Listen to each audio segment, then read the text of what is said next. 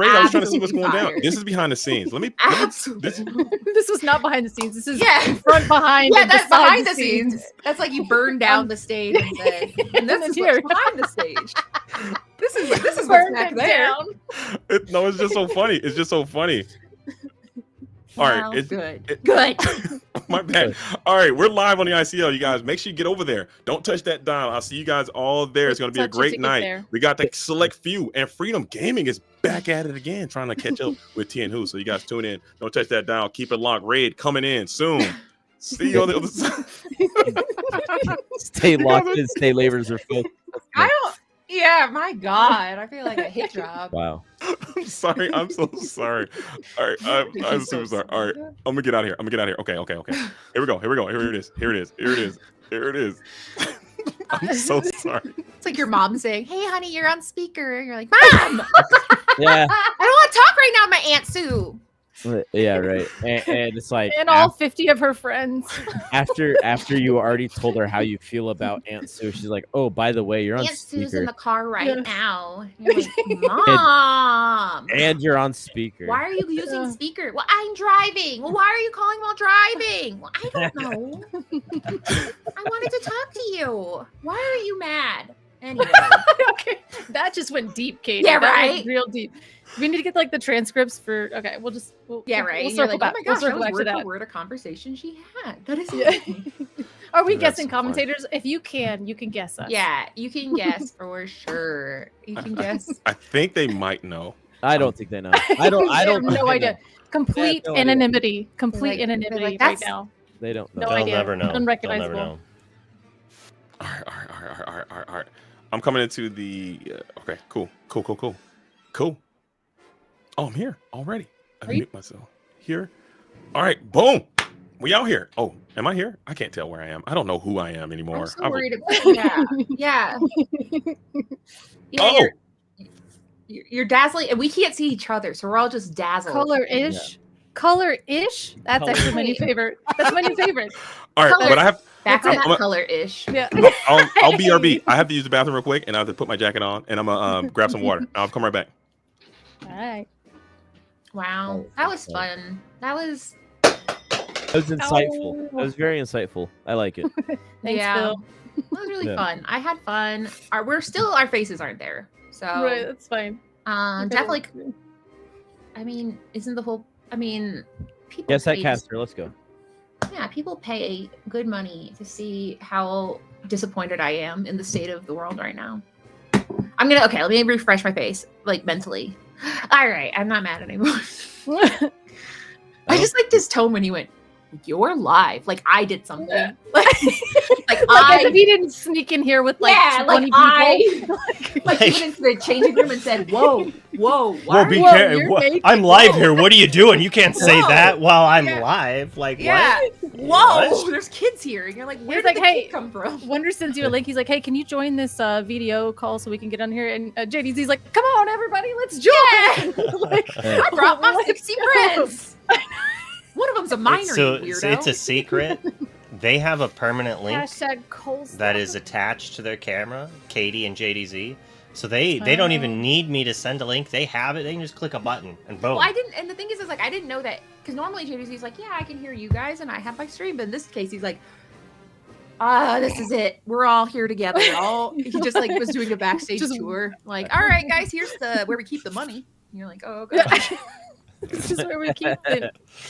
Wow. And it was, I mean, we were telling like all the good stuff of all the cards that are good and, lots of good stuff. Yeah. But, welcome. 9 spoilers, Welcome. JDZ was here, then he left. He caused chaos and he said, "Oh, I'm going to go change and have a little relaxing moment. I'm going to go powder my nose." Water. And I tried to forget him and say, water. He's got to go find his hat. Yeah, he's got to go hat up, suit up. And then cool down. So we're here. It's Friday. Is it? Yeah. Is Happy it? Memorial Day weekend, everybody. Yeah, the last Friday. I found out today that Monday is Memorial Day. Crazy, right? Time is an illusion, It is. It's a construct. We haven't had this weekend for one whole year. It's crazy. I've been waiting all year for this Friday night. Memorial Day? Same, yeah. Yeah. I have literally been waiting an entire school year for this day. The day I got to sleep in again. It was the first day of sleeping in again. It was fantastic. Yeah, it was. Dude, our boss let us come in at 5 this morning so we could leave at 11. What a guy! The first thing I did was took a nap, and it wasn't 5 a.m. It turned out to be a sleep and not a nap. I didn't. Yeah. It turned into a going to bed a little bit too early. Oh yeah, I took like a 4-hour nap. It was great. I mean, that's a nap. That's like I love naps. Have you ever taken a nap and you wake up and it's dark and you're like, where? Like a time travel nap. Those are scary. What time is it? Where's my family? It's like if naps happen more than like, I don't know, 20 minutes, I'm like, then that's it. That's it for me. Yep. That's it. Like the day's done. It's like the opening scene from Jumanji when Robin Williams jumps. What He's like, year what year is it? Is it still Christmas? It's Buy the largest turkey. I don't know. When I was in the We're just gonna 24-hour wake cycle, 14-hour sleep cycle, there would definitely be times that I just wouldn't see. JDZ joined and then he just dipped away. JDZ. I'm citing. I saw the player card. Can we do a citation? Can we do like a thing where we give like a citation, I don't know. Do we have those? Like, it's on sports. He just gets like a little X, a little X, right? Like, doesn't it's not gonna like hurt him or anything like that. But I think like he deserves a point deduction. We see you. You can't hide from us. Sorry. Yeah, you terrorized us so much. We get to judge warning. Yeah, but you have been issued a warning. Been issued a warning. It's on the program. It's in the book that I. That's two. My bad. That's two. Oh man, yeah, you gotta say dab nabbit or something. Oh, I thought I was muted. I'm not muted. Oh, I'm not. Oh man, I'm on the show. Oh goodness gracious, I'm been on the show the whole time. Know how it feels. Now you know how it feels. My bad. Okay. I mean, I've done it to him way more than he's done it to me, so I'm not mad at you at all, JDZ. You know what? How about this? We all learned something today. Okay, let's all just do what we can to be better people. Okay, speaking of better people, we got a really good person right here. Someone, an ICL mainstay, a staple himself. You like that transition? We have Sisu. Notably not named after Sisu, the daring visitor, or the emboldened powered warrior. No, this is Sisu after the finish film. I love the pose. Okay, hands crossed. That's always going to be a staple for me. Very confident. Shoulders strong. Head up. That's a right swipe. Okay. DLC 128. Green steel icon. There's not Freedom Gaming. If he was holding a playmat, maybe if he was holding a playmat. Oh, you need a playmat? Oh, okay. Yeah, what's that about? You're supposed to win holding a playmat as far out away from you as you can. Why do people make fun of that? Why is that like a thing where people are like, oh, hold the playmat? Is it? I don't really know, but it's fun to jump onto. Yeah, but like, it's like, what? Do you need the lore? I have the lore. So do you have to pretend like it's not cool? Give us the lore. You just got to talk over us, Ashley. Okay, I was like, Braden, I think Braden said something about not liking it, and then No, I'm Not bullied him for like, I don't know, 4 weeks about it. Yeah. And then it just kind of became a thing. And so, because that's like being like, hey, it's so cringe to be excited. What's wrong? So wait, holding the playmat is bad? He said it was cringe, but I think the tweet was like this long. It was like he said he made a point that it's really powerful. It's like just saying like a swear. Like if I just said a swear right now, you'd all go. Oh! So I mean, the length isn't. I mean, it's just the impact. It was just a little guy. It was just a little guy that says, by the way, being proud of your victory is cringe. I like that. I think we should bring that back. We should bring that back. I come from Yu-Gi-Oh! In the Yu-Gi-Oh! Background, when someone wins, it was always like a super close-up of the card, and they're like way back here. Wow, you're flexing the card. That's why I was trying to say pull your playmat right, like hold it out from you as far as you can. I was trying to like hold it. Oh, like the aesthetic. That was the aesthetic. It was just like, oh, look at the card, and you're like way back here. We should bring that back. I like that energy. Yeah, I'll do that. I'll have to win first, but yeah. Oh, the Labubu. Yeah. Exactly, Katie. That energy, right? The same facial expression you're throwing. That was the expression as well. Nailed it. It's no smile. I figured that in winning. There it is, Luke. Is that Pepsi AC? Oh god. Yeah, we all got, okay, Luke won. Luke won. We all had our rendition. We got Vegeta, Pepsi AC, a Labubu. Listen, I am who I am. You know what I'm talking about. I can find those pictures. I'm certain those pictures exist. There's someone in chat who can one up me right now, so I don't even. Edward never. He's grab my air fryer if you want. Ed Yu-Gi-Oh wins here. everything. I love that Ed just lives to terrorize JDZ's chat. Like that's my favorite hobby of his. Is just I was cry laughing at like midnight the other night. I think I watched that video, the Garbanzo bean one. I watched that video like 6 times in a row. I did and it was at just dinner. crying. I said, Jeff, we have to stop watching this little TV show we like to watch while we eat dinner because I need you to hear. Yeah, it was the sigh from JDZ when he looks over and realized that what Ed had done. It was. Dude, that I was being. I wasn't really a Twitch person until after I started streaming. Then I started watching more Twitch streams. it's a good time. Waiting to see, like, to watch them crack at saying something funny in chat is definitely one of the best viewer experiences. Is you're like, oh, that little wince, I did that. Yeah. I did that. I'm too gullible too, man. I walked right into it because it was a vibrational stream, so you can talk about whatever you want on a vibe stream. And he's like, "What's the difference?" And I was like, "That's a question. That's a good question. I honestly don't know what the difference is. We're not going to bring that here. We're not bringing that energy to the ICL. Okay, that is a not NSFW player but card. It's a. Oh win my win gosh, situation. it's Floosh Magoose now. Here's a fun fact that you guys don't know at home. Those are AI legs, because he did not send me a picture with legs, but he was very excited about this picture. For it does have a lot of kinetic energy in it, so I don't blame him, but he did get the old AI Is it really leg treatment. AI legs or like It's like a AI tidnip of AI? because I hip? imagine he's kind of hunched over a little bit, like, hey. So like I imagine that like that he's kind of pitched back a bit when he took this picture. Either way, Sploosh A lot of Magoosh- assumptions and a lot of AI. Got it. Yeah, I mean, if I had a picture looking this dynamic, I too would be like, do what you need to do to put this on the player Give card. me legs if needed. Yeah, if you need to create computer legs, you must do it. I like the image because he's throwing up one of these, and that's one of my favorite things to throw up in a picture as well. I think it's just like it's a vibe thing, Go man. Hang loose, Longhorns. whatever. You know what I'm saying? It's what you do with your hands. You throw up a one of vibe. these.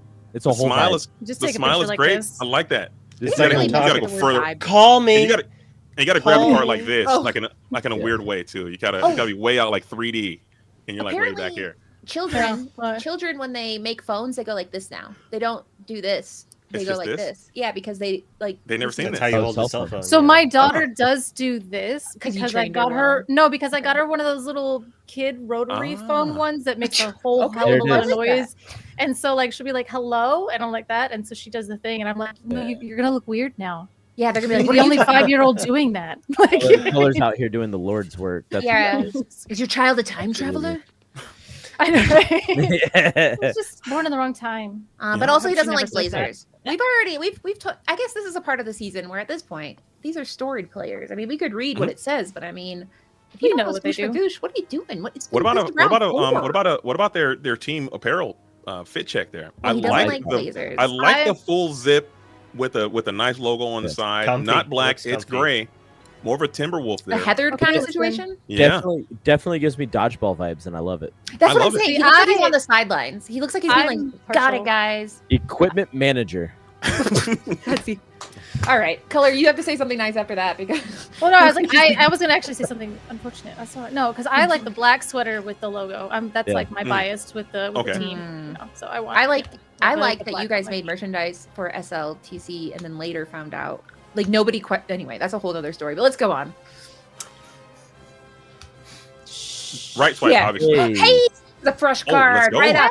I- No one's ever Yeah. read this before, so Bro Hamilton, take it I- away. I absolutely love this guy. I actually talked to him a lot. This is Hayes from Freedom Nice. Gaming. He is first Miami TCG Con 2024, top a SCG 15 case tourney, or SSG, I'm sorry. Top 128 DLC Atlanta, top 4 SCG Tampa 2K.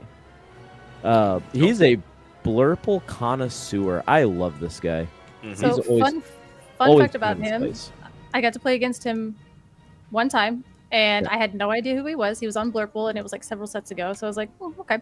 He inked 3 manners, Oh. and no, he inked 2 manners, and then he played a Mufasa. And I was like, okay, well, I'm not going to be prep this Mufasa. I'm going to let this Mufasa live. So then he unexerts and plays 3 McDuck manners. Mm. Yep. So he's a sicko. He had Yeah. gotten 2 back from the Mufasa, and he had drawn 1 for turn. Yeah. So he built a whole neighborhood and then And I went, yeah. and Totally. he said and that's the 100%. haze. And then No. it went. I think he said sorry, honestly. Oh, that makes 'cause I sense. was like- That makes sense. That's I like, think I was so devastated, You but it can- was pretty sick. It was cor- because correct me if I'm wrong, but I'm pretty sure he's the first person that was on Blurple Jafar too. Yeah. I can't check It's that. Croquet so- Mallet down in Okay. he did Yeah. it down. I know he Yeah. played it down Oh, in yeah, Southside as well. Yes. Right. Yeah, That's I see. like, yeah, and like normalized it, and there's been a ton of people winning with that list. Mm. Wow. Well, let's go. I know. It's his reign, so it's time. It's time for Jafar to have his time. And I Right. believe Now more than his ever. dad plays as well. Also, Yes, Mike yeah, let me Sr. chance. Give me a right swipe on Yeah. there. But of course, we're Yeah. doing a right swipe. This right here is just insane. Okay, we got to stop this. We got to be change too this quick picture. with your swipes. It's been We got- updated we got- today we gotta too. get- we So, I have mean, to like get- he said, send the picture. He said, don't change that. He just added This- something. We need to confirm that this is not a bona fide catfish here. I There's mean, no way this Lord Illumineer is this Gaines? hot. Lord Gaines. I mean, there's no you way you haven't have met that him as your yet? name. I have not met Lord Gaines yet. He wants This to is arm what he wrestle looks you. like. Yeah, he arm Really? wrestles you and says, This is he's not like, it's a die Photoshopped, roll. at It's least. arm wrestle. Oh, that's not an It's AI. definitely on? photoshopped, but not in that Oh, way. okay. All right. That's It's unfair. not dude. an AI. No, That that's wasn't not a Katie, AI. I a didn't Katie say. ad. I mean, the only thing I could do is like, yeah. I mean, I said, send it. I mean, yeah. I mean, if you're gonna have, I mean, we don't allow weapons, but he brought one. So either way, That was so good. yeah. I hated it. That was so good. That's pretty good. Mom's That's nice. nice. I do want to know who's Freedom Gaming in the chat. I always love when there's a team and because That's I always Hayes. imagine they're all together on a keyboard. That's what I imagine when a Because team has its They're own just push handle. they're individually One hand on writing. it, yeah, and then Yeah. They're just doing that one thing where you like one person types a letter and then the next person types a letter. They're all They just- no, they they're just- all huddled around like, all right, guys, we're gonna say this. No, I don't Listen, want to if say a that. Say this. team- All right, here it If is. a team had that much like actual synergy, they would just like dominate. Like imagine, Illuminati though. is they all live in the Imagine. same house. Did you know that the Illuminati? It's like a content creator house. They all. Mhm. It's not true, but whenever they're streaming, they Oh, all okay. they all start like pouring in the door. Like, I it's was like like, I'm sorry, what? no, but it is suspicious. Yeah. Did No. you, But did you already seriously, though, swipe? Alvin's a very strong player. Got top Maybe. 16. Typically playing Amber Steel. I wonder if he's still going to be on it. No pun intended. Probably yes, I would assume. Very handsome, dashingly, strikingly handsome, in good shape, super right stripe, and yeah, I like the Yeah. select view. I like Alvin. Top 16. Next He had a is really cool deck Simon last and time. okay, Adrian. Okay. And Oh yeah, now- this man, he's scrappy. This man fought his way through the depths of a pod of 32 people and he did. he just fought all That's- of them. It's That's create That's Rip Rip Lung. Lungs. a man with 3 names. Rip Lungs create Adrian.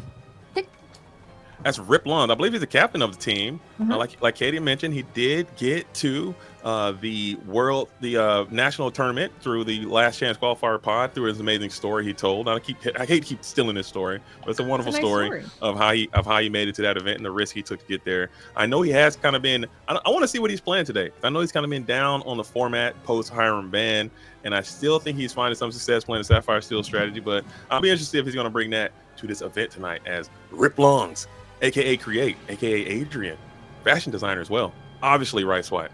Adrian. Okay. Obviously, all right. Yeah, I mean, the only time we swipe the other way is if we are not sure. Yeah. The age of the picture. So Hey, next, except for when they're dressed like Flavor Flav from the 90s. that was not the reason, unfortunately. It was that we were not sure if that man could possibly buy Yeah. cigarettes. We weren't sure. Yeah, it wasn't supposed to be on the app in the first place, so you can't. Yeah, we actually said report. We went to the button. We didn't swipe. We actually went to report and then send that place. Hey, we're gonna need an ID with this one, all right? Yeah, we said, can you call your mom and tell you to pick him up?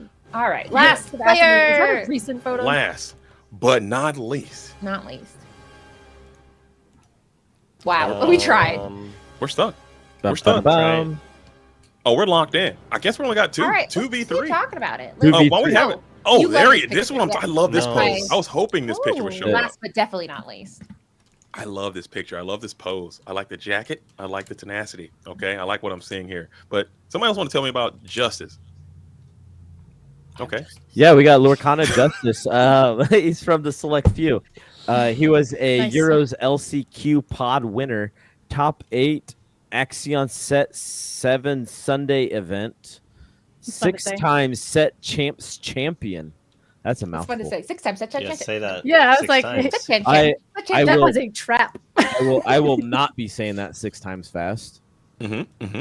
But Yeah, I know he's over. I know he's over in Europe as well. I believe he's in the UK. He I is? think he is. Yeah, but I don't Yeah. think he's British. I think he's just over there. He doesn't have the accent unless he's He's just fighting chilling. hard to resist the accent. I like this player a lot. Don't fight He it. is another blue steel He advocate. is in the UK. But He's only in the one.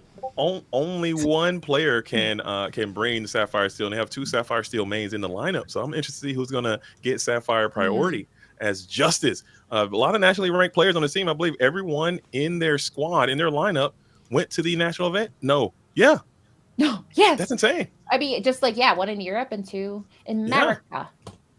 That's pretty cool. America. I think has that happened before? 3 natties Wow. on the same team. Well, I go think- Yes. internationals? I mean, Yes. Yeah. I think a lot of I was mean- like, he's right there, man. I know. He didn't play. Wait, Luke didn't wait. play. Yeah, Luke isn't. To him, he's just a personality. This is not a player in this room. This is. No. I'm talking This about is- on the same in the same lineup at the same time. Yeah, it was. I will say, one time I played a game I'd against Luke on his say- stream, and someone said, "Oh, it's the casters playing." I'm like, I'm a caster. Luke is. He's got some different accolades on Yeah. his resume Yes, than I yeah. do. No, you can Caster- call me Oh, Caster. It's You fine. can. Oh my god. Yeah, ask- casters versus judges. We're sending Luke, and that's it, dude. Yeah, right. We're like, That's we got a it. caster. I was about to say, ask Luke what card he decided to be his hero in heroic. Mm. Is it? Is it Alma? Diablo? No. It's not. Is it No. Ursula, Deceiver of All? Are we just gonna name No. every card now? Oh, okay. No. Is As there a any winner of a DLC. Yeah, so it'd be Diablo isn't a hero. So Is he it doesn't Golden have to be a Mickey? hero. It was Golden Mickey. Shut You're a up. That's sicko. cool. That's a Luke's sick man. flexing on you guys. Hopefully, if you believe it or not, I don't know. Maybe you could watch the episode when she finally gets done with editing. I still it. am trying to recover from my episode. Let's go. So I can't. I need like Let's I go. spend some This time. I'm gonna tune in. man I blew watched my the last mind. episode and I was dying the whole time. That last episode 2 was insane. Okay, I enjoyed that one vigorously. Oh my goodness, my face was hurting. I was laughing so hard. That was so funny. But I don't want to spoil it. I'll never get over that from last night. I was like, that game wasn't even in person, and Luke did that, and I was like, I gotta go. No, I'm talking about gotta go. I'm talking about episode 2. I haven't seen Luke's episode yet. Oh yeah. But the one with yeah. Dave, what he did. Oh my goodness. But I'm excited. I watch them all color. You know? I do like that you Oh my invite God. like innocent deer like myself who's like, I'm gonna have fun, and then you have like these absolute sickos that in these combinations where you're just Well, if like, it makes you feel better, now I'm the naive one because Luke got me last night, and I was like, I learned a valuable lesson, and I'll never be the Yeah. same. So yeah. Oh, Luke Was breaks it in the a sleeve? format? Did he not have the golden Mickey sleeved? Was it just like can you That's probably just imagine? price. Can an you imagine? unsleeved golden Mickey? He was riffle shuffling it. Mm-hmm. It That's the was kind of man in he the is. storyboard, and it did get played once. It did. And then It like did. the computer broke, it like overheated, and you're like, you have to restart the stream. I don't know what happened. That The was SWAT really team breaks in. that was really scary, guys. We've never seen that happen. Oh yeah, that's actually something I want to know. Does anybody know if that was the first Golden Mickey played in a game of Disney Lorcana? Do we know if anybody else has crammed one in I'm the deck? sure. I'm sure Ed's played with his. Well, doesn't There's somebody no use it as way. like a cup holder? I bet Ed Ed, Ed's probably have done you some put- unhinged things with it. I'm Ed just certain. tossed it. He got home and just tossed it Yeah. with his other ones. That He's would like, be such a Put huge it in his flex if shoebox and someone his- if someone just plays that in a normal match, like at the locals or something, just in the deck, Mhm. and they're passing and shuffle and just boom, bring Alright. it out. As If you hilarious as this is, we do have 2 We're players just having waiting. fun. We're just chatting. So We're just gabbing. why don't we finish up our predictions? That's right. That's right. Keep the wheels on the Mickey Start the Station log. predictions, even not even. Let's finish do it. up. You gotta Luke. You're control.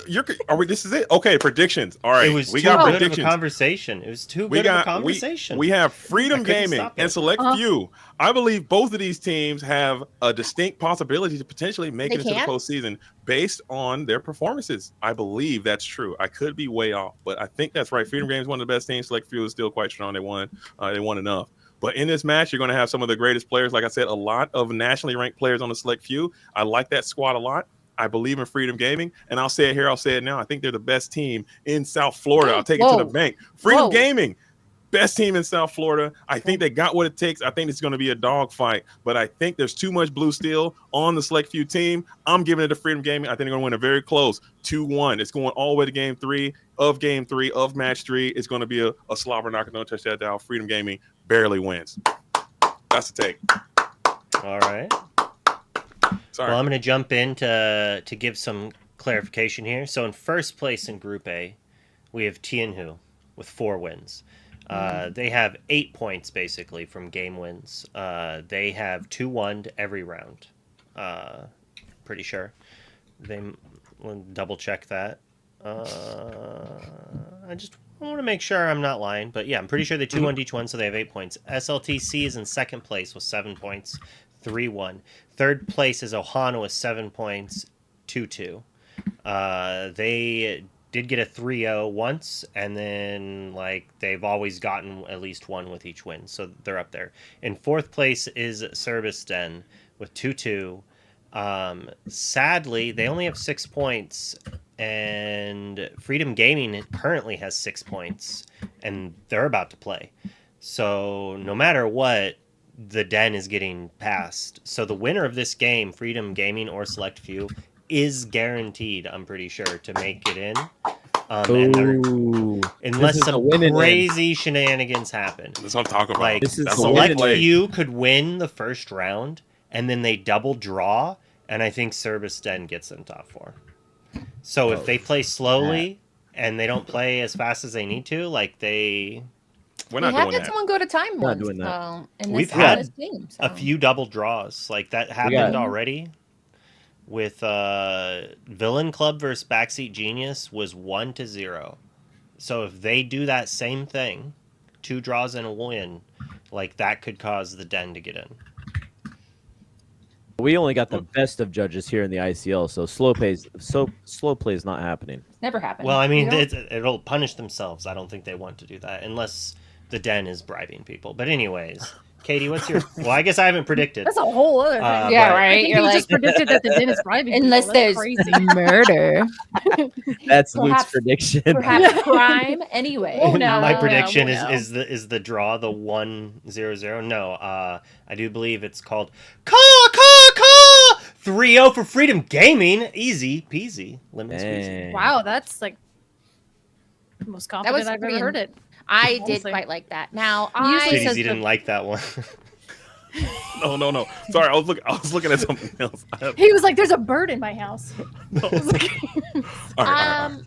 I mean, honestly, I don't know nothing about mopeds, but I do think that Freedom Gaming, I think that because Mike Senior, they're all at the keyboard, and Mike Senior standing behind him going, I didn't win second place at the SSG for you guys to embarrass me. He's taking the night off, but he's watching.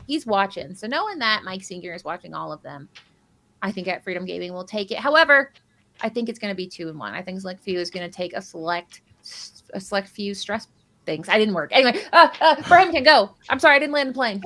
I got Freedom Gaming on this one as well. I got to go with Hazed and Sisu taking their games, and then the Select Few is going to take the last one. All right, can we get it back to back? Commentator curse. I think SLTC, we all picked them to sweep, and they swept. Can Freedom Gaming step to the plate, or Select Few going to be so offended by our sweep pick that they're going to absolutely turn it to the next level and go Super Saiyan on Freedom Gaming? Maybe we just jinxed them. I mean, we have the power. Either way, we'll be right. We either said, yeah, we jinxed them, or yeah, we won. So, yeah. The predictions have gone each way. I'm just disappointed Broham jumped in before I could do the Mike Senior who, but I didn't get it in time to get Mike goodness. I can't handle.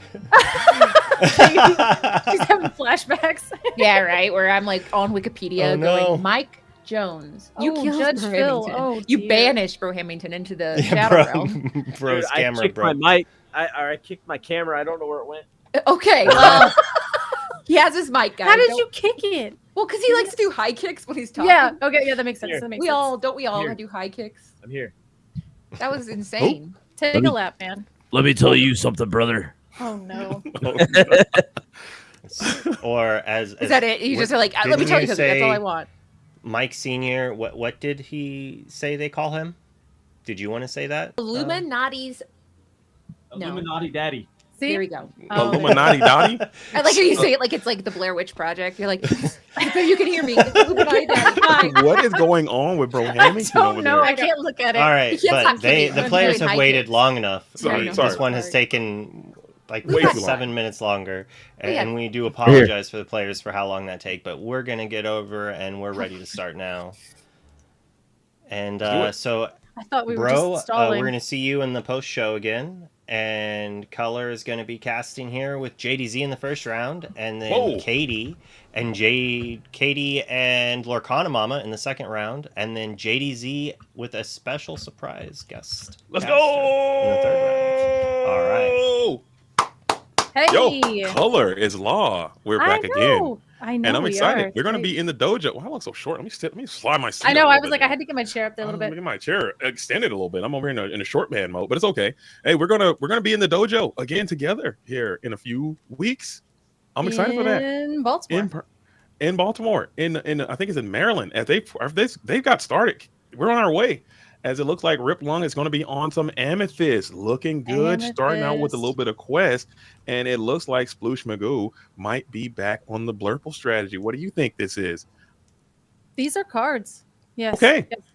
Yeah, they're cards. And let's see. I did miss what Sploosh Magoo. Broom, Illuminary Keeper into the ink. There we go. It is, of course, it's Amethyst Steel. See, I knew that all along. It makes complete sense. So Amethyst Steel is going to be the new pick for Rip Longs. Again, we haven't seen him play too terribly much. I know he's kind of been down on the format post Hiram. His colors got eradicated, but now he's back at it again playing Amethyst Steel. But we got Hayes, who's on Ruby Sapphire, going away from the Blurple. What do you think about that?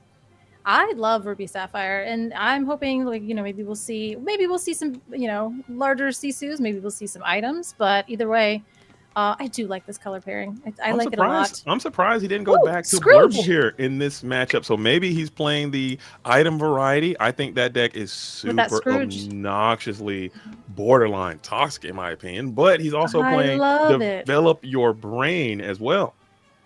Got to develop it. We developed a Scrooge straight into the inkwell, so not very resourceful of him. And then we're going to pass. Okay, yeah, I think that's all you can do. You're just gonna pass, kick it over to Rip Long. Oh, he untapped his ink, and I got. he's got the Smee up and active. So I think what he's gonna try to do is just continue to quest this Smee, quest this Chernobog for free while you can, unless he's potentially afraid of a super goof deployment. I'm pretty confident that if you see cards like Scrooge, there's a good chance you're probably not worried about super goof too much, as those characters are exerted. You're punching it all the way up to 4 for Rip Longs. That Smee should have some damages on it at the end of this turn. At the end of this turn, yeah, definitely. Oh, that's pretty good. And get rid of another little bog there. Pretty nice low curve. That's probably exactly what you want to see with Amethyst Steel, especially if you see Ruby Sapphire on the other side, just kind of, ramping and doing a little bit TPO into the inkwell. That's where I like to see him. Same goes. And I think he's just trying to go as fast as he possibly can with these heavily early questing, because he understands this matchup. He knows that it's going to be this item deck. And I think that the Amethyst Steel strategy is actually quite good into the Ruby Sapphire items because of, like we said, just getting quick, very aggressive. It can go fast and get to 20 before they can set up. But if he gets the ramping down, he got the fishbone. If he gets the Sapphire Coil established, and then you get to the 6/7 ink, that's when you can start dropping the brawls. You can start dropping the Sisu and start clearing characters just by inking. So that's what Hayes is trying to do here. Friends. Yeah, definitely singing friends on the other side is pretty good. It's a little scary because you kind of definitely want to be. Now we do crack the bog. Yep, because now that Scrooge Resourceful Miser is on the board, he's probably just going to start smashing into things and leaving no notes. Oh yeah, that'll take that too. Yeah, so this is definitely refilling that hand is really good because now this is the part where Ruby Sapphire does start to get a little more scary, and you're decently ahead on lore. And honestly, if you are Rip, I think you're okay because they have not got the opportunity to establish the Maurice's Workshop. So if he gets the Maurice's Workshop down to a popsicle turn, to a draw a ton of cards, and then you're still only sitting at sub 15, you might be able to start dropping the Sisus and get to that point. But right now, this is looking all Rip. I think he's in a very, very comfortable position. What do you think? Oh yeah, definitely. It looks that way. I was trying to be a little bit more positive for Ruby Sapphire because I might be a little biased, but yeah, this is exactly what you need to see. I mean, they even inked friends on the other side to play a rabbit. So in progressing the board, they're still drawing cards, which I take personally. Okay, we're going to... And then a Maui. Well, that's a great equalizer. All right, so Maui, Hero to All, comes out. It's able to cleanly removed the Cobra and the Smee. That is probably a good sign for you because the Cobra would have been able to exchange fairly with the Scrooge, but you end up getting a plus value there, and you're taking a ton of lore off the board. So you have two really robust characters in play. You have the Rabbit, who is exerted. I think you are questing. Maybe is he singing? What's he doing there? I think he just forgot to ready it after that previous turn. Unless he's just questing it almost immediately, probably thinking about potentially going for a bounce. That would make the most sense. And now because Rip is playing, that bounce, because he's playing Steel, the damage on those characters, even though they are substantial, they just need to be breathe on them. And both of those are down. So although they are quite scary on the board, Ink and potentially just Storm to get more cards, or probably playing something. Probably want to put something on the board. And honestly, I guess you're also fine just kind of chilling here because your opponent isn't pressuring you with any lore. They don't have any of those problematic items established. You're kind of still in the driver's seat. If you can get to that 15 mark, I like to look at the lore of the Amethyst Steel player. If they can crawl this thing up to 15, they can just win out of anywhere. So I think you're still kind of cruising along. But once they get the Mortgage Workshops established, once they start getting into the Sapphire Coils and all those types of things, that's when you need to start to panic a little bit. But right now, Rip seems very comfortable, cozy in the position that he's built for himself. And I think Hayes is going to be on the back foot. Know how far I will go. Interesting. Oh, there it is. Oh, well, there's the coil. There's the coil. Ink. And you don't really want to brawl, though, do you? Or is that what you do? I'd take a Sisu. If I had the Sisu, I'm going for the Sisu now because that threat, and there is the Sisu right on time. The little baby one. Yeah. And that does begin to set up a potential shift line as well. So just like that, that's the exact card that Hayes needed to turn the tides of battle back into his favor. Another ink into a shift, and you are so back like you never left. Let's see if Rip is going to maintain this Rabbit or try to get another card right now. Or is he so afraid of a shift Sisu here? Are we going to potentially bounce again? Or just put a goat on? We're putting on the pressure. Yeah, it's just going to be all pressure from here. We have 2 cards left in hand. So the hand was pretty healthy. We know one of them is a Rabbit, so he has potential to draw some more cards next turn. But this is just pressure. We're at 12. And I think you are absolutely correct, 13. But you still, and you honestly, even if you do have the big Sisu, you can only ink that one time, and you are going to establish the workshop. Is it too late for the workshop right now? It feels like it, but at this point, if you don't have anything else in hand, you don't have anything else in hand. For sure. And we do have the popsicle coming in, able to draw, we'll be able to trigger our workshop, so you're going to take a complete turn off, it seems. Maui is reckless. There could be a world you can get another popsicle in, heal this Maui, get some plus value onto the Cobra, or you can keep the Maui around and sacrifice the Scrooge McDuck. But I don't know, both of those seem quite bad in this situation. Yeah, quite not great. But we'll see what we do. We have a shark into the inkwell because that is a little too slow. It's a little too slow. For sure, unless you got some type of Vitalosphere shenanigans you do. And I really haven't seen a workshop build playing the sharks as well. So this is like a half in the bag situation. Yeah, we're double dipping. Okay, so good. Let's get a Scrooge. Let's get him. Another resourceful miser down on the board. Look at the. Let's see if he can hit. Will he whiff? Do your job. Do your job, Scrooge. And he does. Oh, and it's the popsicle. Now we can double heal. But you don't have enough ink to deploy it, I don't think. I think you inked the shark this turn, and I think you are all teed for tapped, as you're going to have to probably engage with this Maui half shark, it seems. But whatever you hit, since you did ink and you do have those sapphire coils, you will be able to maintain the health of your character after that heal. That's what he targeted. More complicated. Am I bad at math? It's complicated. There's a sapphire coil. Sapphire coil ink brings Snake down to 1. Maui was healed up to 2. 2 damage, take 1 damage. He goes up to 3. So I thought that was a pretty cool play. And heads up technique coming in from Hazed. And now the onus is going to be it's not hazed. It's Sploosh. Oh, I thought it was hazed. I got bad information. Okay, my bad. That's on me. Did I say haze? Yeah. I'm an idiot. Okay, sorry, Sploosh. I thought it was haze. My bad. That would explain the non-blurple. But that does explain a lot. I was like, that doesn't make any sense. Why is Hayes playing Ruby Sap? They got split. Why would they switch? But now I know. I'm just an idiot. Just to mess with you. But it's good. Okay. We're going to draw a card because we are continuously refilling our hand. I mean, we're at 14, 15 this turn with a guaranteed 16 when that goat leaves play. So I'm feeling that. I'm feeling the 16, but I'm still extremely uncomfortable if I am Rip Longs. Simply because the double coil has been established. If you got ink in a shift Sisu or ink in a hardcast Sisu, you're going to get absolutely sent under the sea, deep sixth. It's going to be feel bad. You're going to lose it all. Okay, you're going to lose your entire establishment here, and I think Rip is running the numbers right now, and I think he just got to exert. I don't even think it's worth the challenge.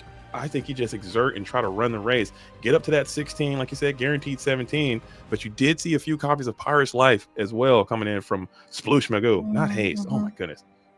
Man. We got there. Now the only thing is like if they spend this turn maybe refilling their hand. I mean, they did ink a Friends on the side earlier, and I bet they would love that at this point because you kind of have to assume that this board is gone. In a perfect world, it's not, but at this point, you just got to assume. Okay, well, they just draw the third Friends on the other side, and you'll be fine. For sure. And I think he takes your advice. Just try to get as much free real estate from these characters he has before he eventually loses them all. Chernobog finds his way down to the Inkwell. Are you going to commit another character to this board? I think that would be foolhardy. That'd be a gamble. Maybe I don't know. You got Cusco in there? You got a little replacey Diablo? Yeah, like if you had Diablos, I could definitely commit those characters to this. As Madam M. Fox is going to be deployed here. I think that's a pretty decent card. You can rescue your rabbit if you feel so inclined, or potentially your goat. I think it might have been goat there just to keep that character around for an additional 2 lore, potentially. But Rips favors the card draw instead. We do love card draw around here. We love it. That goat's going to do its job regardless, but the rabbit might keep you into the game. It's a little bit of a slow thing to be bouncing a rabbit at this point, but you know. Yeah. I think I definitely would like to see the goat, because the rabbit will give you your card. You'll lose it when it gets C-suit for sure, but you'll at least have another lore to work with, getting you up to that powerful. Maybe he has another goat. That's possible. He just oops all goats, the whole hand. Just nonstop goat. We don't even know. Goat, and you're out of here. Goat. Yeah. Oh yeah, goat rose goat. This deck is nasty. All right. And it's very possible that you could potentially make that line of play happen as you got Sploosh Magoo. Do you have it? I know Rip was contemplating, and sometimes they have it, sometimes they don't. You are going to start by going for the popsicle turn here, drawing another card if you felt so inclined. Do you draw? If you draw with a workshop, I think that might put you out of range for the potential shift. No, you just ink shift. I know, but if you activate that, that'll put you down to 5 to 4, and then you ink only go up to 5. So come on. Yeah. Targets. Double workshop. We're gonna put probably, I would assume, the goat and the fox, but I could be wrong. I wish I could hear. I know, it's like, oh, I want to know. Let's see. I mean, he doesn't even need to. He might be contemplating if shifting is even the point. Maybe you just say, I won't shift, and I'll just send it in with these Scrooge McDucks and keep them around. Vitalosphere is up, and yeah, that's probably the decision that that Sploosh is leaning on. Is like, okay, I don't even need to shift. I'll just combat with all of my characters that I have on the field of play, and then just shift next time potentially, or just hard cast thing. I don't know. As 3 more are going to be deployed, and Brawl comes in. Okay, so we Brawl. Okay, that definitely, we got to dig a little bit, we got to ink a little bit, get the fox down, and now we can just kind of do a little bit of combat here. We're going to lose a couple things, but we do have a popsicle, so we might not lose everything. Well, you might. There's a possibility you might not lose anything, because I'm not sure what was hit with the other Sapphire Coil. As we know, Fox got 1. As we'll go ahead and hit the Smee with the other one, and it's Maui. Look how strong this freaking Maui is, man. This guy has been around for so long, just getting card after card after card, really stabilizing, keeping Sploosh Magoo into this game. 1 card in hand, I believe that's 1, or is that 3? I can't. My vision is not of the future. It's quite poor. so now you're going to be in trouble. You do have that rabbit in your hand. You have a rabbit and a pretty full grip as far as, we sang Friends on the other side. We bounced the rabbit. Again, replaying rabbit is a little slow, but at this point, you kind of have to keep the pressure up and continue to make them answer things. But if we do have the Big Sisu in hand, then we're just kind of, we're just giving them food. I like a Cobra double Cobra here coming in from Rip would be pretty devastating. Getting that 4 lore swing going up to 19. Oh. Trying to get one more lore in his deck is probably the way to go. You already deployed 1 Cobra. Maybe you got some maybe you got more goats. Like you said, maybe it's oops all goats in the hand. I slam one in right now if I could. I was about to say, if it was oops all goats, I don't think we would have seen the rabbit first. We are probably just kind of assessing the situation. Of course, like, they have a mystery amount of cards in hand, so it's kind of hard to tell. But yeah, the double coil is oppressive, and I'd love to see it. So I'm really not too upset about it. But if you're this Rip here, you're so it's a pretty slow thing to do, but we're probably digging. I mean, you're at 15, so everything in this deck gains lore. So it's what it wants to do. Just keep digging until you find it. And the 4th friend's on the other side. And what's it like? Just taking some time off to just continue to get through some cards and keep bouncing this rabbit, electing not to send the Madman Fox in to clear a little bit of potential challenging power or questing power off the board, as another develop your brain is going to be ripped here in the late game. Looking for a card, probably something to ink and keep the banish train rolling. So if you can ink Brawl here, you're kind of chilling still, trying to just keep this board as empty as possible. Pop to heal Tamatoa turn is devastating, and it looks like what's about to come up. That is so good. And it is enchanted. It's Yay! Beautiful Tamatoa. It's just, you can't play Tamatoa anymore without it being enchanted. That's a new ICL absolutely rule. False. And do not believe that. That is not confirmed. Okay, people cannot afford it. I know the market is slowly kind of tanking, but Tamatoa Happy as a Clam is still well over $300. That thing is beautiful. But tell you what, after Popsicle gets rotated, I think that thing is going to plummet in price. You can count on it. Take that straight to the bank. They'll reprint. They'll reprint Popsicle. You've lost your mind, Claire's Law. You are absolutely insane in the membrane if you think they're bringing Popsicle back, because they are clearly not going to do it. And this dude is going to crumble in value. Hate to see it. He's beautiful though. They'll give us something. I don't know. Maybe not. I hope they don't. All right. There it is. All right. We go to 60. That's. He's going for the gusto here. He's going for it all. As the game referee is going to come on down and blow the whistle. Can you put checkmate on the board? And you can. Did Sploosh Magoo show some discipline? Did he hold on to that shift Sisu? Let's find out. Big old Sisu. And now it just depends on how many cards Rips has in hand, because now you force the Sisu at this point, but hopefully, even if the Sisu comes down, you're going to replace one of them. Oh no, we're digging. That's not good. Ah! Oh man. Absolutely halt there on the develop your brain. Taps the sign. No actions. All right, not great. What are we? It's probably not trying there. to draw with the workshop a little bit. Maybe that's an indicator that you might not have the Sisu in hand. That's crazy, because I started out with 3 big Sisus in my opening hand, so I don't know. You're used to always having it, huh? Just never. Yeah, you always have it. Or you have to discard 3 Sisus because they're in there. It's fine. It's a whole thing. All right. Well, it does look like we are digging, and that means. So did we make him have it? We're still going for it. You gotta think about that ink. A Rip Lungs is probably cool as the cucumber, though. I'd be sweating. I hate these sweaty spots when you gotta have it. When Ruby Sapphire starts digging, you're like, I know it's there. It's there. It's always there. But they also have to ink and then deploy. So we got 5 available. You still have a turn to ink, and then you get 2 reductions. You probably have to reduce the Pete and the Smee. So maybe you're going to ink. The develop goes down to the inkwell. Okay, we didn't need to look any further. So let's see. Choose wisely. Target 2. Do you have it? If you don't have it, you got to rack them up. They always have it. Pause for suspense. No! You pay 3 for the little one. No. We'll take 2 lore off the board. That will be enough to survive, I believe. Oh, there's some fast lore in that hand. I think Rips loves that scenario. As you'll be able to go ahead and challenge and banish the Madman Fox, clearing it for free. So you just didn't have it. That's brutal. That's half your deck sitting there in your hand, and none of it's a Sisu. No more brawls either. I Cobra know. off the tizzy, you're looking sick. If you're Sploosh Magoo, my life or a Sisu, and you probably made a monkey palm wish for a Sisu, and you got the small one. You hate to see it.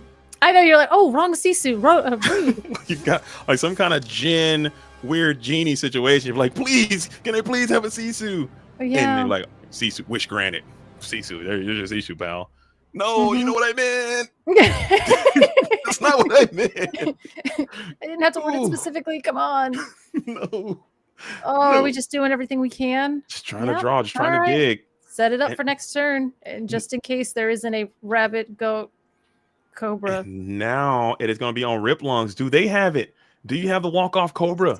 Look how confident he is. He went too fast. He went too fast. Double dipping. We went okay. too He had fast. to bounce. Oh man. Very well executed by Rip Lungs. Expert gameplay coming in from the end of this deal. And Sploosh Magoo is going to look for these Sisus and throw them at the bottom. Oh, they were both in the bottom. Oh, but they were enchanted. So they were enchanted. So dang, sitting at the bottom of the deck, and there it is. You did kind of reveal some information. I think you might only have 2 copies of the Sisu Emboldened Warrior. Never mind. Daring Visitor. Never mind. Empowered Sibling. You're getting there. You're getting there. There it is. Oh no. Whoa. I mean, I know how many are in the deck, but I don't want to say anything. Okay. I like to keep it a little surprise. But it's a very interesting. This is a interesting deck. Typically, they fully commit to the items or they fully commit to the shark. This one seems like it's kind of a half in the bag situation. What do you think about that half in the bag approach to this Ruby Sapphire deck? Is that what you're playing right now? So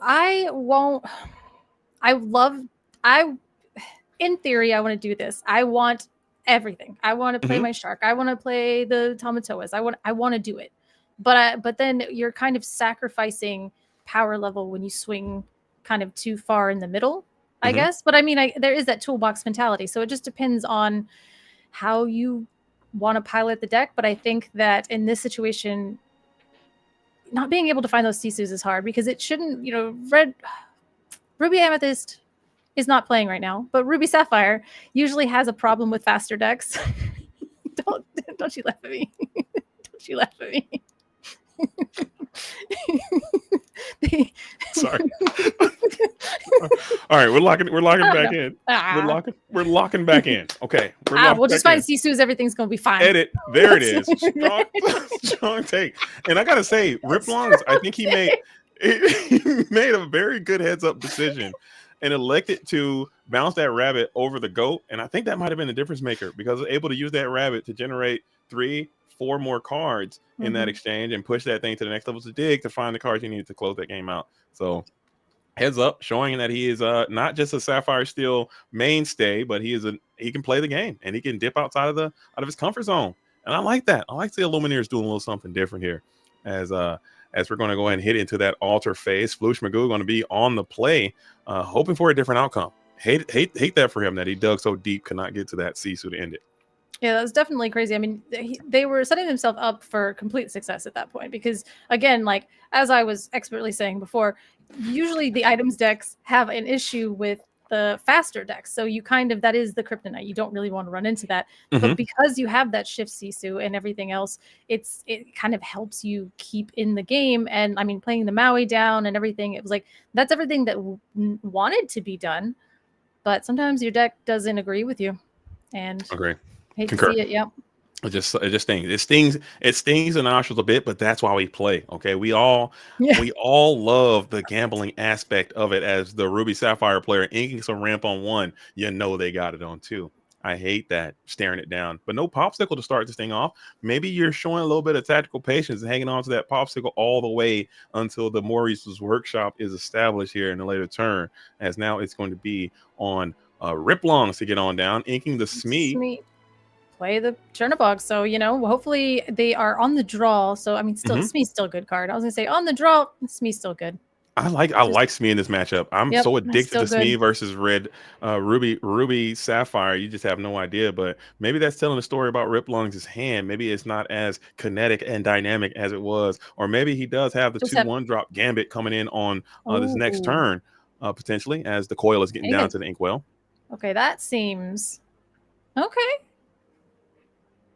Now, I don't know if I love that, but I mean, hey, my thing is like he's got double SME and he has double coil, so it's all good. Everybody's happy. Everybody got what they wanted. Nobody's having to ink things out of being bricked because we live in a happy world. So we will establish the Tipo who can check down the Chernobog followers. So now Riplong is not going to be able to get some of that early lore that he once wanted. So he can probably quest this thing and leave it if he feels so inclined. But he probably just get that thing out of here, add another card to the hand. You're in the draw, cash it in.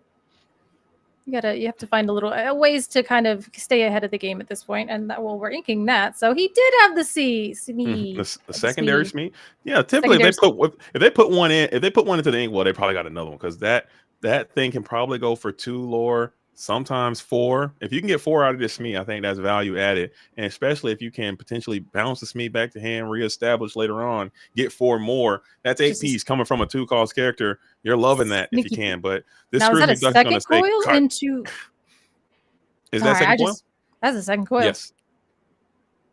That's 2 coils. Indeed. Indeed. I mean, maybe you got to shuffle this deck.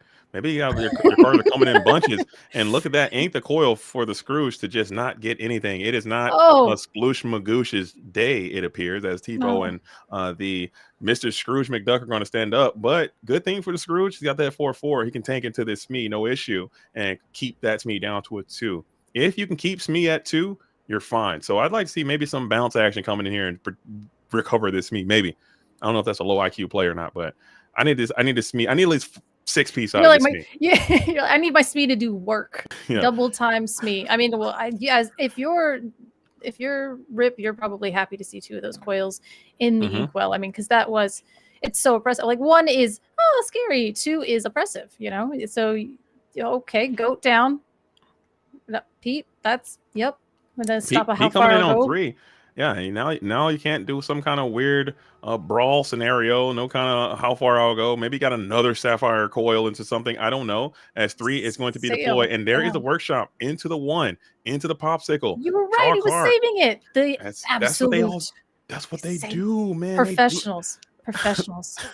Look at that heads up.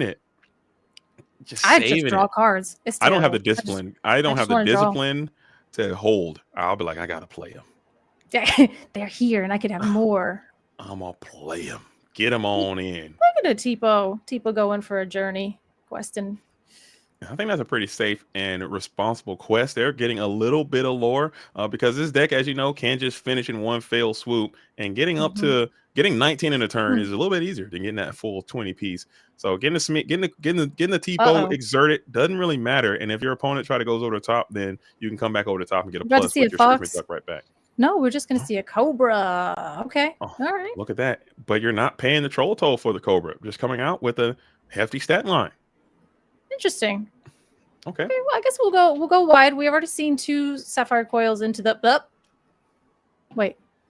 Look at that strength. Oh, okay. So he discarded the Along Came Zeus, and then he's saying strength onto the Scrooge. That makes more sense.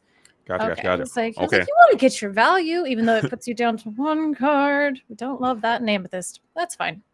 I think one card is quite terrible, but all it takes is 1 rabbit and a dream, and maybe that might be enough to start bouncing that rabbit and getting loose. Maybe that's the last card in hand.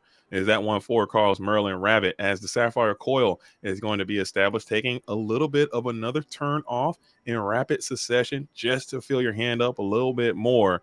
I think it's getting to the point we need to put some bodies onto this board. Maybe you can play another item and bring out another Scrooge for free. Thoughts? Oh, that would be good. Definitely want to see that. We know it's not going to be a coil, and if it is, that's crazy. I'm calling the judge because you're actually cheating.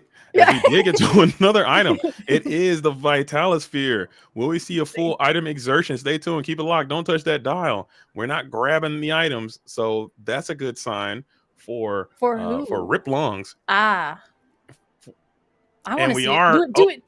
Do it. Okay, don't do it. Maybe do a little bit. It is happening. There he is. There it is. Oh, Scrooge. Okay, don't whiff. Don't whiff.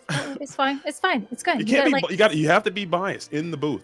I just don't love when Scrooge whiffs because it feels so bad. May everyone Scrooges not do that. Dang, he did it twice too. Scrooge, you gotta lock in, dude. Him and Ariel are going to the same classes because that's misery incarnate. As Scrooge McDuck doesn't do anything. Just come, it did come out for free, so it's kind of unfair if you get both benefits of coming out for free and getting a plus. You gotta. It's fine. Well, we did ink a Maui, so nope. We're playing the Maui. No, we're going to ink them out. You don't have any ink, but we're going to go Vitalosphere onto the Scrooge just to get him loose into the Smee, who really hasn't done the damage that we need him to do. Tipo is going to go into the Smee. Okay. I think they're having a little discussion how much damage was on the Smee. We Sapphire Coiled the Smee, and Tipo can tank it. And now that we have little boy just took out that pirate. That's crazy. Insanity right there. He just squared right on up and went. Oh, but also I think he got the Vitalosphere. Okay. So we're piecing it together now. Mm-hmm. Yeah. The Vitalosphere plus that Maui and the Inkwell. I didn't know that Maui was kind of chilling in the middle. It kind of, where are we going? So 5 is probably not a super comfortable place to be with that much ink in the Inkwell on the other side, but yeah, we can draw a card, which would make the most sense. Unless it's the next big bad. Maybe it's a friend turn. Potentially, you're thinking about who wants to sing it. Either it's going to be the Pete or it's going to be the Cobra. Either way, probably you're not going to quest because quest. You want the Pete back, right? For sure. Maybe you can get a little bounce action. I'd like to get this Pete reestablished potential, but this deck really doesn't play too many actions in this more item centric version. So Pete is going to be a good card as he always is, but I don't think he's nearly as effective in more of the standard non-item DKP-esque. Well, we've seen some develops and sales and things like that. So there are some digging tools, there are some brawls. So we have seen, I mean, there's sharks in there. So Pete's got to do something because Pete is. Yep. Okay. So are we gonna? We're gonna trade. We'll take both characters off, and that will kind of slow down a little bit, but you are challenging and banishing to clear the board, which means you're not questing. So you're not increasing your lore total. You're kind of trapped in at 6 as Sploosh Magoosh is continuing to add more items, draw more cards. So that's a clean little draw too with the Popsicle. And we know the Scrooge whiffing twice. There's got to be items in that deck for that workshop to do, because now we've kind of taken a turn off as Rip, and drawing cards is. I want to draw cards and ramp. You gave me a little bit of space. I'm going to do some degenerate things, please. Oh, another Popsicle and another draw. So that's just simple 2 draw 2s. Popsicle has to go. Workshop is gone too. So we're vibing here. I don't know what these players are going to do when the rotation got another one. Oh. Goodness. No. Come on, buddy. Let's see if he can go. And he hits this time. Yes. And it's a coil. Yuck. All right. Good deal. Let's see. I mean, at least Scrooge did his job. You can't be resourceful if you keep whiffing. For sure. I think these Scrooges have overperformed this match. 2 of them came out for free, and one of them has found an item. I think that counts. I think that's an over freaking valuation of Scrooge. You outstayed your welcome, big dog. And you didn't even need the coil. Oh. No. I'm like, come on, man. I know. I will say the Scrooges and the Popsicles have been entirely too plentiful. And 3 coils, 3 Popsicles, and 3 Scrooges. Shuffle. It's fine. Rabbit. And there it is. That's the rabbit we talked about. That's all you need. A rabbit and a dream. And you can get back into this thing as Pete is going to start to quest. You're running the race now, getting up to 7. 6 is going to be in the Inkwell. You take it back on over to Sploosh Magoosh, who has the Sisu set up. You can start doing the board clear shenanigans this time. Do you have it? 1 card in hand, so that's a little. Oh no! Okay, I'm upset now. Deck check. How many Scrooges? Wait a minute. I'm not okay with it anymore. Oh, hold up. Hey, let's get a lawyer in here. Okay, somebody check the contents. Freedom Gaming, y'all need to get like a shuffle boot camp going on. Scrooge is limited to 4 copies per deck, even though this thing he might got all Scrooges, no items. He did. He did. He just whiffed again. So I'm pretty sure it's just a bunch of Scrooges, 4 items, and a shark. He's got 6 items. He's got 6 Scrooges, and the hook comes on down to draw another card. I love the resurgence of Maui Fishhook. I love this card. I do. The Maui's in the Inkwell, so it's not free, but there's no. Maybe you can just go ahead and make somebody evasive and start questing. It's the other screw. The other screw should be dry, so you got brawl. Oh, we're just gonna brawl the brawl the rabbit. just to potentially break up. You saw Cut what off happened that- in the previous yeah. round as Rabbit was able to just bounce to draw all those cards. You're like, okay, we're going to stop that in its tracks. I like that play a lot. Just clear the Rabbit while you can, leaving your characters ready. I think you're free and clear to quest this Sisu if you feel so inclined. Yeah, you're going to give. I was gonna say, if you quest the Scrooge, you're gonna give them. Oh, he just had another. He had another. Mm-hmm. Just ink the fishbone quill to reduce and heal. Did they ink? I don't believe so. I'll have to check with the judges. Shout out to the judges who are in the booth, locked in, holding it down. I'm pretty certain that they're watching it very closely. I'm pretty confident. Did he ink the fishbone quill earlier this turn? That's what I thought. I thought he inked the fishbone quill. I might be mistaken. That might have been the previous turn. Yeah, because he got the fishbone quill from the last Scrooge, and then he inked it, and then he played that one. I'm not sure. I might be mistaken. That turn did quite take a little bit of time. I need to lock back in. As we are going to go ahead and draw with the broom pop. Do you have the ability to send this fox in this time? I know you didn't do it last time, but you're still kind of not in this super lore deficit. You are running out of resources. Yeah, I'm not quite sure. I mean, yeah, you redeployed the SME and everything. You can definitely.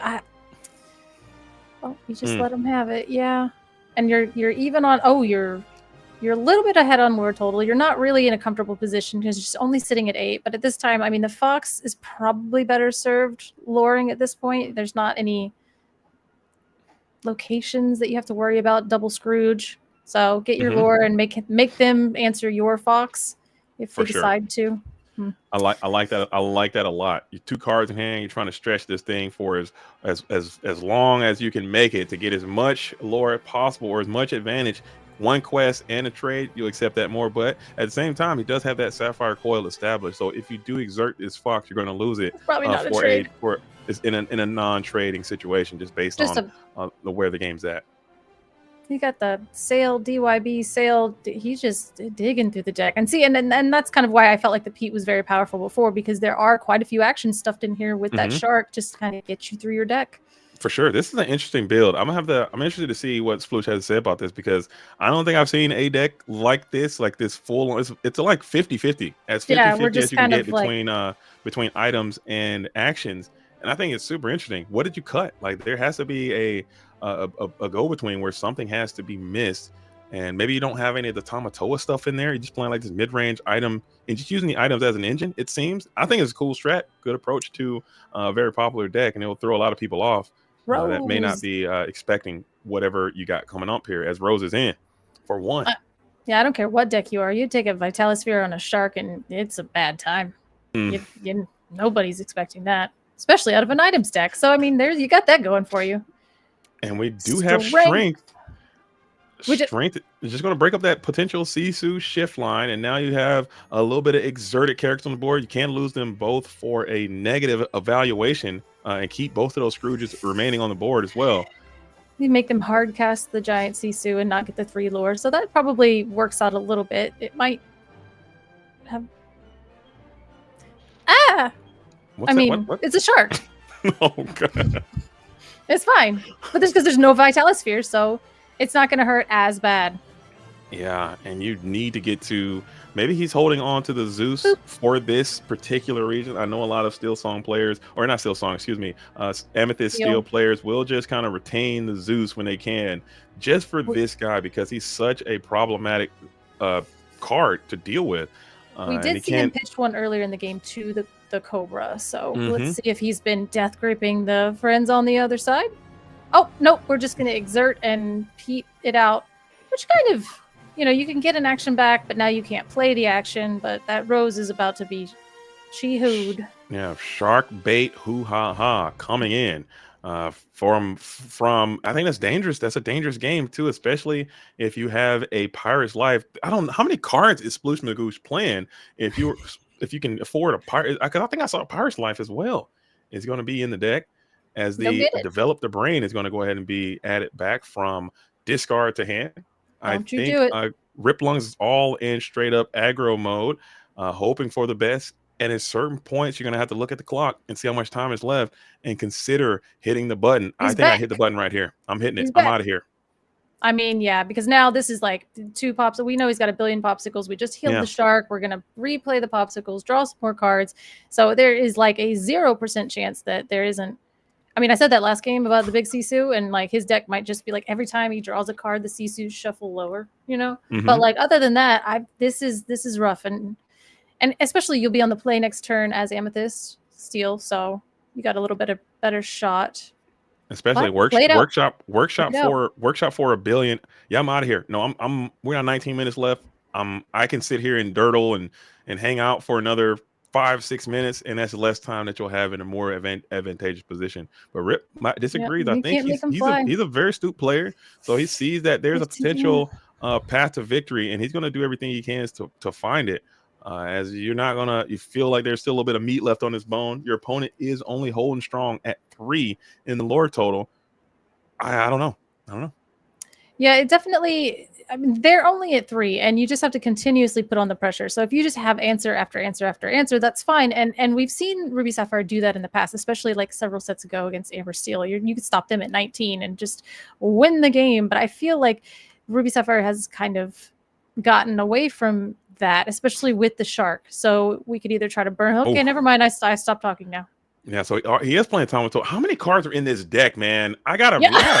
Let me look at this thing again. I try not to look at the deck. I just look at the colors real quick. It's a normal amount. There's a normal amount of cards in the deck. Okay, that's a normal amount. Got it all. This deck is cool, man.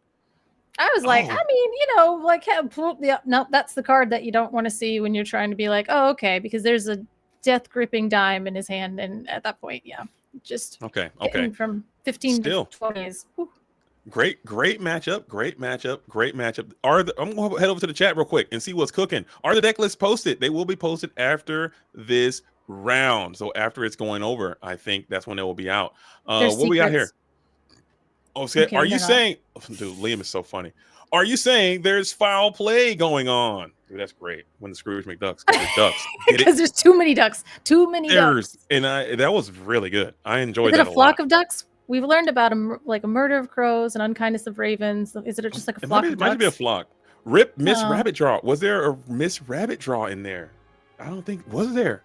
Interesting. Sure. Interesting. As I didn't see it. I might have missed it myself. Yo. Okay. So who do you guys got? Who do you guys think is going to win? As we got another grindy back and forth all in game number 3. Oh, he just riffle shuffled. Rip left. Is in it. That was a riffle shuffle. Like see, and he's in it. Thoughts on the riffle shuffle? Are you pro? I mean, I'm not like it's hard to watch, but y'all are professionals. It's fine. And he doesn't have the enchanted Tomato in his deck, so it's fine. Okay. Purple Steel is a notoriously cheap deck out of all the decks that we can play. So you just bend those suckers in half, and it's who cares, right? But I also like Rip's mat as well. Shout out to Stronghold Games. It almost looks like he's playing on actual bricks. I like the texture on that mat. Looks very cool. Juxtaposed next to Freedom Gaming. I like that mat as well. I like their logo a lot with the eagle. It seems very patriotic. Shout out to America. Okay.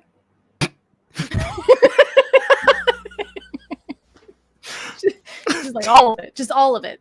Northern South. Okay. Thanks. Happy Memorial Day. Oh yeah. Right. Freedom and gaming. Freedom and gaming. Together. There you go. We did it. But Stronghold Game, they're also red, white, and blue there. So this is very patriotic thematic engagement that we have here. As we got 2 of these Illumineers. So festive. We're trying to secure victory for their respective organizations here. Yeah, I'm excited. I mean, definitely. I always feel like with the Amethyst decks, I mean, Steel provides like a lot more removal, but we're seeing like a modest amount. Just like the normal amount. And he's probably going to save those Long Came Zeus's for the shark this time around. He did discard it to the Cobra, so that probably stung, but it was an early turn, so death gripping that is kind of hard. But you know what you're playing against. He's going to be on the play this time, and this purple, this Amethyst Steel deck can swarm. They can hit hard. He is playing a bounty of 1-cost characters. Granted, I don't think we saw the Diablo Obedient Raven just yet. We have seen the Chernobog Follow, which is going to go down to the ink. There he is. There you go. There he is. Speak of him. He's like, get him in there. Oh, we inked a Tipo to play the develop, so that makes me feel like we probably have another Tipo. At least I'm hoping we have another Tipo. Or at least a sale the other way. See, there's going to be some form of that sale. Ramp is in hand. You think you inked the sale over Tipo? Maybe your hand is just super Omega Giga Mega bricked, and you just could not afford to lose something to the Tipo, but you need that additional card from the Celia's Right Seat in order to advance your game position. I've been there before. Diablo's going to spell book it out then. Yeah. He's going to rock and roll. Ink of Friends. That's an uninkable card, but it's fine. Let's see if it pays off. Smee down. Smee down on the play. And there he is. You're right. He had it. He had 3 ramps in the early hand. You love that. That's a lot. For Sploosh Magoo, who is going to send another card down to the inkwell, as the Tipo is going to be able to check down this spellbook. Diablo will pass back on over. We have Riplong's handful of units. Can you continue to accost the board, or are you staying fearful, as Sploosh Magoo's deck has been indicated to have a wide variety of different cards? A freaking Goofy in this thing would just I'd have to turn the stream off if Goofy comes out. I was gonna say there's no room. There's no room for that. There's too much. You can't even think about playing around that. No, I mean, I don't even know if I play around Goofy at this point. I definitely, I just, if they have it, then good on you, man. And you do take a little bit of a down tempo, bringing out the Calhoun, maybe telling a story about your hand as well. Playing this Calhoun, which is not too great in this matchup, but still it's going to have to do what it has to do. And it will also, he's going to take out that baby boy. Pseudo protect your Diablo. Let's see if this thing can hit this time. And is he going to do the thing? He will bring out the workshop. And a workshop off the top. That's a phenomenal hit there. Out of all the hits you could hit, that's a hit I would love to hit from a Scrooge McDuck who's going to get a brick that you don't have to draw on your own turn. Hate that for Rip Lungs. Love that for Sploosh Magoo. As you're ready, all these characters. Tipo. Diablo, he ready just so he could go back on his quest. Okay, right. Like Rip is playing. He is cognizant of this clock right now. He's like, I can win and I will win, and I'm going to go fast. I like that. Showing he understands the situation, picking up the rate of play a little bit, really not trying to let the time be an issue, even though he could have scooped a tad bit sooner. I do like the approach. As now Sploosh Magoo is going to have to be on the back foot. Scrooge McDuck can clear one, potentially 2 of these characters, and Tipo can as well, as we're going to get the Rescue Rabbit. It's going to come on in. Refill that hand and keep going. We are moving, zooming, turning sideways. Just reckless abandon here. Yeah, I mean, of course, like I'm like, oh, we could have just kept the Calhoun up for, the Tipo and gotten the 2 lore, but at this point, like, what are you challenging? Do you take the, I mean, I guess you trade with the Calhoun because your Scrooge doesn't stay around because that's a coil. Okay. For sure. And it's going to happen. I mean, the coil is going to happen anyway, sooner or later. So you might as well just get busy living or get busy dying, as they say, as we're going to get rid of the rabbit. Oh, this turn. Goodbye, Smee. Man, that's brutal. Goodbye. Hey, but that spellbook is still spellbooking. He's still there. Came in on turn 1, still doing his thing, as Riplong is sitting at 8 in the ink. 8 in the lore, excuse me. Not quite enough. You need that thing to continue to accelerate. Do you have a white rose? More roses. I might do it. I mean, you probably don't want to do a snake at this point because you don't want to deplete yourself of resources. So, I mean, I suppose you could do a rose. You could probably, that'd be nice, like a rose, ink, and then just bounce the baby, bounce the little one, ink it. Yeah, ink it. Yep. All right. And there's a rose. And there's a rose. Hey, why not? Very dynamic play. Just do all the things. All right, so you do have a lot of rigidity on the board, but if you can get an ink down, you can clear one of these. I keep saying Shift Sisu. We haven't seen Shift Sisu. I'm just going to stop saying it because Shift Sisu does not exist. It doesn't. It's not real. But maybe you got a little bit of breathing room here to establish your coil play, your workshop play here. Okay, yes, there we go. Yeah, there's a little, like you said, a little bit of breathing room for that. But yeah, if we keep talking about, it's just Shift Sisu can't hurt you if it's not real. And apparently in this game, not real. It's not, as we are going to go ahead and hit a Maurice's workshop, which we knew about, but the popsicle we didn't know so much about. Probably showing some discipline. Hold on to that card again. We are adding another one.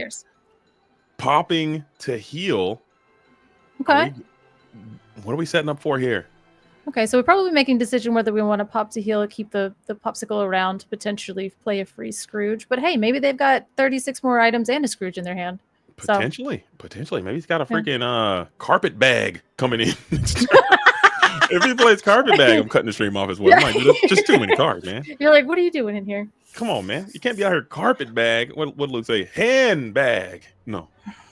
Merlin's Carpetbag. Marlin's Carpetbag.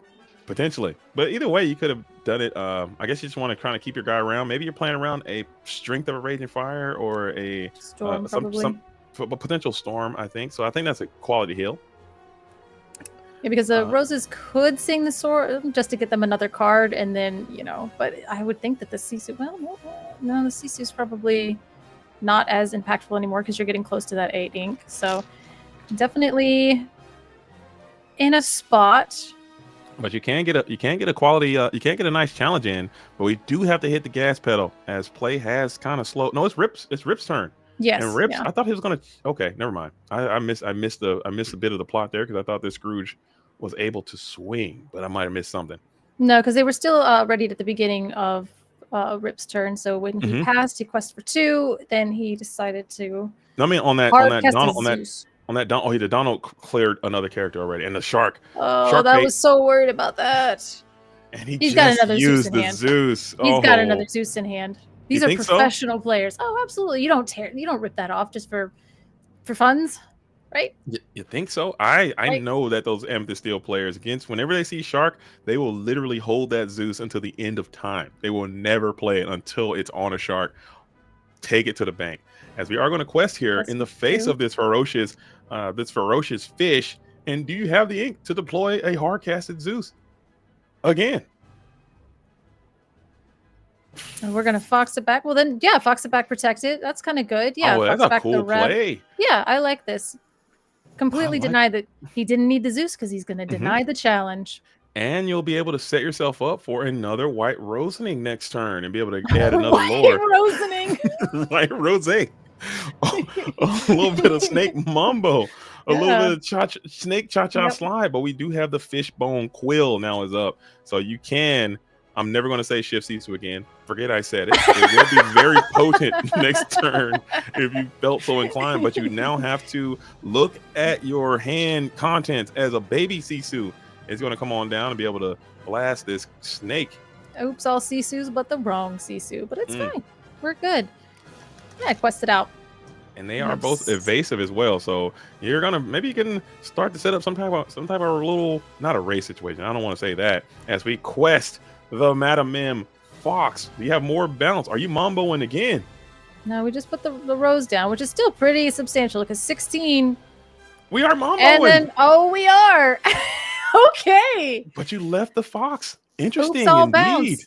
He's like, what? Well, because at this point he's going to get a DYB back unless he has a brawl, which would be devastating. So then you could. I thought for sure he would recover some more of your bounce to keep the party train rocking. But I think you wanted to get that lore guaranteed back to your hand and you're just going to get a DYB. Put some damage.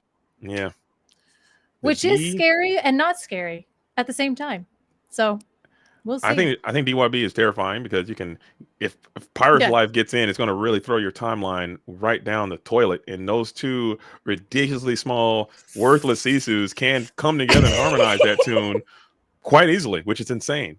Two small dragon humans singing a pirate shanty right here would be pretty bad for you. It would not be great.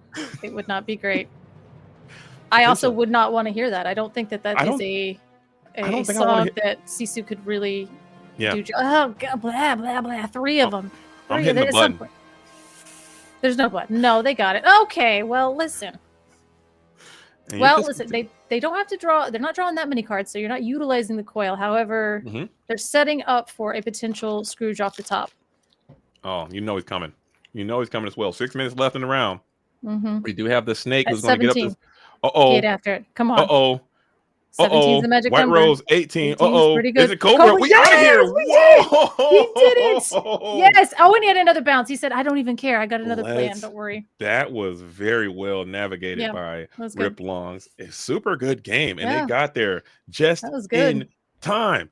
And Color, we're going to hop on into the interview room. We'll leave the dojo. We'll mute ourselves. To faces or that's completely up to you guys. All right. Gentlemen. Rip Longs for your victory. Well played, Sploosh Magoo. I did call you hazed earlier because I was very confused. I got some bad information, but that was on me. Okay, that was on me. We're gonna get it sorted. But seriously, very well executed. Great gamesmanship from both of you. I love both your guys' deck. Rip Lung, you got the dub, but you're not playing Sapphire Steel. You come in with No, Amethyst I'm Steel. not. I enjoyed to see it. Talk to us about that transition. What have you been doing? How you been playing? How's Amethyst Steel been performing for you? And talk about that matchup. How do you think it went? And how did it feel to find yourself against Sploosh McGoo in this Ruby Sapphire world that we found ourselves? Yeah, I just want to say shout out to my opponent, Sploosh Magoo, for that awesome match. It was very fun, especially me not really being an Amethyst Steel player, so getting to play against Sapphire Ruby. I did not expect it. I was expecting some sort of Steel deck, so that was it was a very fun match for me. And I think in today's game, me and my team take the ICL, not super hardcore 100% try hard serious, but we do take it serious and competitive. So I think for this game, we really want to make sure we can make the top cut. So we added a little bit of strategy. Maybe my opponents would have predicted, me playing Sapphire Steel. So I think for this match, it was a strategy to try to switch it up. Maybe catch our opponents off guards. And I love the way Amethyst Steel plays. It kind of plays like Kiwi with Sapphire and Steel. And the reason why I chose Amethyst Steel today was just mainly because of Pete, and again how it plays with Kiwi. And I think this matchup was super just a lot of fun. It was definitely a lot of early decisions, and that game was awesome. I liked it a lot, man. And Color's Law is here as well in the booth, and I'm sure she saw things from her perspective. But I like the approach down the stretch. I remember in game one, you had the opportunity to bounce that goat to kind of start pushing some additional lore, but you said, you know what, I'm gonna bypass that. Let's go ahead and get the rabbit back to hand and keep drawing some cards, and that worked out great for you. Can you just talk about closing the games out? You did a great job closing out in game number 3. You also did a great job closing out in game number 1. Can you just talk about some of the decisions that you had to go through and what made you go for the draw and go for, did you feel kind of your back was against the wall when your opponent had the Maui Half Shark set up and you just deployed your Zeus to Scrooge? Yeah, so I really do like that you brought up that scenario because I was tanking there for a good while, and I guess that really shows, right, my skill level with the deck. Where it really had two decisions where I was like, do I quest here or do I go for the draw? And I was really just trying to weigh out the pros and cons. But the way my hand was set up, I felt like if I sacrifice this one lore, I can get to my closing out cards faster. So I think that was the way. And from what I've seen in other gameplay, seen other players that use this deck against Ruby Sapphire, once I see a shark on the board, I mean, really the only downside of it is if he like grabs back a pirate's life or be prepared. So I think in those scenarios, I was just fine with, questing, not really caring too much about the shark. But what I did, notice is that those early game decisions on when to get rid of like a Scrooge or a Tala, for instance, is really important because that also will buy you some lore. So I think the like getting rid of a body early and then trying to decide whether or not you need to keep drawing cards, that will basically lock in your way to close out the game rather than just like relying on goats and snakes and cobras. Absolutely, absolutely. Well said. But I also have Color's Law here, who was kind of rooting for Sploosh Magoo. Okay, she's a diehard Ruby and Sapphire player. Okay, she was rooting for Scrooge. She was rooting for Sploosh the whole time. But Color, you have any questions for Rip before we bring in Sploosh and hear what his perspective of how that match went down? Yeah. Hey, awesome. Awesome games. Really well played. I really like the kind of like the little snake dance you did at the end there, kind of keeping everything ready. And kind of as you said with the shark, you were kind of denying value, but you also saw that there was only one DYB in the discard, so kind of taking that chance as well. So I wanted to say like really really well played, especially like you said you don't have a ton of reps on that. But my main question I want to ask is that a Keyblade in your room? Yes, my girlfriend got me super this awesome keyblade. Let me grab it real quick. Let's go, flex. Yeah, I mean, yeah, especially if your girlfriend got it for you, like she's awesome. So shout out to your girlfriend. Oh, That a sewing machine too? What? Dude, he makes clothes. He's a fashion designer, dude. You guys didn't know he's a man of multi I had no idea.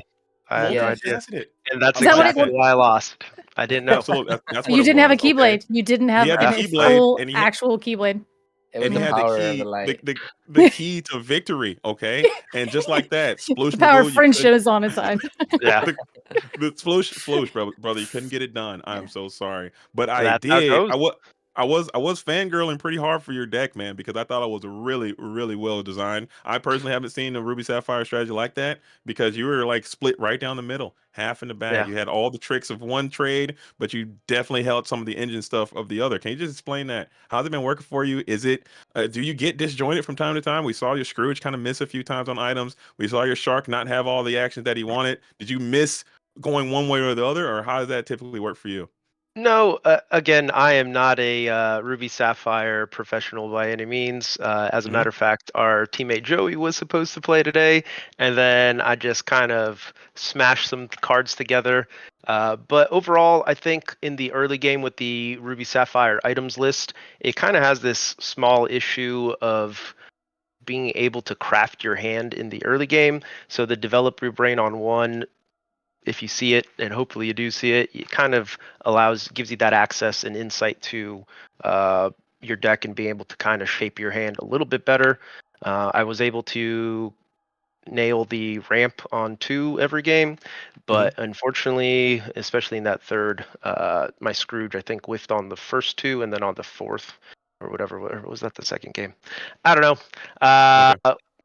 Flying by the seat of flying by the seat of my pants, but it's a lot of fun. Unfortunately, I bottomed like the big Sisus. Mm, I did play 2 copies of prep, but the one time I had it, he peated, and you know when the referee absolutely. says no, you got to stop. So For sure. Can Yeah. you take us back to that game one? You had it. Everything seemed like it was going your way, and we're like, oh yeah, okay, here's the Sisu, here's the Sisu, here's the Yeah, here Sisu. it is. Here it There is. was no Yeah. Sisu. Okay, and it uh, just did. my How my many Sisus my do you have? How many Sisus do you have in the deck? 3. So 3 Okay. little and 3 big, and unfortunately, the 2 big ones were hugging each other, and then Mm, Scrooge was like, "Yo, what's up?" Straight to the bottom. 4 times. Oh, yeah, I was about Yeah, to say, yeah. yeah, with the do you think because your Sisus are all enchanted, they just were too heavy, so they just kind of got dunked down in your Exactly deck? that. Yeah. Yeah, mm, that Exactly makes that. sense. It's a tactical error. Yep. Happens to the best of us. okay. Okay. Uh, I but yeah, concur. you But did see color, you 4 got any? Oh, Scrooge. sorry. Oh no, I Yeah. was gonna say, like, you got 4 Scrooges that one game. We were like, It deck was check, awesome. judge. Yeah. I was like, "Heck yeah, man!" And I was paying nothing for them, and they were Yeah. doing the thing. Yeah. There you But go. you know, Hey. Yeah, I'm a lot sure. of I'm fun. sure. Rip had to do a good job of managing his tilt in that situation because I was like, bro, what is going on? You got the workshop going. You're drawing all these cards. You're getting all these Scrooges for free. They're gaining value. I'm like, bro, come on, man. Yeah. All Scrooge deck.com, and you Yeah. just Yeah. happen to I got work to out I got for you. to send a small child Yeah. You careening into did me. It was into a awesome. pirate. You had a small Yeah, child fight a pirate and win, and that was bananas. And you it should be was proud awesome. I am For because sure. proud. And I think good. both of you I'm guys glad. should keep your obviously you should keep your head held high. I thought the match was fantastic. I think both of you played it out of your minds, and I'm excited that both of you guys are here. I mean, you guys are playing for some stakes. This could be a determining factor. I don't know if you guys know this, but all these games absolutely matter. You guys both are very close to making it to the Absolutely. postseason. So I'm Mhm. sure you guys are gonna be locked in, cheering your teams on to push this thing over to the next level. But gentlemen, we got more rounds coming our way for the ICL. So I am going to let both you guys go. But as we do here, I'll pass the ball over to you, Sploosh Magoo, first to do some shout outs, promote whatever you want to promote, talk your stuff. The floor is yours. Take it away. As you guys know, we are on Freedom Gaming. Huge tournament next week at Southside Gaming for the Seta 8 release. So go check that out. I think there's still some decent spots open. Come on down. Color, I know you're in Florida, so I am in Florida.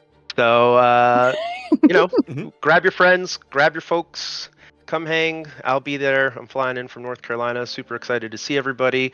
Best part of Oh, Lorcana is being able to hang out with friends and family. So excited to cheer on my teammates. A little bit of added pressure for them, but I foresee them coming through. Clutch it up.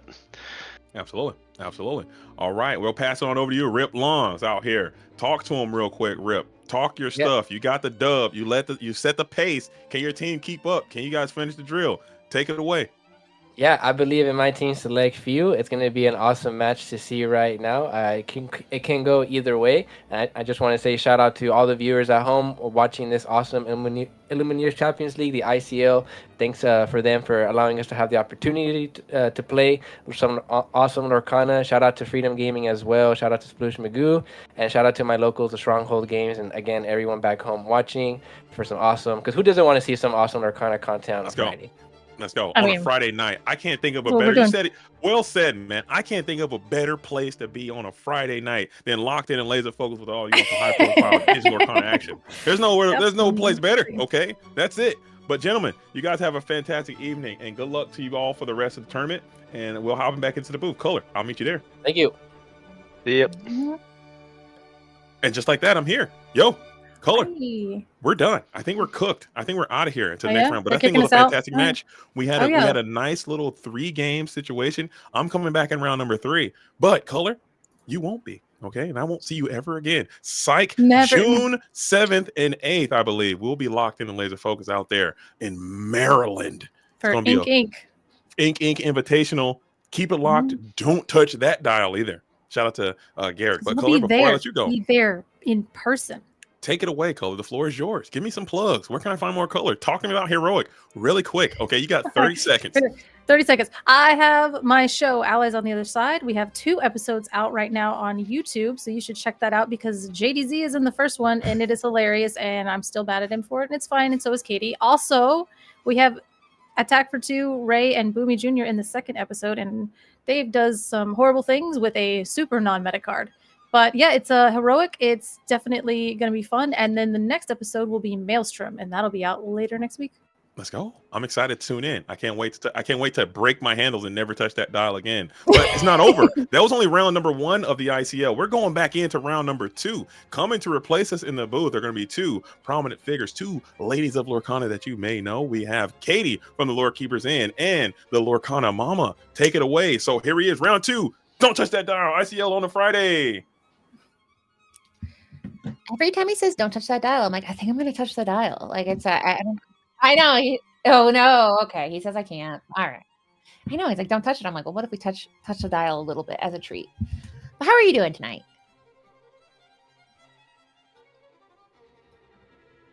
I know. Yeah. And I'm excited here because, yeah, this one, there's a plot. You know, first round, it's fun. Whatever. We're seeing people play. But now this is for all the marbles. And yeah, we saw select few said, I'm going to select the win here. So now it's time for the revenge plot. Is Freedom Gaming going to come in and make me feel good for saying that I think it's going to be 2-1? Because right now I'm on the ropes here.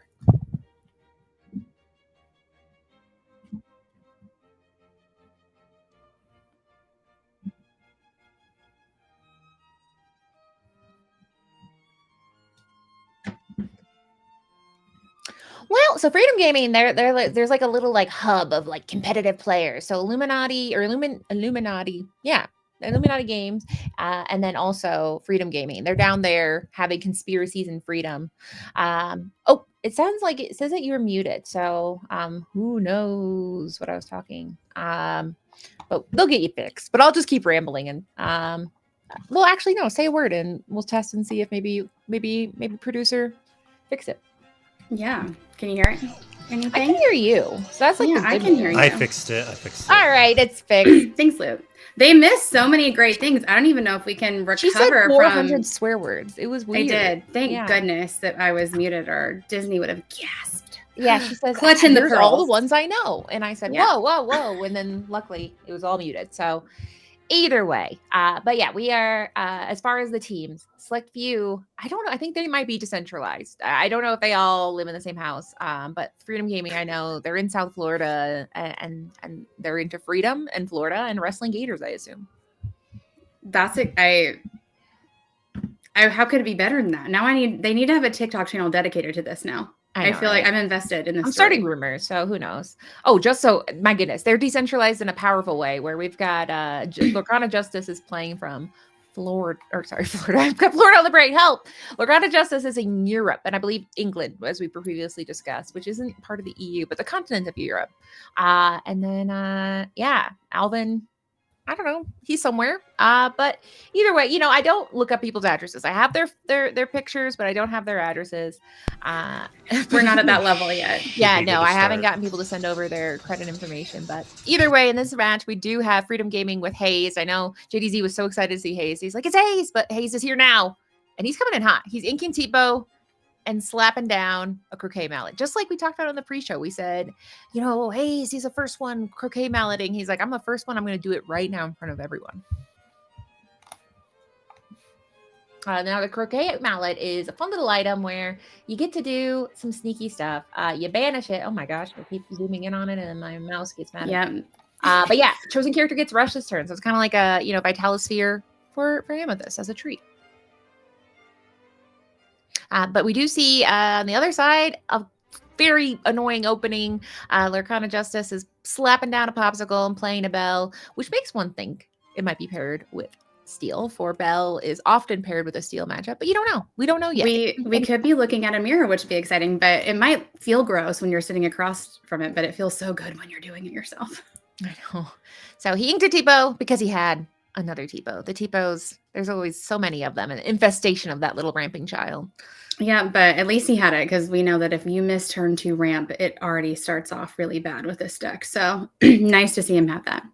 Yeah, and recently you said you interviewed JDRR about this beautifully beloved Blurple deck. Is that's something?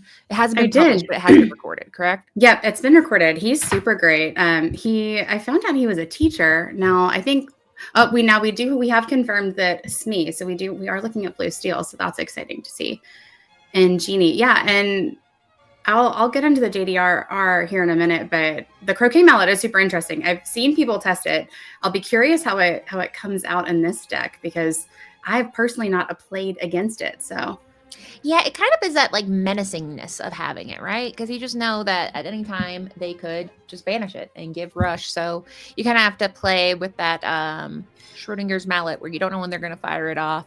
But anytime you turn a character sideways. Now we see a vintage card here. My goodness. Do you remember Detective Mickey? Remember where you were when you met Detective Mickey? It was set 1.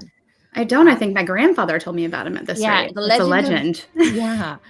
So we do get to see a little bit of ramp here, and that's, it's fun. It's vintage. If you have Mickey in your deck, I feel like, but I'm interested to see that, because you don't see that every day. It's uninkable, and often the uninkableness of these decks becomes a little claustrophobic. But he found a way and said, I'm keeping that detective man in here. Now we just saw Hayes sing with Genie, which I personally hate doing, because I would rather see that 2 lore hit the board. So I'm curious what the hand looks like and what he's digging for. Yeah, and I think more cards is more cards in a sense where, he's got this point where he, like you said, I mean, the Genie is great to quest with because we know he doesn't have evasive, but if we see Steel, we know that Steel has lots of fun ways to do removal. So perhaps he's just trying to fill out that hand while he can, because any moment now he might be seeing some strength, some storms, some let it go, all sorts of painful things. And what did we see just hit the board? The shine is preventing me from really being able to tell, but it might be, it's 3 costs. So is that I'm looking at the cards and the shapes of it all. I like how both of our heads tilted to the side. I know, right? I'm like, maybe I can get around the glare. Is that? Oh, cogs is what chat's saying. Okay, awesome. So he had more ink than I thought. My goodness, I'm so sorry. I thought he had. How could he be ramping? But yeah, so I guess, yeah. And that Cogsworth is going to be great because it messes with the math a little bit. That the Croquet Mallet does give you rush, but it doesn't up your stats at all. So his board right now, you can rush if you want. But I mean, mind you, it'd be whatever he plays next. But we shall see what kind of curve he has and what kind of bigger characters might be coming in to take advantage of those stats. Yeah, and both of these decks can be very valuable given the time to get their engines going. And we've already seen Hayes loading his hand with resources. So I would say I'm giving him getting a little bit of a head here. So we'll see. Ooh, and we've seen Jafar hit the boards. This is interesting. Yeah. And now a lamp. And now we know why he was so eager to draw cards, because he's like, this Jafar gets +1 for each card you have in your hand. So now we know he's like, listen, I need cards. Otherwise, I have this little armless Jafar that can't hit anybody. Yeah, and the main thing we know about Jafar Blurple is that they need to get the max value out of those lamps. So I'm assuming that there's going to be maybe a Tamatoa, which is fun because I don't know if you knew this, but in Moana, Genie's lamp actually made an appearance. Oh my goodness, Tamatoa, you can't have everything. My goodness, he ate his grandma and stole a lamp. He's got it going for him. It's like a weird thing to say out of context. Where I'm like, I ate my grandma. And people are like, why are you? It's like, it's in the movie. Why didn't that stick out to other people? I wonder, but you don't. We listen, but we don't judge, Katie. That's yeah, right. Thank you. That's the energy I need here. Sorry, I really like. Someone said Justice Cam is reversed, but that just sounds like some kind of like warning. The Justice Cam is reversed, but either way, Batman's gonna make an appearance. I feel better because I didn't pick up on that. I was just thinking that maybe I'm disoriented, but we do see something that you don't see every day in a non-Amber Steel deck. It is Sonic Warrior, which is syncable. So, I mean, it's not the worst thing in the world, but the fact she's in there makes me think this man has some songs that he has not started to sing because he's got that song's energy. Yep, and sitting with Cogsworth and then Belle and Mickey, there's multiple singers on board, which this could get interesting really fast. Yeah, we talked about in the other match that,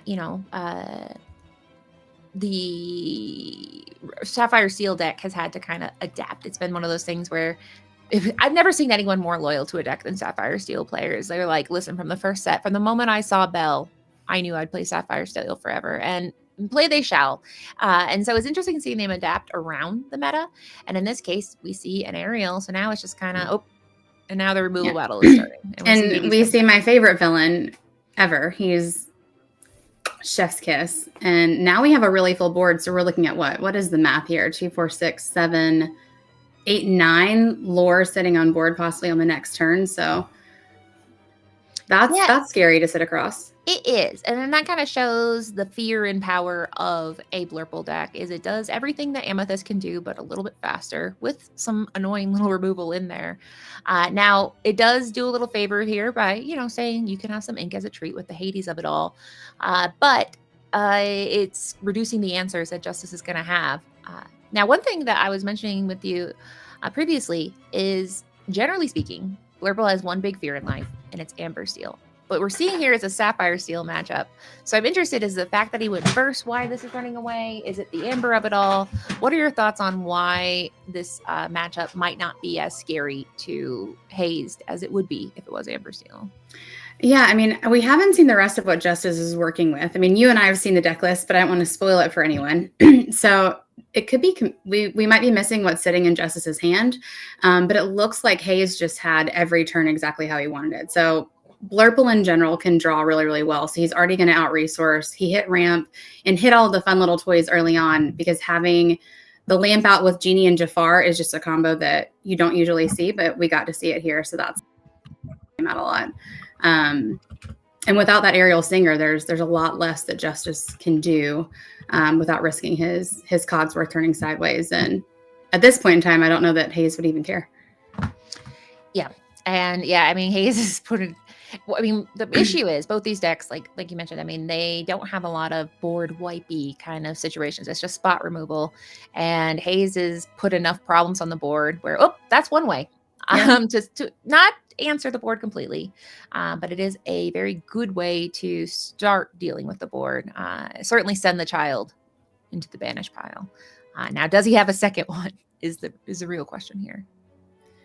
Yeah, and I mean, when we see this deck, I've seen a couple of versions before, and we know that the deck is semi built around having Aerial Sonic Warrior out there and getting value out of that. So losing that was a good move on Hayes to get that off the board. Yeah, so now it's kind of all right. So he went ahead and that's always. I mean, I guess, with Amethyst decks, they already can refill their hands really, really well. It's really the only way that you're going to see on the blue steel side to refill the hand. They have to do it. But with Blurple, all of their guys are going to be really, really big. So it's a tough spot to be in when you're refilling their hand there. Yeah, and it's kind of one of those, if you have a wheel, you might as well do it now because you're not going to have much longer because as we saw, his board got pretty big and pretty scary pretty fast. And he did a pretty smart thing there by taking care of that Jafar with the hand size, getting rid of him while he was still just a 3 with the bell, and then going ahead and ripping that whole new world. Yeah, and we think about, you mentioned Steel Song earlier with Blurple, but with Blue Steel, it's in versions of decks like this, it's making sure you have those singers on board. And because Mickey and Belle stayed on, now that we have Pete, we have 4 singers on board technically for everything they're trying to execute. So this might turn around. It is so weird. It's so hard to think of Mickey Detective, my favorite singer. And as Judge Phil said, that is the glare card is Pete. It's just Pete is so powerful. He's trying to blind you into stopping. He's saying, wait, like really wait. It's really the whistle. It's the gleam of his whistle. Now, unfortunately, he did have to turn his Cogsworth sideways to pull off everything he did last turn. So that feels bad because Cogsworth is a big fan of staying upright and saying, please don't challenge me. I'm protecting my friends. I do not quest until the very last moment. But in this case, he is sideways and in a very vulnerable state. Notably, he is a 2/5, so that it's not going to be easy to get rid of him, but I mean, it is the most vulnerable a poor Cogsworth could ever be with his board. But we still have that Croquet Mallet in play, so that is something where we see, you know, with the Hades, that's going to be... Ooh, let's see here. Hades is a 3, and then the Genie is 5. So, I mean, he could put that up, but he also could very well play a character, crack the Croquet Mallet, and say, "Get out of here, you warded clock." Yep, and we know his hands full from the popsicle plus the whole new world. So, well, there's there's that. Oh, okay, interesting. So yeah, that Bell generally is not super fun to play that out of. Now my question would be why didn't he? Well, I guess to pop the Croquet Mallet. I guess that makes sense. Never mind. Yeah, so he had just to pay. Kidding. I know, right? My brain's broke for a second. I'm like, oh, he's cracking it to give her a rush, but no, he did crack it to play her for Flea. But now he can crack the second one, banish that, and then give her a rush. So you know, a Croquet Mallet in each hand. He said, I have a plan here. And so we see the first 3 damage hitting that Cogsworth. As we know, he does give resist, but he doesn't have it himself. So it's an annoying position to be in. Now, will he send the Hades in to finish the job? Now or never, essentially, with that Cogsworth. Yeah, I'm still just waiting to see what they do with the popsicle. Yeah, I mean, probably heal up the... Well, I mean, who knows? I mean, it's tricky, but in this case, you don't have to heal because you're going to get that Genie or Hades back to your hand, which is very annoying to see because that's not an action. It's just an action on a body. And he's going to rush that fox right into that vintage 2023 Mickey. You know that he takes a leave every day. That's how old he is. Yeah, right. Got to get the joints going. He does. But so now, yeah. Oh, so okay. All right. Yeah. He's saying, I have spot removal, but I'll just do it spot checking. I'll just keep kind of going little bit by bit here. Well, now we see the popsicle healing Genie, so I feel... Yeah, that's a treat. And then he says, you know what? While I'm here, you too. So he basically did an actionless board wipe, which is pretty impressive to see that he used his items and his bounce to do a pretty miraculous board wipe using not a single action. Yeah, and it's interesting to see this Jafar version of Blurple because everything that I've seen is it's not as strong as the traditional Blurple that we've been seeing running. But it's fun to see. I'm excited to see if they can get any of Jafar's, if they play the larger Jafar, the Striking Illusionist, to see if they're able to get some lore off that as well. Yeah, I mean, this deck in general, like you guys can't see it, but I mean, Hayes, unfortunately, fortunately for the audience, is somebody who is popular in the community. So if you're going to watch somebody play a spicy version of Blurple, or rather a variant of Blurple, this is the person you want to see do it because he's one of the grandfathers of the deck. I don't know if him and JDR have council, if they're rivals. Who knows how that goes? I imagine they have like an elder council, and they just wear their different color blue and purple robes, and maybe they meet with the Illuminati in Florida. No, they might not be real. I got confirmation in the chat that the Illuminati might not be real. It might have been some kind of AI thing that I've been watching when I see them on live streams. Very possible. I do think they live in the same house. That's one thing that I am quite sure of. It's a Lorcana frat party. This is what's going on in my mind right now. I think twice it's happened where they're streaming and they just start coming in the room, and I'm like, "What are you guys all over? Like, what's going over?" I've never had that many people in my house, and if I wouldn't be stream. It's a lot. That's the mystery of the Illuminati is we just don't know. We don't, and it's better that way. It's better that way. Oh, we have a nice little sad boy hit the board. Yeah, and I've loved seeing this card come back. One day we said, what if no one ever played Madame Medusa ever again? And that day everybody said, okay. And since then, people have not been afraid to play Beasts, Robin Hoods. They all came out of their little like card box and said, can I be played again? And here they are. Play with me. Yeah, it's beautiful to see. So now maybe he'll get some card draw. We know he had a whole new world, but Beast is nice because it could be some card draw, could be a big body. But we know there's a Hades in hand, so who knows if this Beast will do anything. Yeah. He at least made an appearance. It was nice of him. Waved on the balcony to all of us. All right. We got to focus on gameplay. All right. So we got so the Beast, like we mentioned, there was a Hades bounce to the hand here. So that means that anything he plays, it's kind of delicate, and I mean, he paid a lot of ink there for that Beast, so we don't necessarily. I mean, it's tricky. You can't not play anything, but also you know that you have that menacingness of unless he wheels it away.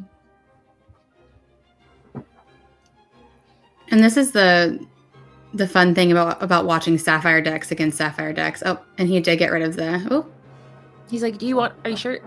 Yes, okay. But it goes to the inkwell, so he serves a greater purpose of just getting more ink. That's what Sapphire always wants. It's just one more ink, please. So yeah, he's still putting the pressure on here because ultimately a Simba by himself, not super intimidating. And then Pete, he doesn't have bounce, so that Pete by himself, yeah, he's a 3, but sure, take a fox for a trade. I'm not so afraid of that at this point. And I don't know how many cards in hand Hayes still has left. I think we just saw that Justice had 3, and he would have just drawn his 4th. So it'll be interesting to see what he has out. 10 ink, you can do a lot with. I know, that's the thing with Sapphire is you start being like, you could do quite a lot of things. Now in this case, he's like, I'll go and look for some more things here. So he's going to go ahead and do the visions, dig through his deck, look for something that's going to get him out of the kind of precarious position he's in, because Hayes is just in value town over here, getting so much. He's able to get so much out of the cards he's played. He's got this Hades, which has a pretty sizable willpower on it, so he's got to get something. And then a Cogsworth, not going to do a ton on his own, but it will at least start changing the math a little bit in his favor. Yeah, well, especially with the foxes, because it just makes it irrelevant. And that looks like another bell. Okay. Yeah, and that's an out-of-pocket full cost bell, which you don't see every day. So now he's doing the math of like, okay, do I have to throw one of my Pete's here? And the answer is, yeah, you do. And you're just trying to keep control of the board a little bit. Quest here with that Simba, because he's not great for much else. And I'm wondering, maybe he would shift it, but no, it truly is just to filter through his hand and be a nice 1-drop. We know sometimes these Sapphire Steel decks, they put in creative 1-drops because they're like, listen, I have to do, I don't want to have nothing. Although Blurple doesn't have that problem. Blurple is like, we've abandoned the 1-drop. We don't do that here. Yeah, and now you see Genie. So again, Amethyst doing Amethyst things, drawing more cards, but also questing for 2. So now we have 5 on the board. So at this turn, he can go all the way up to 16 with threatening Lorthal on the next turn. So, ouch. He says, I don't need to bounce my Hades because I have more Hades. So unfortunately, he cannot pick that clock. That clock says, oh my God, everything around me. So, and that's kind of one of those things that warded characters are great when they have friends. But the minute you get everyone around them, they're like, I don't know what to do. I'm so scared right now. And certainly with foxes and 2 Hades on the board, it's rough. There's not a lot you can do in this position, but and the potential answers that Justice would have in hand are very, very limited with this color combo. So maybe they run Zeus's. I am not sure. I've not seen those, but otherwise you need strength, which you need bodies on the board to be able to do that. So we're in a bad spot here. It doesn't feel good. No. And he could technically, he has things possibly like a Let It Go, but even then, he's certainly got Lorthal on board. He has to answer 2 of these cards, and he certainly doesn't want to have to use Cogsworth to do it, but he might have to get creative here. And here we go. That makes me think a song might be coming. He does have the ink to do some things here. So that's a quite a fun way to do it. So yeah. That takes care of the fox and starts the math here. Now he did do the Sonic Warrior and has a song, so that means he can pay to deal 3 damage, which is 2 ink to deal that 3 damage. So it kept him in the game 1 more turn, but it's still a tough hill here to climb. Yeah, especially without the bodies on the board. This deck is a little bit harder. We haven't seen the full breadth of what this deck list looks like, but we've seen Sonic Warrior. I have to assume that Tamatoas are in there, but there's really not anything else big that can really come out and do much. So I assume here that Mikey, I feel weird that I'm like, Mikey, can I call you Mikey? I'm wondering if he has any kind of goats, any kind of instant lore game roses. But if he doesn't, then, Finders Keeper is just a good way. He doesn't have to do a ton here. He can just quest and keep that pressure on, because Justice certainly isn't going up by 17 next turn. So taking a moment, getting some cards, getting something on the board could just be what he needs to stay here. All right, digging for more cards. Which it's so hard. When I play Amethyst, I just can never think of any reason why you would never run a goat. I'm like, you want a goat, right? You want goat, right? But in this case, you don't need it. He has a big body here with a Tamatoa. getting those pops back. And another big body to deal with. So though that is a lot of willpower that they're going to need to get rid of this next turn, which we'll have to see if they can. Yeah, and I mean, we've already seen the uninkable count in this deck. I mean, we've seen the Mickey, we saw Helga be discarded, and then we know Whole New World and Storm Rage on as long, and Grab Your Swords. So then it makes you wonder, are you running Grab Your Swords and Zeus? I mean, at a certain point, you have to run out of space for those uninkables. So it does limit your options of what you can dig for to deal with this many. Yeah, which I don't think we've seen it from either if we've seen a Quill, but that is the benefit of Sapphire. Oftentimes you can see a little bit more of a higher uninkable account just because Quill can take the edge off a little bit. Yes, yeah, that would be like, that's all. Sibo's like, I can help, but I need some support here, guys. We can't ink everything, but darn well try. But in this case, not seeing one this game, so he's visioning, looking for, like I say, this is when you look in the fridge and say, did I buy anything good? I don't know if I remember. And did he find anything? No. He says, I found game 2. Okay. And that is one thing that Sapphire, it's instant adjustment because they are able to, even with Hiram gone, they're able to go through their deck between visions and popsicles and everything else much more quickly to find answers. So it's fun to play it. It's not fun to play against it because they aren't as at the mercy of top decking or the card draw. Yeah, so now, I mean, it's rough because Blurple is known for, doing whatever the other deck is doing, but a little bit faster. But in this case, he got to go first, and now he has that taken away. So will it be a different game? We might get to see Lorcana get justice by taking away and making Hayes respond versus just constantly having to respond to what Hayes is doing. Yeah, which I think between this matchup, I do think that typically the person on the play should win. So yeah, it certainly helps. I mean, they both have the ramp, so I mean, they both have the benefit of doing the thing faster, as Color's Law might say. But the thing for both the decks is Hayes wants to draw cards, and Lorcana Justice has some kind of beefy things here. We've seen that Aerial Sonic Warrior do some pretty mean things. We saw Beast, so if he can get those things out and have Mikey, I keep reading his name. Oh, Mikey. We're besties. We go way back. Mikey. So if we see him responding, then that means he might have to take some ramp off. And like you said, missing that ramp on turn 2 is another way that Mikey could stumble. And yeah, it's really painful, especially when you're going against another Sapphire Mirror, not necessarily the same color combo, but you're racing to get that ink in there so you can do all the things that you want to do. I always like game 2 of the ICL because we get to see more cards in their deck list. One game we don't get to always see all the spice, so I'm excited to see what both of these have planned for us today. Yeah, I can't. Judge Phil said that's Mr. Maloof to you. I believe that would be Mikey Sr. or Mike Sr. would be Mr. Maloof to you. He'd go, that's my father. But he's off tonight. They gave old Mike Sr. a night off. Yeah, probably up with Mickey now that he kind of got out of that game. Having a night out. So we will see here. They're altering their hands knowing what they're up against. Now, I imagine Justice probably was thinking that Mikey could be on the old Blurple, but it's tricky. I mean, that's one of those decks where you really just want to have a strong, stable removal ability. So I imagine trying to get out something like a Bell on turn 1, but he doesn't get that. He does go ahead and get a Simba, which can help filter to get to some of those stronger cards later. But a Bell would have been nice to be able to sing on something to just deal with whatever Mikey's putting out here. Yeah, and we haven't seen the full list that Justice is running so far, but I've seen Pleakley run in this list a lot, and that really helps that Simba give some extra value later on as far as what the Magic players like calling looting. So I'm trying to learn the terms and Yeah, I don't know. I always sometimes I'm like, no, I reject the lingo and be like, this is Lorcana and I'm not going to learn anything. I think looting's fun, but yeah. We should have a magic jar. It's like right next to the swear jar. Every time you use a magic term, you have to put $1. Exactly. Now that was fun to see the Croquet Mallet go in turn 1 and then still get Bell out on the same one. Now, usually when we see vision happen here, it's because they don't have ramp on turn 3.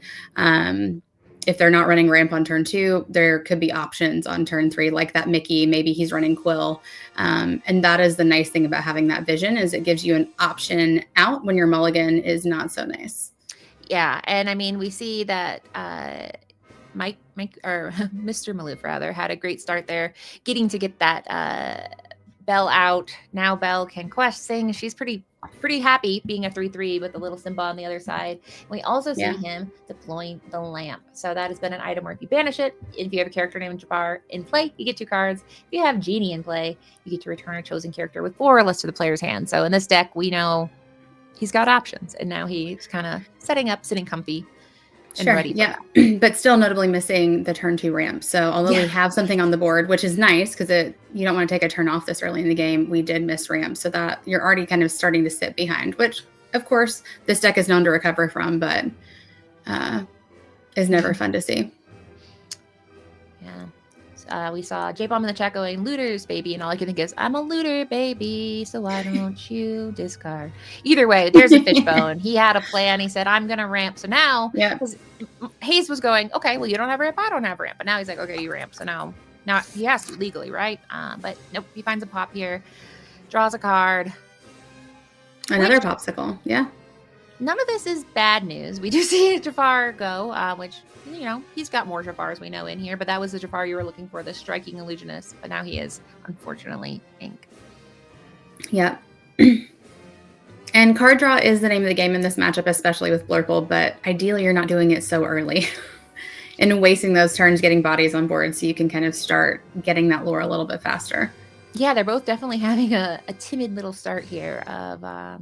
no, you go. And in this case, the Belle's questing. She's not afraid of that little baby Simba. However, it makes you think that at some point we might be seeing a Tamatoa. He's setting up for that. As we know, he can get that Croquet Mallet back. He can banish those pops without having any target. But Aerial Sonic Warrior is coming out and is about to set up that presence of, if I sing a song, it's going to be pretty bad. It's going to be a song with a side of pain. But 1 card in hand, so that's not ideal in that sense. So maybe Ariel could possibly sing a whole new world here, but it does make me wonder if he does have an out in his hand. Otherwise, this could be that ramp. The bad news of ramping is you got to use cards to do it. So will he or won't he? Yep. And we saw the lamp doing what it does, which draws him 2 cards. So that's nice to get a nice little refill on that. Yeah, which should make it extra annoying if he goes ahead and wheels here, but he did ink. He's inking a fishbone, and what is it? I don't think it's a wheel. No. Well, or it's just a Love Justice says, how do you like drama? But he's certainly, as they say, ripping a wheel. He is not ripping it. He is gently playing it. He's tepidly playing the wheel. So he did play it. And we do see that crab, 2 of them. Oh my goodness. So that feels bad because he has some items he'd like to get back. And 2 beautiful little crab boys just went into that discard. Yeah. So he says, he says, I'm gonna pay 3 to just say this is personal. Because now that's a 7/4, I believe. Because he just drew, so it's gonna be an 8 when he draws a card. Or 7/5. And while we have Sonic Aerial out, we don't have any other singers on the board. And typically the ideal situation for this is you might have a Mickey or a Belle there that can help sing songs so you can wipe the other player's board. So Justice did just refill their hand, so we might have some opportunity for them to get that board state a little bit more wide. Yeah, so he goes, has an ops. He says, that is a giant Jafar, so I am not. Oh, okay. I thought he went ahead and passed there. He did. Okay, because I was like, that Jafar probably makes the Ariel say, I would love to stay upright right now because she does have pretty hefty willpower at 8, but notably if he draws a card, that does make Jafar an 8. So unfortunately, and also said, I know how much you are. Yeah, we're done with you. Which, we saw the value you can get out of that Ariel, so it makes sense why he is prioritizing taking care of that Ariel, who only hits back for 3, which notably, that Jafar now survives with that popsicle healing him. So goodbye, Ariel. You got to do some work there. That was impressive. You got to do 3 or deal 3. You didn't get to quest. So let's see what other good cards he has because Hayes did a pretty good stabilization there. Yeah, and one thing we've seen so far is that the only 1-drops that I've noticed that aren't items have just been this Simba.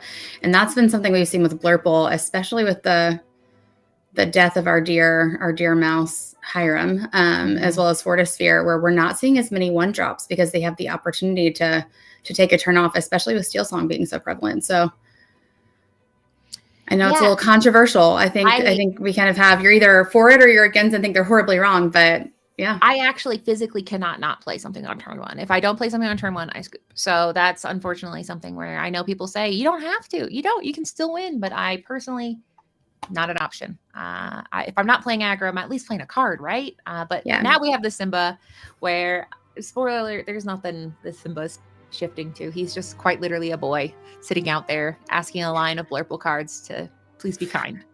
Wishing to be a man, but no. He got a brother. Yeah, I always wanted a brother, and he got himself. They're twins, which, funny enough, I was looking up, doing our research. So I did actual research on these decks, but I also did some lore of the movies. And Jafar actually has a twin sister, which I never knew until earlier today. And I think her name is Nasira. So now Simba has a twin, but he's named the same thing. So it's fine. I mean, I'm going to blame that on the extended universe of the Disney movies where they're like, oh, by the way, did you know Ursula is a sister? I'm like, get out. But they do that. So we do see some good cards being deployed here. We got a Smee. We got a Cogsworth. So we got now a juiced up Resist 1 Simba. So it's not over. But it is. No, we got it. It's 4 cards in hand. What is Mikey? We've seen Hayes do some really nefarious things without even needing to use an action. So what kind of mysterious blurple activities is he going to pull off right now? Oh, sorry. Someone in the chat. Today, Luke said that he likes sending things in chat because then he can tell the moment you read it. And I just read, I thought Jafar's twin brother would be Janeer. And actually, I have mod power. So I'll be ejecting J-bombs from the chat. All right, so we got another crab. So it's not so sad. So is he going to get the popsicle, croquet mallet, lamp? He has a lot of options. Yeah. It's kind of interesting to see how many different items he is able to get back with this. He even has one item we haven't even seen yet in his deck, which obviously isn't in his discard, but it's fun to know that he's diversified. And he got a popsicle and a croquet mallet.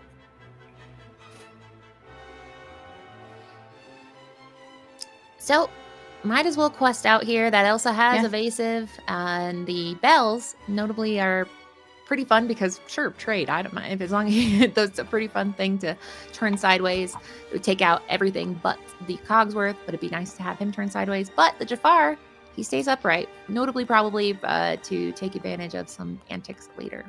Yeah. Well, didn't matter. That stinks. You hate to see when you miss the 2 lore on that when it was going to die the next turn anyway, but regrets, Yeah, and it's something where when this set started, I was like, okay, so we all agree we're never playing Grab Your Swords ever again, right? And we all said, yeah. I thought that in the conference we all agreed on it. Yeah. But something happened, and people said, what if we grabbed our swords? And people have been doing it, and as we just saw here, he grabbed his swords, he did a strength, he threw some Simbas, and he said, it's be prepared DIY. And it was very effective. Now we do know that, and so does Justice, know that Mikey has the croquet mallet in hand. So I'm trying to think, I'm going through my head if I were Justice, like, do I turn Cogsworth sideways here and get the 2 lore? He obviously chose not to. Yeah, it's I wonder how many cards Mikey has. He's inking an Azurite Sea, and is slapping down. Ooh, she is a big mama. Look at her.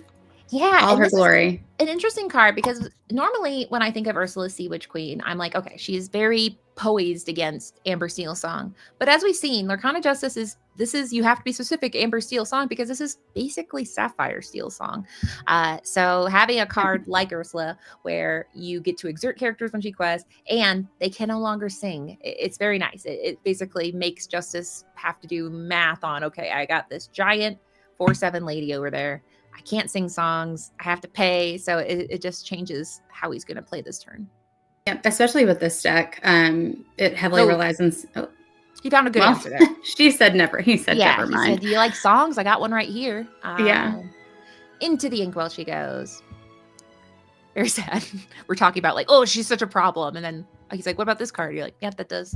That does something. And so here we see again the Cogsworth that turned sideways, which I totally understand. But this is where I would be like, do I need to catch up? Because there's still a bit of a gap. And we know that Blurple can move pretty quickly, especially at this point in the game with all this ink. So Yeah, knowing that he has only 3 cards in hand, it makes me understand why he's being pretty conservative with it, because it's like if he loses it, Yeah. it's No, I totally get it. This is just where I struggle as a right. player. I know, yeah, because I'm like, do some questing, hold your weight. You've just been standing there, and he's like, hey, I provide +1 resist. What are you doing? And here we go. He's starting the build up here with a Croquet Mallet into that beautiful, beautiful Jafar, who not sure his hand size, but at least it's more than 3. And what else is he going to do with his last 2 ink? Oh, heal. And why not? Ink a crab here, because Scott doesn't really have anything fun to do. And put in a bell for the low price of 3. And it looks like he only has 1 card in hand, which is a little scary, but... So here would be my question. Why wouldn't we ink bell there and play the crab? So my only thought would be maybe there is a shift line here that we aren't seeing, but we haven't seen that. We haven't seen the other bell yet. So maybe he has it. Sorry, I got excited because he moved 1 and said, haha, you thought I had 1. So yeah, maybe he's got 3. Oh my gosh, he keeps, what a magical thing that every time I talk, he's like, actually, wait, there's more. So yeah, maybe the ink the crab because he's got 2 crabs or something much cooler. My goodness. Now, obviously, Justice is sitting here thinking through these next turns. I always love when I sit across people and they're shuffling their hands because you can just see their brain. I know. You're like, piecing together the next steps. Is that a happy shuffle or scared shuffle? Is always like, because there's happy shuffle. It's usually how close they're sitting. If they're leaning forward, I'm scared. If they're leaning back, in this case, he says, "Listen, I got 2 strengths. That's all the strength I have left in me. Yeah, and I only has 1 card, 1 bell. What do you have?" Yep. So he has a lot of ink. We got 9 ink to play with here. 3 cards, 4 cards in hand now. So, I mean, it looks on the board like, so we're going to go ahead and sail, draw a card. Yeah. Probably not going to ink at this point. Yeah, Blurple doing Blurple things, finding more ways to get more resources. Yeah. You get them on the back foot and they go, guess what? There's more cards in that shoe. So that is an annoying factor there. So let's see here. Oh, Hades. So Hades, he's looking at that clock and saying, hey, you know what? Maybe you should quest. Do it. Because now Cogsworth stands alone. What is he able to do with these 2 cards? He's able to go dig for more cards. Yeah. Yeah, and Visions is fun. It's pretty economy, where you do get to draw a card off of a selection of 5 cards. He picked one very quickly there, so I'm very interested to see what it was that he instantly said, yes, that's what I need. Is he going to rip a wheel? Nope. He's going to go ahead, play bell, and... Yeah. And whole new world. Is that what we're seeing? Yeah. It is. So he said, okay. And then we see 2 Elsas in hand and just a true dazzling amount of light over there. But this is going to keep Justice in the game. He definitely doesn't want to have 1 card in hand, especially against Mikey, who keeps just finding more ways to draw cards. So it's not a fun thing to do because now his Cogsworth is notably very sideways. But at least he has 7 cards and he sang it, so he gets to... And Cogsworth, he has a twin too. This is just the day of, 23 and me finding out we had siblings. Now, so far, we haven't seen any Tinkerbells play. That doesn't mean that they're not in this deck, but without a Tinkerbell or Big Simba, which could be there, it could be a surprise. This could be and now we see Pete played down.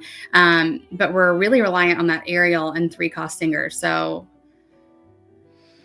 Yeah, we've seen him use a pretty fair amount of songs. I mean, at this point, we've seen 2 of his strength.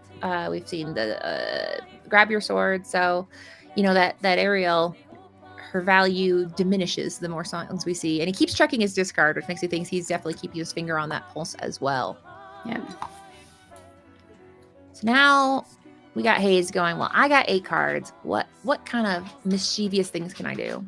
Yeah, and that's the one thing about both these decks is they both can play the long game. So having that early tempo is important. And now we're seeing how much damage they each can do with this plethora of ink that they've collected, which is really nice.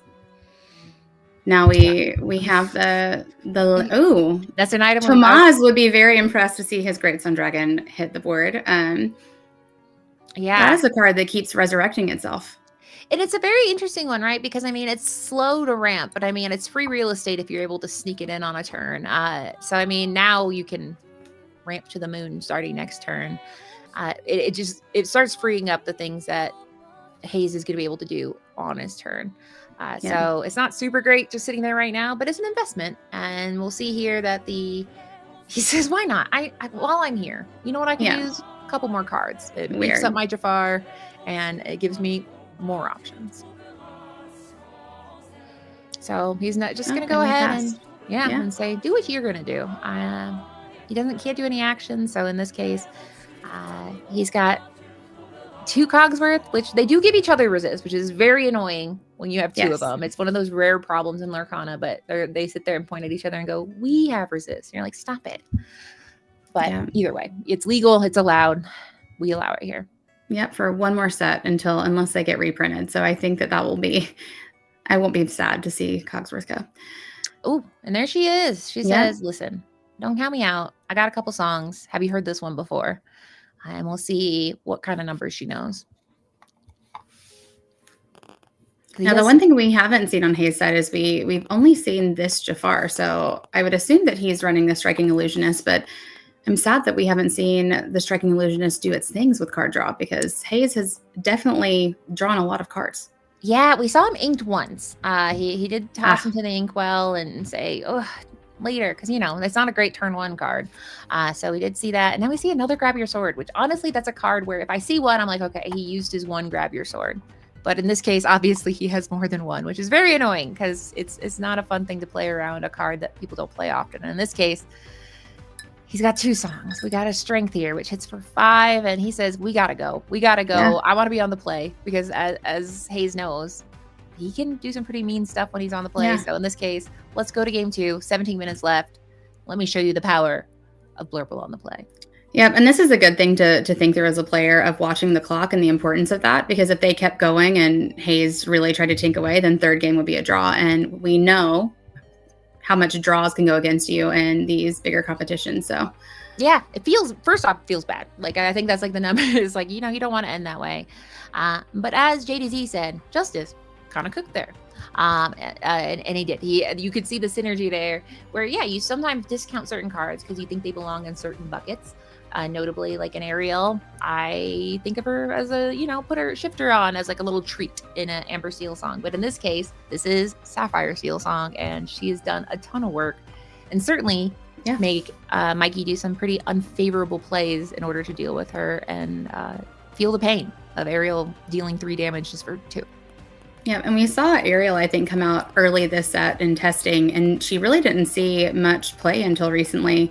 And as we saw there, I mean, she, like you said, she's doing some work. It's interesting, especially in a Sapphire deck where you have a lot of ramp to pay that extra 2 to do the damage. I mean, yeah, suddenly 6 doesn't feel that expensive, and 2 is just pocket change. So now I think Hayes is he's ramping up. He's ready. I was gonna make a Lavender Hayes joke, but I don't know how many Taylor Swift fans we have out in the audience there tonight.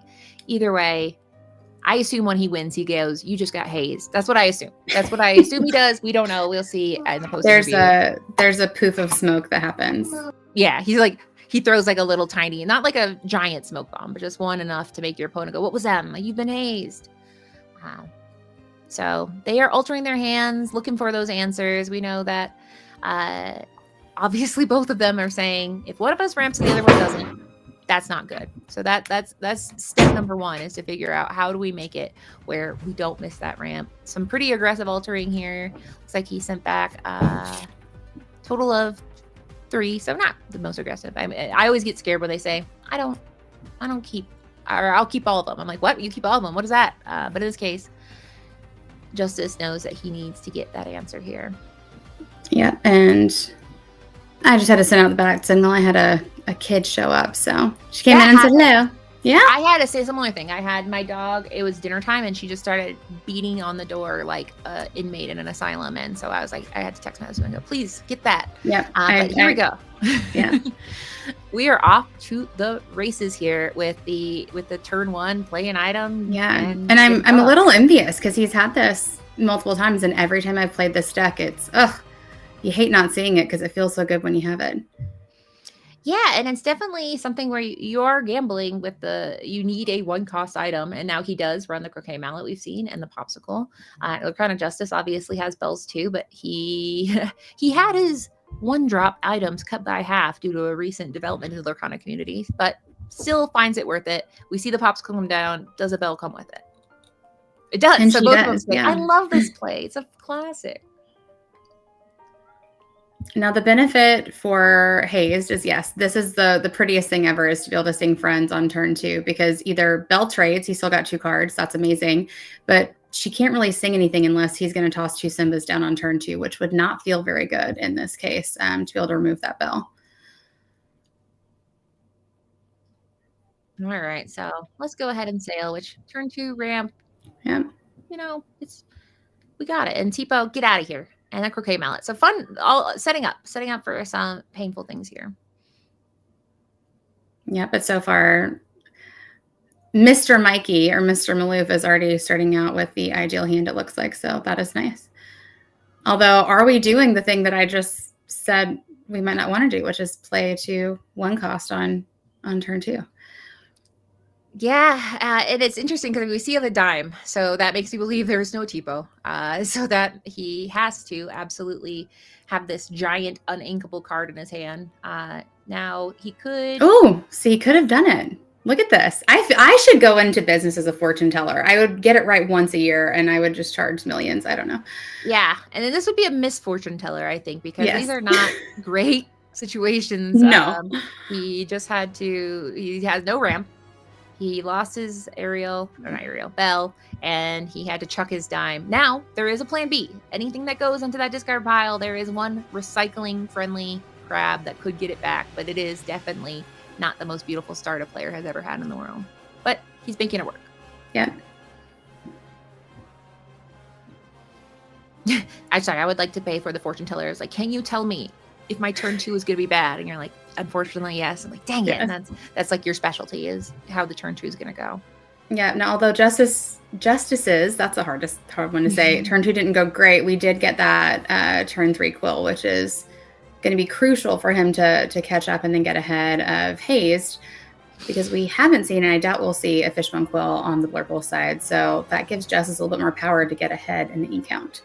Yeah, and it's painful here because, speaking of the power of card draw, I mean, 2 genies, we saw him sing Friends.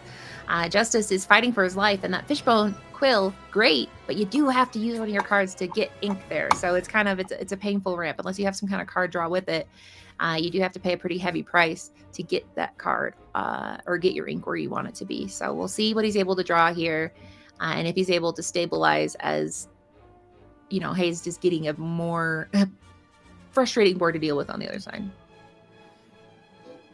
Yeah, and the only songs we've seen have been, I believe, Let It Go, Grab Your Swords, and Strength as far as removal. So without the characters there, that's going to be really difficult. And this is where evasives have really been a thing this set, as we've seen across a multiple, all of the color combos, is, are you suited to go against it? It's a tough one. Yeah, we saw the entire... Oh, no, a third one. Good grief. Sorry for the... It's scary. You don't think, and then he's like, guess what? You know who loves the lamp? The genie.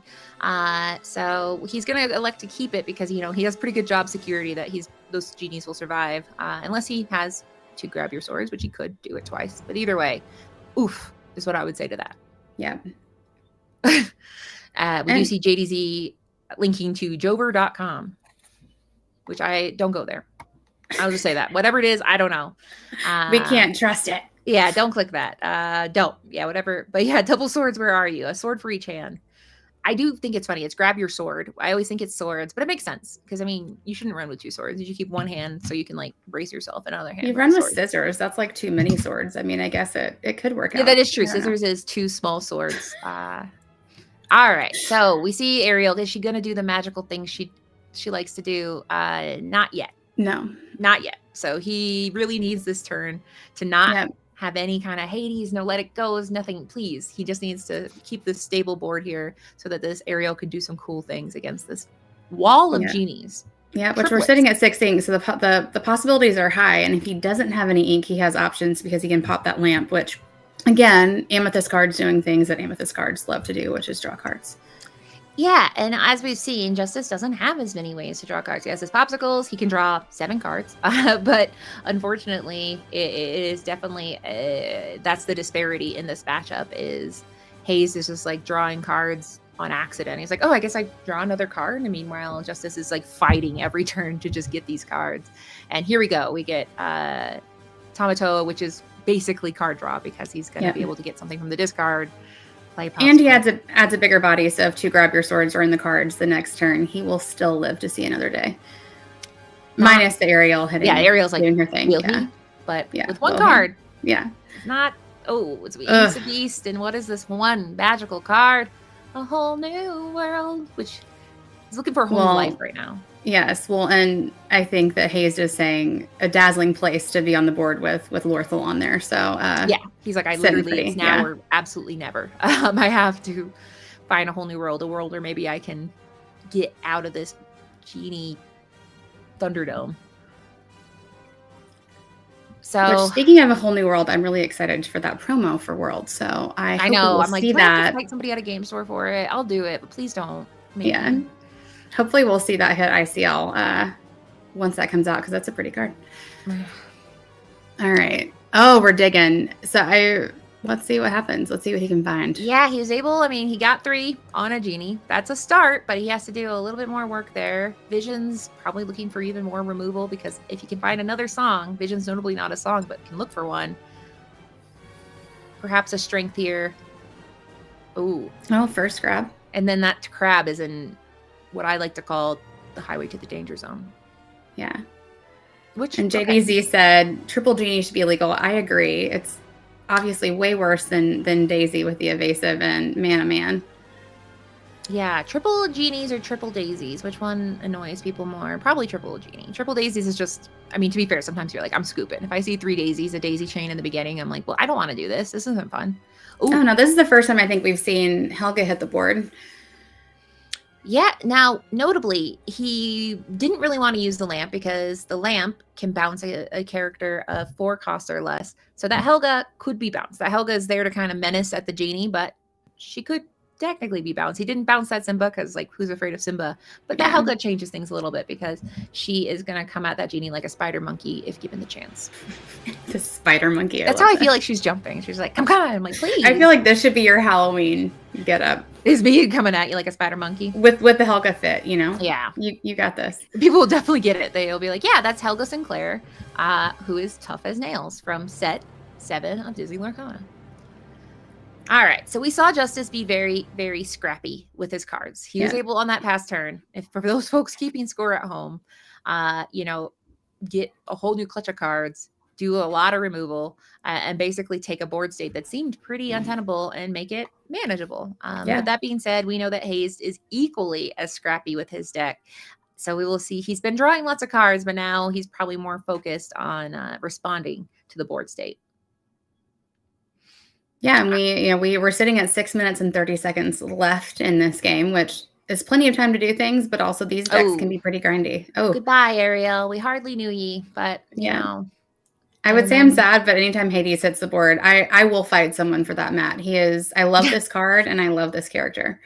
All right. JDZ is in the chat, so I'll be JDZ here. I'll go, but can Justice turn the corner? Another song. And he might be bike for real. Never mind. Was that good? Do you feel like JDZ is in the room with you? I felt it. I felt it right here, sitting there.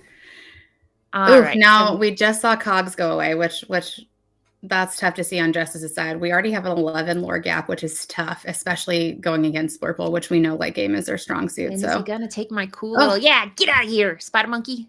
Not get on my back, Spider Monkey. That's Twilight. This is Disney, and now he feels much less scared. So yeah, we saw 2 insanely powerful value turns where they said, I have this many cards, this many ink, and I'm going to destroy you with all the hope you've ever had and present Lorthal on board. Notably, Justice has 1 Simba, which is not Lorthal. 2 is unfortunately not going to be enough to win this game. Yeah. Oof. Yeah, I like What do you say when you look at something like that? He keeps coming up with answers. And how many times can you do that? How many grab your swords can you throw out? How many aerials? And the answer is not infinite. And Simba's like, I don't know any songs. What song am I supposed to sing? So he's just a boy. It is nice though to see two decks that are very combo heavy. I feel like it takes a really good pilot to kind of work through that because you're doing the setup. It's really the long game. And we've seen them both pull moves off the last two games that are really impressive with those board wipes and just watching their mind work. And you kind of see the power of what a true combo deck can really, really do with both of these. Now we have world famous caster Liam in the chat saying Lorthel is actually a term he came up with and he popularized it and it's his favorite term for having game on board. So congrats to Liam, and who was powerless to say anything in response. All right, you see a beast, which it's nice. That's nice, and we see Spider Monkey back. But okay. And that's enough to deal some damage and get the lorthality of it all wiped away. Yeah, and we're still sitting at 2 to 14, and this, I personally would not want to be sitting in this side. I would love to see Justice pull this out because I want to learn his ways if he's able to dig out of this one. It's a little scary to me with one card in hand. Yeah, it definitely is something where it's like, okay, do you have the answer? And it's like, yes, I do. And they work really hard. And then he's like, what about now? And Justice goes, yes, I have the answer. And it's like, okay, but now. And so you kind of get to the point where you can have the answers, but with one card in hand, maybe more with the beast if he survives and doesn't get Hades or evaporated by Let It Go. But it is a very, very, very frustrating situation to be in here. And sure, let's ink Finders Keepers. What do you need that much ink for? Isn't another Hades? And it was a beautiful enchanted version. And we did just see Justice go through his discard pile. So he's already counting the songs that are there. So he's like, okay, can I do this? I'm nervous for him. I feel like, bless. Oh, and that's my favorite. I love her. She was my favorite card. But her moving damage, man, she is such a powerful card this set and in general. Yeah, and it was a card that was kind of a sleeper hit. You saw a few people work them into the deck when she came out, I believe. Goodness, was it set 5 that she came out? But either way, people were working her in, and then suddenly like, wait a minute, moving damage rocks. That is such a fun thing to do. And since then, she's been a best friend with Jeannie, Elsa. They're 3 pretty best friends doing lots of evasive magic damage, powerful things. Yeah. So JDZ says, never say never. Justice is going to turn this around. He's going to turn a corner. And the corner is to the interview. And we're going to go ahead and jump into the interview and talk about these really, really scrappy decks. Oopsie. Oh, yeah, this is how it feels on the other side of it. Yeah, for sure. But for sure. I would always rather see my own Bell Pop combo, so. Of course. Dude, I was like, if he double swords me here, like those are the last 2 cards, I was like, I'm cooked. And then I had the Jafar setup. I was hoping you turn sideways. Yeah. With the Jafar and the lamp with the mallet, but you never gave me the chance. Never gave me the chance. Yeah, I was much more cautious about that in that final game. But like, if I didn't have to turn it sideways, I wasn't going to do it. I appreciate you guys doing the interview portion for us. It saves us lots of time. But I do appreciate you guys are talking about the thing of 1 sword is normal, but 2 swords, that's illegal, right? You can't have 2, but you have 3. You have 3 swords in your deck, Justice. And we saw you do, I think this is Sapphire Steel Song, which I don't know if you'd agree with or not. But yeah, that is very fun. So tell me about your decision. There's 2 cards. the 3 grab your swords and then Detective Mickey. Those are the 2 that I'm like, I got to know right off the bat how you came about this deck and what decisions went into it. So Justin Morales, big time Blue Steel player, top 4 at one of the DLCs last year. He came up with like the baseline version of this deck. He was we kick about ideas in the Blue Steel server, right? We talk about what's good. We were talking about how do we deal with these discard decks and kicked about the idea of like Mickey. Mickey's a card that we could just be playing again if we want to ramp on 3 into 5. And he kind of went away with that and came back a couple weeks later with a list that had the Mickeys and the Bells and the 3-cost song package, and it's called Bells and Whistles. You can go see his list somewhere. And that really put this deck back to, it's like a set 4 style Blue Steel deck just without the Hiram, and it basically totally works. It's not quite as good as it was, but it's viable Blue Steel control. The Grab Your Swords is really there for like green steel, right? It's the Prince John card. If we didn't have to worry about Prince John on enemy boards, we would probably just not play it and play like a full loadout of Storms. But the real MVP is actually the Sonic Aerial, because she turns that swords into like a 5 damage removal spell. So you can be facing like an enemy shark, and if you have a singer and the swords plus Sonic Aerial in hand, you just play the Sonic Aerial, sing the swords, remove the shark, and then you're pretty happy.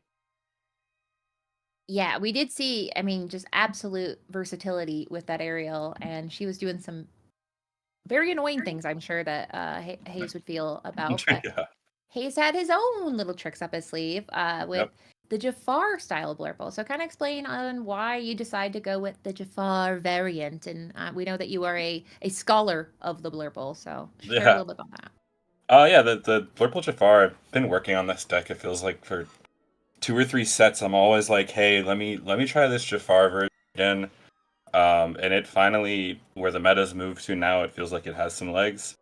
Obviously needed the Genie to come out, but giving the tools to be able to bounce a character back with Genie, there's times where I won't even pop a lamp to draw cards. I just need to gain tempo back, which is what this deck needs. So it's a very fun pilot. Like, honestly, I think normal Blurple is probably more competitive across the board, but this deck is just so much fun to pilot. You always find new lines. I'm sure, I'm sure he feels the same way about Blue Steel with the lines he finds within that deck, especially with Sonic Warrior. That's what makes us play, right? Like, finding these unique lines that no one else sees. Like that's why I play the game, at least. 100%. That's it.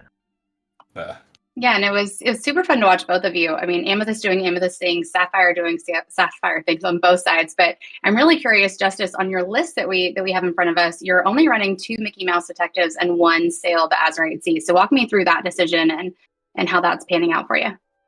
So this is really based on 2 things. I'm playing Blue Steel Haufen over the weekend, so in my head I'm thinking a little bit more about like mixing up my ratios and like, you can just play other ramp cards that do the same thing. And when I drafted this list today, I was on 16 Uninkables, which that was with 3 Mickey in. And I just looked at that and I went, that's too many Uninkables. I don't want to play 16. And so I just took 1 Mickey out, I put the Sail in, and I figure into everything that is not specifically green steel, the Sail is basically a Mickey, but better. And I just hoped that, hopefully I don't see it, or I don't see the Sail into when I need it into green steel, if that's what I get tonight. And so it's just a little bit of flexibility there, right? You can play either or. Yeah. And I did put my ear to the ground just to kind of prepare myself for this matchup. And from what I hear from Blue Steel players, Pleaky has been one that's gone back and forth in this list. And I did see you were playing Simba. So I was like, oh, if he has Simba, he's for sure going to have Pleaky. But I didn't see him there. So have you tested that one out yet? Or is that just one that you've kind of marked out from this nice little mix mashup that you've put together for us? Yep. So I would love Pleakley. I think he's almost there. And if we were on more 1-drops, if I was willing to play, say, like Simba's and Mulan's to really make that be part of my turn 1 plan, I would love to play just like a bunch of Pleakleys.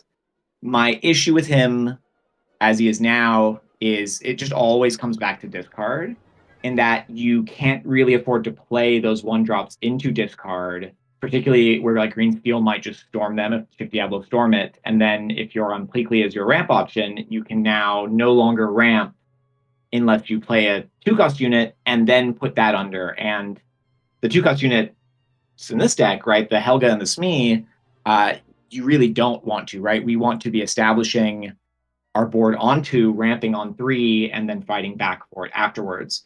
And so in the scenarios where you have to Pleakley your 2-drop in order to ramp, you're very, very unhappy.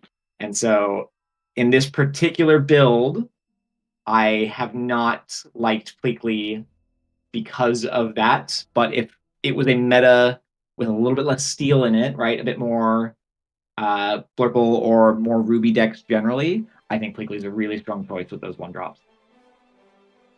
I do love hearing those people who are like, I'm Team Pleakley, and then we have Team Detective Mickey. I didn't know that team was still here, but it was so beautiful to see. I brought a tear to my eye to see him out and about again. Now, Hayes, I do have a question for you. Before, I predicted that Freedom Gaming was going to win because I said Mike Senior standing behind all of them and saying you better win this. Is he behind you? Yeah, he's right behind me. Okay, that's what I thought. No, he's not. He's actually he's playing in locals tonight. Oh, okay. But he is always our massive cheerleader. You know, everybody has their guy that will ask, "Hey, does this card work?" He's that guy. Like every day, he has a new card that he's trying to find a home for. I love it. I love how involved he is in the game. It's one of the coolest thing that's going on in my life is being able to play this game with him. That's Yeah, so and awesome. yeah, it's his first TCG, right? First TCG, he was able to get a Let It Go, which he had to grind for it. It was his third or fourth DLC he'd gone to, so he definitely grind for it. Played his own spice. He was on green steel mid range with grab your swords, no discard, and was able to get the Let It Go. So it's just an awesome. Yeah, it's fun. It's very fun. It makes the game that much better.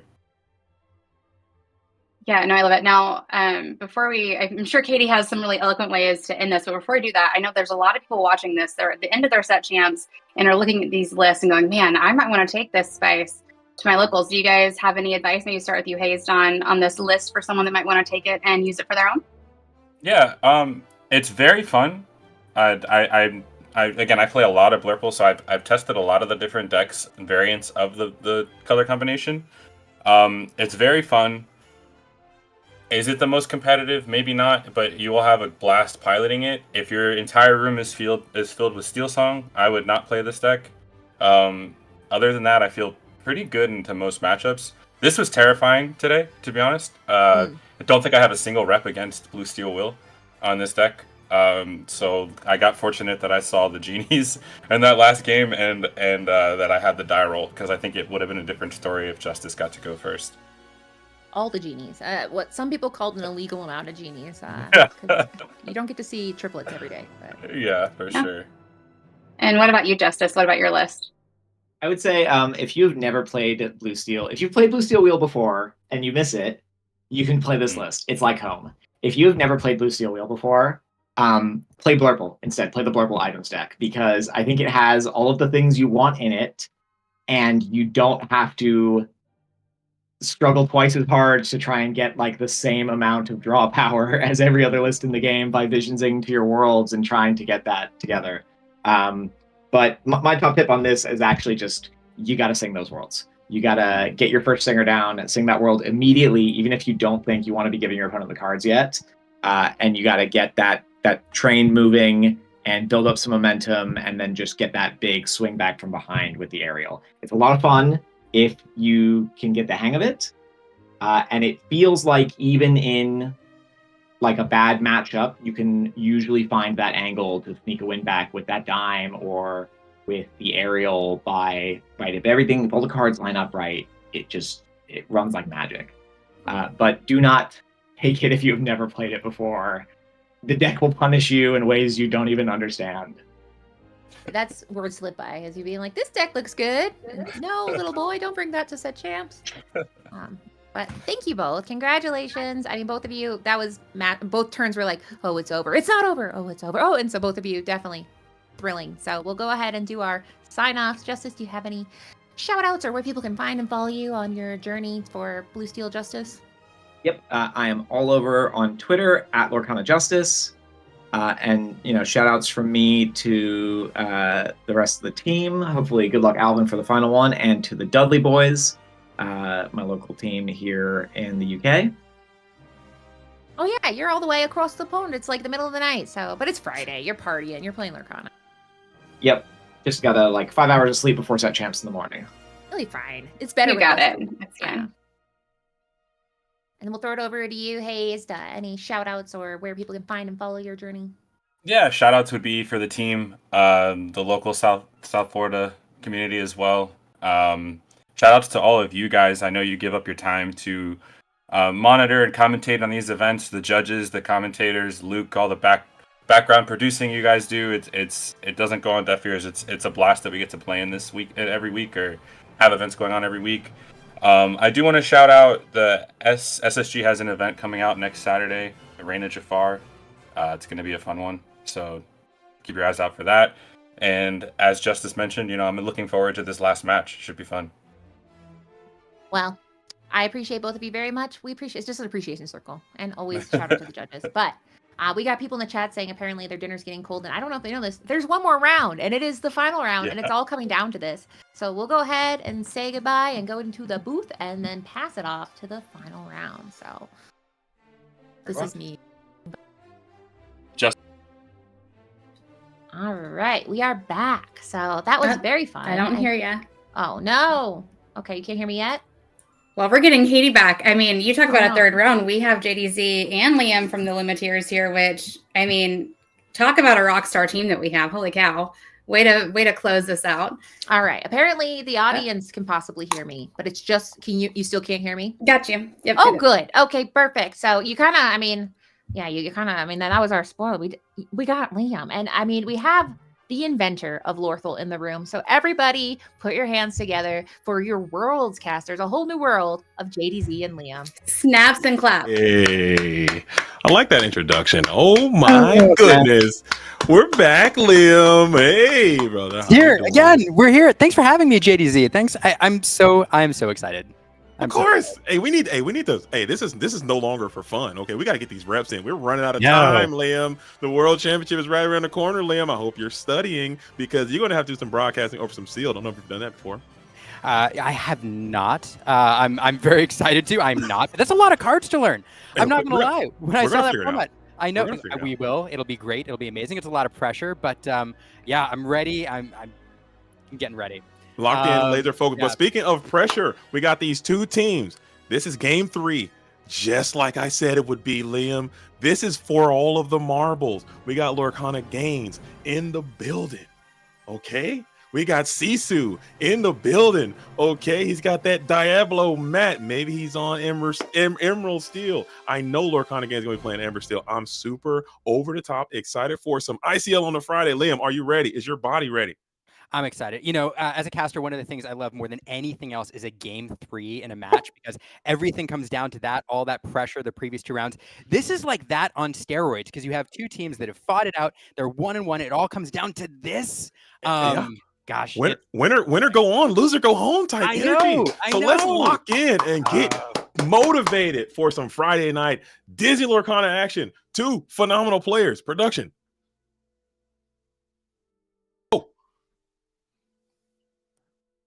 Uh-oh. This is coming in. Oh. I don't know if they can hear Luke, because sometimes he'll just talk to us. So we have to do this to. Okay. So this just in. Broadcast where you're like. According to the production in my ear, is indicating that there is a crazy world where select few could potentially still make it. But still, I like to believe that this is for all of the marbles. 2 phenomenal Illumineers out here. Some of the game's greatest players. Lord Gaines did go to the national event, get all the way to top 16 in the DLC as well. So I think he's going to be great. Sisu, everyone knows who Sisu is. Notably, not named after Sisu, the Lorcana card, but it's going to be on the approach. And it started. The strength goes to the Inkwell. It looks like we got a little bit of steel to start us off. 2 phenomenal players. I'm really excited for this. There's a story I want to tell between rounds about Alvin and Lord Gaines that I absolutely love. We'll wait though because we are underway. There's ink in the inkwell. It looks like, and we're going. Yeah, they're jumping in. They're not waiting on us. They're like, okay, they're two fighters in the octagon. They're just coming out slinging blows. They're not waiting on us to tell this story as we got the strength in, and it looks like Sisu is holding position there, not getting it started. We'll wait. We're waiting for the ad. A little bit. If I talk right now, nobody can hear me. Like I don't want to tell my story. Oh, you can talk. There are people in here who are locked in. Oh, they can hear. They can hear. Oh, they definitely can hear. All right. So for those of you who have paid, it's just one of my favorite stories about Alvin Lord Gaines. Just a phenomenal player to follow anyway. Makes great Lorcana content, great commentator as well over matches. But, and somebody correct me if I'm wrong in the story, but I believe, if I'm tracking correctly, Alvin flew down to Australia for the Australia DLC. Big, bold move, right? You're flying across the ocean, huge time change, goes down there to compete.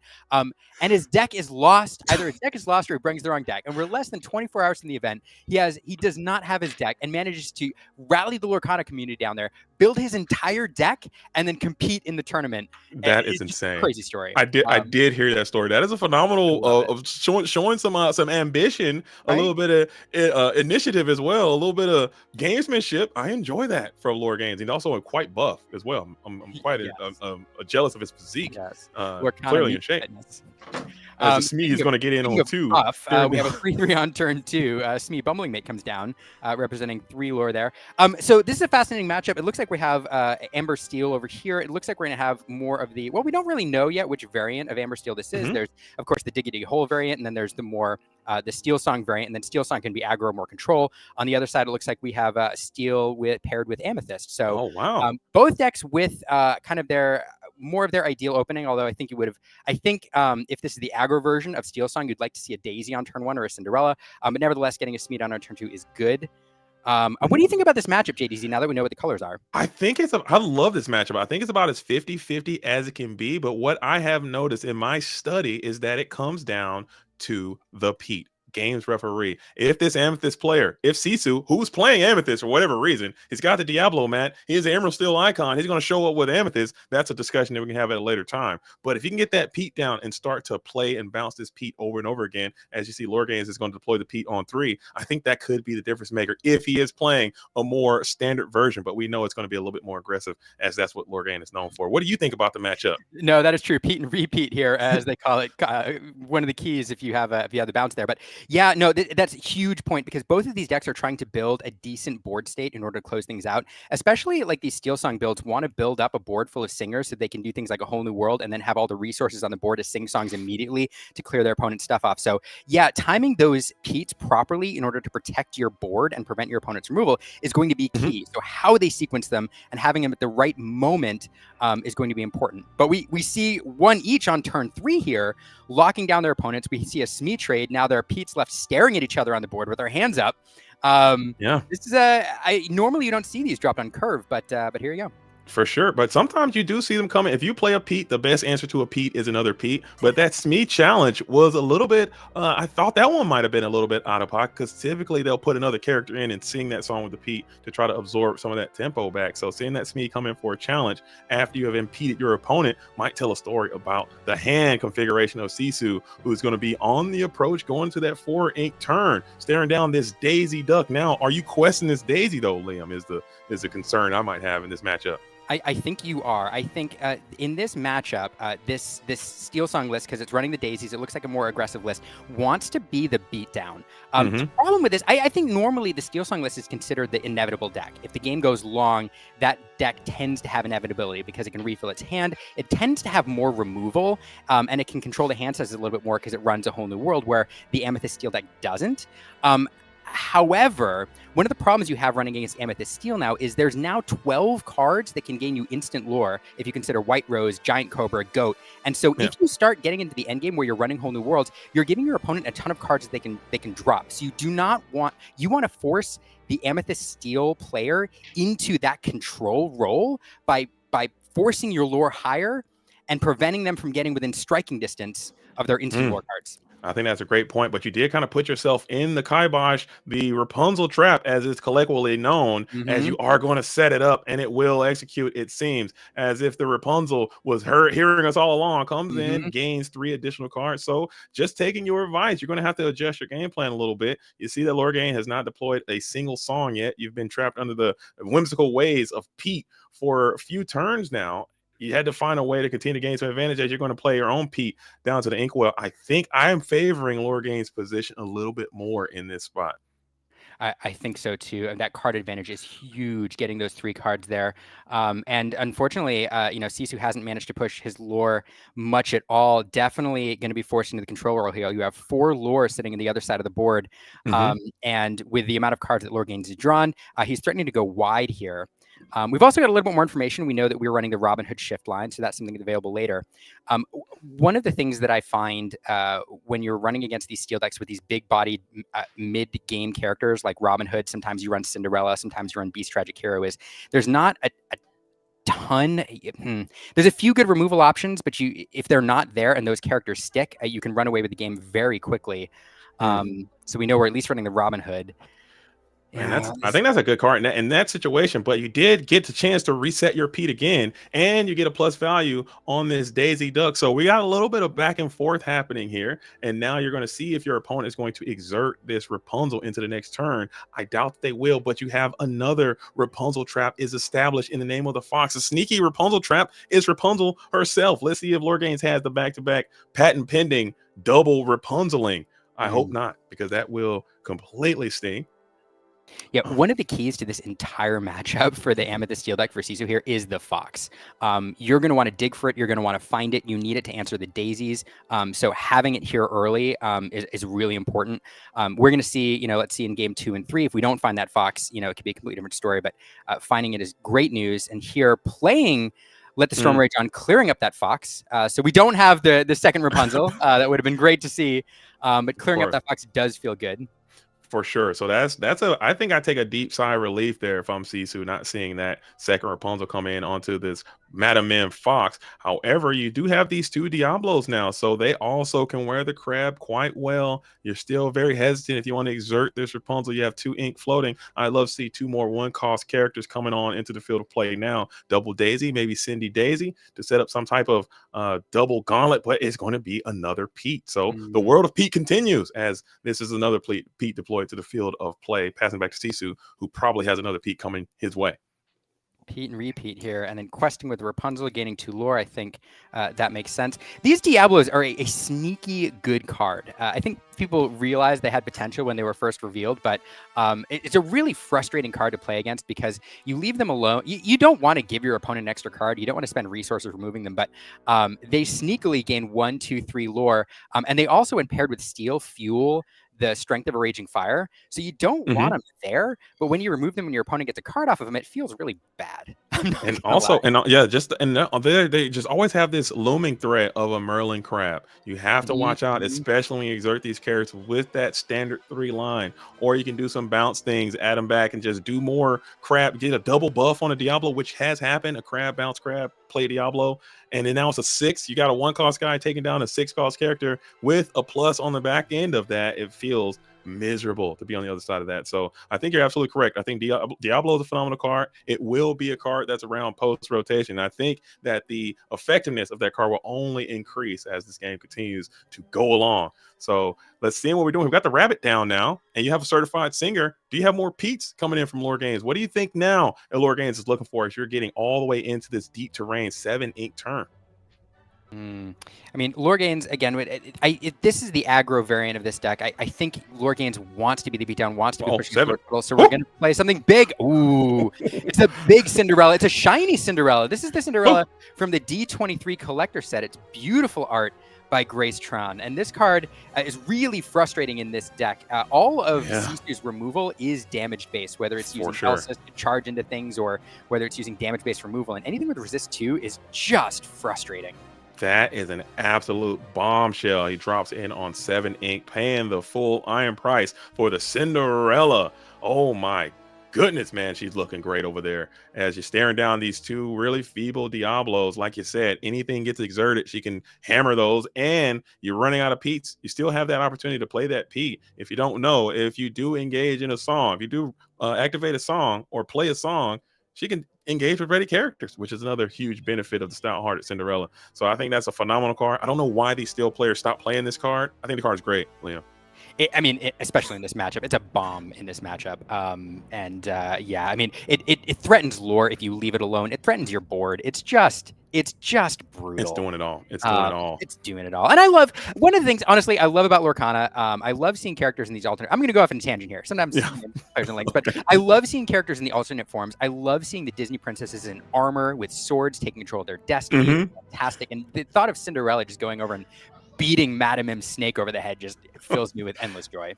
As a knight too, Cinderella, the stout-hearted knight. I love that. I love that little bit of additional piece of lore. You are going to be under the effects of Pete again, so Lord Gaines can begin, like you said, just really starting to quest this Cinderella if you feel so inclined. However, you got to be very reluctant to do so because you don't want to lose to that crab. You haven't seen any go into the inkwell. You haven't seen any in the field of play. You have to believe that they're in hand. But that still wouldn't be enough with the resist 2. I can't do basic mathematics, but it might be close. It costs your whole board, though.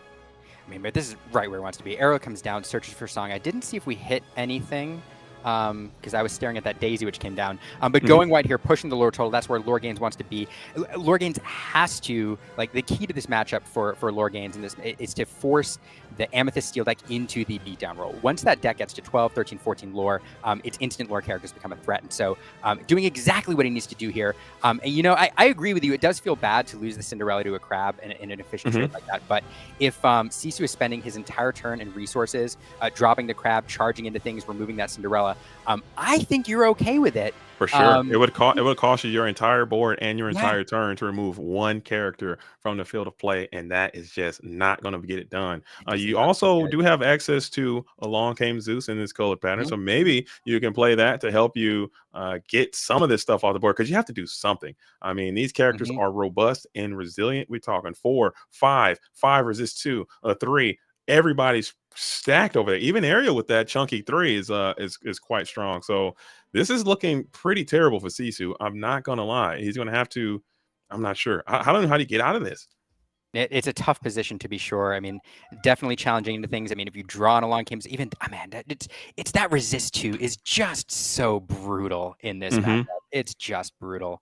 Yeah, I think he's going to lean heavy on this thing. And again, every time I see this Cinderella style hearted, maybe in certain matchups when you have cards like World's Greatest Criminal Mind, you have cards like Let It Go, you have cards like Be Prepared or Lady Tremaine or stuff like that. You probably it's probably not as great. But in this, whenever I see it on the board here in the ICL, it always is doing cash money numbers, as it is just staring down as Sisu is just completely perplexed and stumped by this condition. You know there's a crab in there. You're running the numbers. And you're probably going to have to just do what we talked about, make that painful choice. Yeah, I think that's it. I mean, you can remove some other lore with the, but even, yeah. I mean, it's tough, you know. And to your point, I mean, I think you're right. Against Ruby Cinderella, clearly not as good. You're paying the extra cost in order to get that resist, which against, you know, removal, especially when you pair the removal with things like Sapphire Coil, you can remove that Cinderella very efficiently. But damage based removal, it's just brutal. Yeah, just like we saw in that previous matchup with the Aerial Sonic Singer and the Grab Your Swords and all those types of effects, the Fire Cannons, potentially, the Smack. None of that is doing anything to this thing. Nope. Oh, my goodness. It is very, very strong. Unfortunately, we might have to lose this card when rotation does inevitably take place. But still, while we have it, I think it's quite good. I think you have to make this choice. Go ahead and using that 6 combined strength to clear the Rapunzel gifted with healing, moving that on into the discard pile, leaving a substantial bit of lore left on the field of play. We're still on the effective Pete. We feel like we've been under Pete this entire game. I mean, there's been a Pete like every turn. Pete's and repeats and re-repeats and Pete everywhere blowing whistles. And I don't know. Like, I can't keep track of when people can play actions and when they can't. I just assume nobody's been able to play an action all game. I honestly don't think. Oh, there's the first action. There's the first one. Remove that aerial. Get that off the board. And Singer 5 clearly valued removing the Singer over the lore of the Daisy. Yeah. And Diablo will just go ahead and get a little sneaky quest in for 1. So pushing Sisu all the way up to 5. Now we're 10, 5, and we're on our way. This Stout-Hearted is still not able to sing to engage with ready characters, but I don't think he's anyone you want to swing on anyway. I still think that quest for 6 might be putting you up to 16, putting Lorthel. Talk to me about Lorthel. Why are you not like Lorthel? It's weird. I don't know. You're not feeling it? Weird word. You're not feeling it? I'm not feeling it yet. Maybe it'll get beat into my head. If you it grows it on enough you. times, I have a suspicion it may grow on it. It grows on you, because I was like you at first, and I was like, I don't know about Lorthel. I'm not feeling it. But then people started saying it, and it kind of felt cool. I think I'm gonna have to work that in. Lorthel. It feels good. Just give it a shot sometime. Just give it a shot. Not here. Not right now. Not right now. Just you're sitting in your bathroom. You're looking in the mirror. Lorthel. It feels good. It does feel good. And it's close. That's what's on the board right here. As Lore Gains is going to continue to quest. It's the Calhoun. She's not doing much here. Almost trying to be like a Cindy Stout-Hearted, but Kirkland brand, I would say.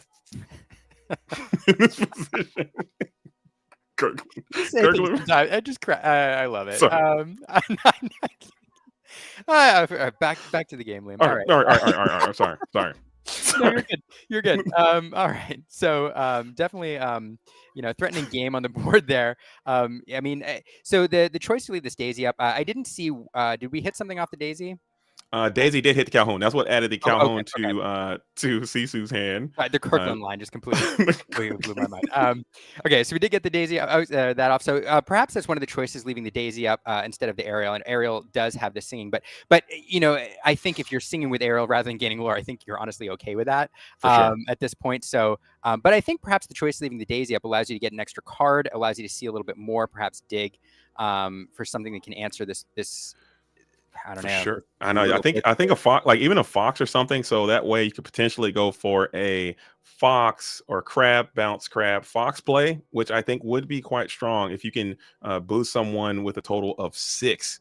I think that could be a nice little play here going into your 16th turn. Play the crab, boost someone, play the fox, boost the crab back, clear the Cindy, clear the daisy, vibe, and you're back, I think. Yeah. But if you don't have literally that exact play, I think you might have to just start to pack the tools up and get on into a nice secure game number 2. Yeah, there's another line here where you drop 3 low-cost characters. So that Calhoun paired with a Diablo, paired with another 1, and then you can sing for 7. Damage the Strength of Raging Fire with a Pete, and then use your remaining characters, the Snake and the other Pete, to clean up the Daisy. So they're. But man, it's tough. You have to have like a very specific installment of cards, and just based on the way Sisu is posturing here, I don't believe he has access to those units. He's staring down this Stout Hearted who just completely hit the board on 7 and just took control of this game and just did not yield until complete. So it seems. Are we doing it? We're finally making the ugly play. It seems. No, we're going into the Daisy. It seems. Okay, so we're gonna clear the Daisy. That removes Lorthality. No, it does not remove Lorthality. Okay. I think Lorthality is way too much. We can't do that. Finish him. So a Snake into the Pete. We're trade there. We have enough ink left for some damage-based removal. Probably take care of the Smee. There it is. Along came Zeus, hurled his Thunderbolt right at Bumbling Mate. I'm assuming we're gonna wait for that to be cleared up. We're going for it. We're gonna put 2. What are we doing here? That's dangerous. You got something else? Okay, we might got some bounce. The fox. Oh, the fox. Okay, we're gonna fox bounce the Pete. Okay. I like it. All I right. like the line. Yep, I think that play was better than what we discussed there, Liam. I didn't know he had the fox. I mean, that's fantastic. Okay. So there we go. Smee Bumbling Mate left over there. I don't know what the hand size is over on Lorgain's side. He did gain those 3 cards off the Rapunzel earlier, so probably still fairly healthy, but an empty board now. And noticeably, he has not been able to deliver any actions for quite some time. So he's probably got a whole medley of tunes that he can sing. And just like that, we're going to start harmonizing almost immediately as the storm comes in.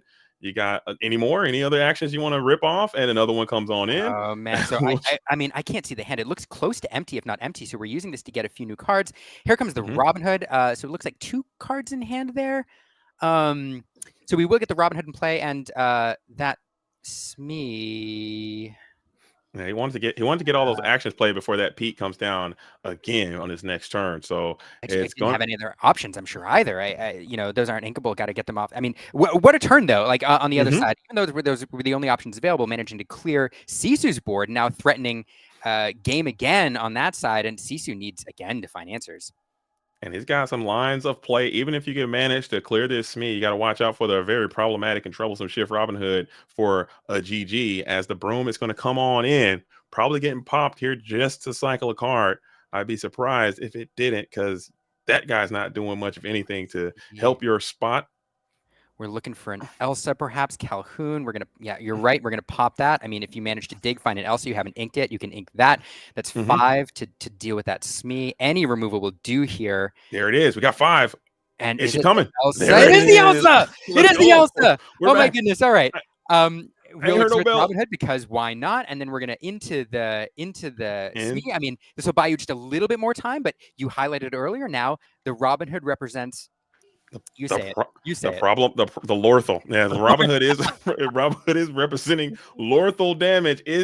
Are we going to do it? Are we paying the 3? Oh, that would be setting aside the 3. Oh, is that an epic finish? No, it's No, it's the four. We're gonna Lawrence. get the Lawrence in play. We're gonna get the Robin in play. We're gonna go wide, and now you need so many answers. We're gonna quest here. Go to 19. You need to remove everything, Yeah. and that's a tall order. Let's see. So we're gonna need to see a Zeus. We're gonna need to see a fire to cannons or something, and then we're gonna need to see Calhoun smash into this exerted Robin Hood, and we are bike. If you don't have those cards, can you do it? Can you do it? Another miracle for Sisu on ice. Not Sisu on ice. That's a miracle on ice. I went there, Liam. I tried it. You tried it. didn't. You tried it on for size. We use the ICL as a testing ground to just shop things around and try things out. Audience loves it. So it didn't work. Okay, it didn't work. But sometimes they work and sometimes they don't. Okay, they're not going to be gems. I imagine you with this bucket full of like cliches / sayings that you tried and just are scattered around the floor. It's probably I have so many fails and just very few wins. But it works out. It works out. But here we have the Calhoun. Calhoun will survive because of a resist. We'll gain 2 lore off that banish. Also looks like is going to quest. Quest is interesting. Snake bounce. Oh, snake. Okay, so we can do a little bit more removal. Are we just showing what we can do here? Or do we have the answers? Because I don't think we have an answer. I don't think we have enough ink in order to get it done. Not enough damage. There it is. And it goes to Lore Gaines. Yeah, I mean, what a match. It for a moment looked like we were going to turn the corner, but not enough. It didn't get it done. I still think the match was great. I think that just like we said, I think Lore Gaines came out with that aggressive approach, and it was just too much for Sisu to overcome in that type of environment. But we still haven't seen a lot. I looked at Lore Gaines' deck. There's a lot more spice involved than what we have that we've known. For this deck to play. It's not the standard Amber Steel as we've come to know. I know this player does favor a little bit of Mufasa. Maybe we can see some of that come on in. That would be spicy. That would be spicy for sure in this list. God, I hope we see it. I really like this match. I really like this build. The hero of the match, as we highlighted and raved about in the middle, was that Cinderella. Just such a powerful card into this matchup, and anything with damage-based removal. But the game plan too. I mean, I'll beat a dead horse here. I do think that the right answer for Lore Gaines to win this, he has to be the beatdown from the jump. If Sisu is allowed to be the beatdown and to aggressively gain around 10 to 12 lore in the early game while Lore Gaines is responding, Sisu runs away with this game and closes it out in the end with the instant lore. Without a doubt. And so the draw play disparity here is very important. So I'm interested to see how Sisu goes about this. But same. But what do you think? What do you think Sisu needs to do? Because Sisu did go down in game number 1. Yeah. And Lore Gaines has a pretty seemed like the plan was nice. You came out, you hit this Rapunzel, which I think was almost the GG right there when that happened. But you get to that Cinderella. What do you want to see from Sisu? How can he turn this ship around and force a game number 3? Because that's what I want to see. So okay, great question. I mean, you need a turn 1. You need a turn 1, not because it's doing much for you, but you need to fuel the strength of a Raging Fire if you draw into it later on to do some damage-based removal. You really want Smee on turn 2 because it gives you a lot of strength on the board to respond to a Smee even, but it gives you that board presence. And then the Fox on turn 3 or 4, whenever you need to use it to clean up a daisy, perhaps swing into something, it's huge. So you really want to, you're looking for the Fox, you're looking for the turn 2 Smee, and you really want to get a turn 1 play. That's kind of the opening, because even on the draw, Lore Gaines can drop a series of daisies and run away with things, very quickly. So I think that's what you're looking for. Chernobog's followers, here it is, not a bad turn 1. Absolutely. And I'm watching out for that Cinderella. I'm doing everything I can to not get stout-hearted. I don't know if I got to slip some hypnotizers in my deck or some ink geysers or something, but I cannot allow you to put this Cinderella stout-hearted on me again, because that card was just way too powerful. As you're going to show the turn 1 Cindy in the face of Chernobog follower, that's almost always going to equal a quest and pop. It's so, because Cinderella's so brutal, and that's one of the things that makes these Amber Steel decks so frustrating when you're playing them, because some aggro decks have like decent draw lines and have really good play lines, or vice versa. This deck has a really good draw line and a really good play line. I mean, dropping Daisy on turn 1 is brutal for aggression. Dropping the Cinderella that allows you to sing on turn 2, or the strength of, or I'm sorry, let the Storm Rage on, is also a brutal opening. So almost have to get rid of that Chernobog or risk losing it to a song. Playing the Smee here though on turn 2, great play. still will suffer to let the Storm Rage on. That 2 damage will then, clean it up if it exerts.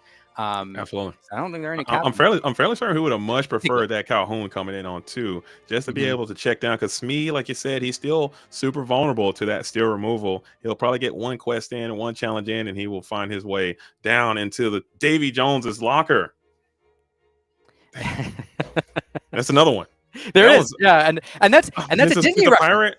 And it's a Disney reference. It is. Yeah. That one's a slam dunk. We're taking that one. We're putting that one in the win bucket. Put that in the win pile. We're keeping that one in the win bucket. Okay. Listen for that one later, and put that on your bingo card for June, everyone. We're shopping it around. Okay. Smee, Davy Jones locker. That's a win. And now let's see if this Smee can get lucky enough to survive. But we do have Pete, so you don't have to worry about getting stormed this turn. Here we go. This is a great opening. Again, Sisu wants to be in the beatdown row, wants to push the lure total. So there, getting some lure should be 1. There's 1 damage on that Smee. So now it invites the trade. I think that's lure gains again, trying not to let that Amethyst deck run too close to goat range. But getting that Pete down on turn 3, pretty crucial. Prevent that Cinderella from singing. And now lure gains. Let's see how much he mulliganed or altered for control versus aggression. It'd be a really interesting board swing here to drop like 2 daisies on the board and all of a sudden invite. Let's see. So we do get the Lawrence. I really like this Lawrence. He's a big body. He can engage with this Pete very well. You don't have the characters in your arsenal to put up a nice Pete Sing strength play. I do like that challenge now. Looking back, Lorcana or Alvin Lorgains being able to clear that other Smee to prevent the up tempo blast on the with the strength of a raging fire. So now this Lawrence is looking quite nice. He's going to be able to engage with this Pete and then potentially go into a Rapunzel. What do you think about that Sing there?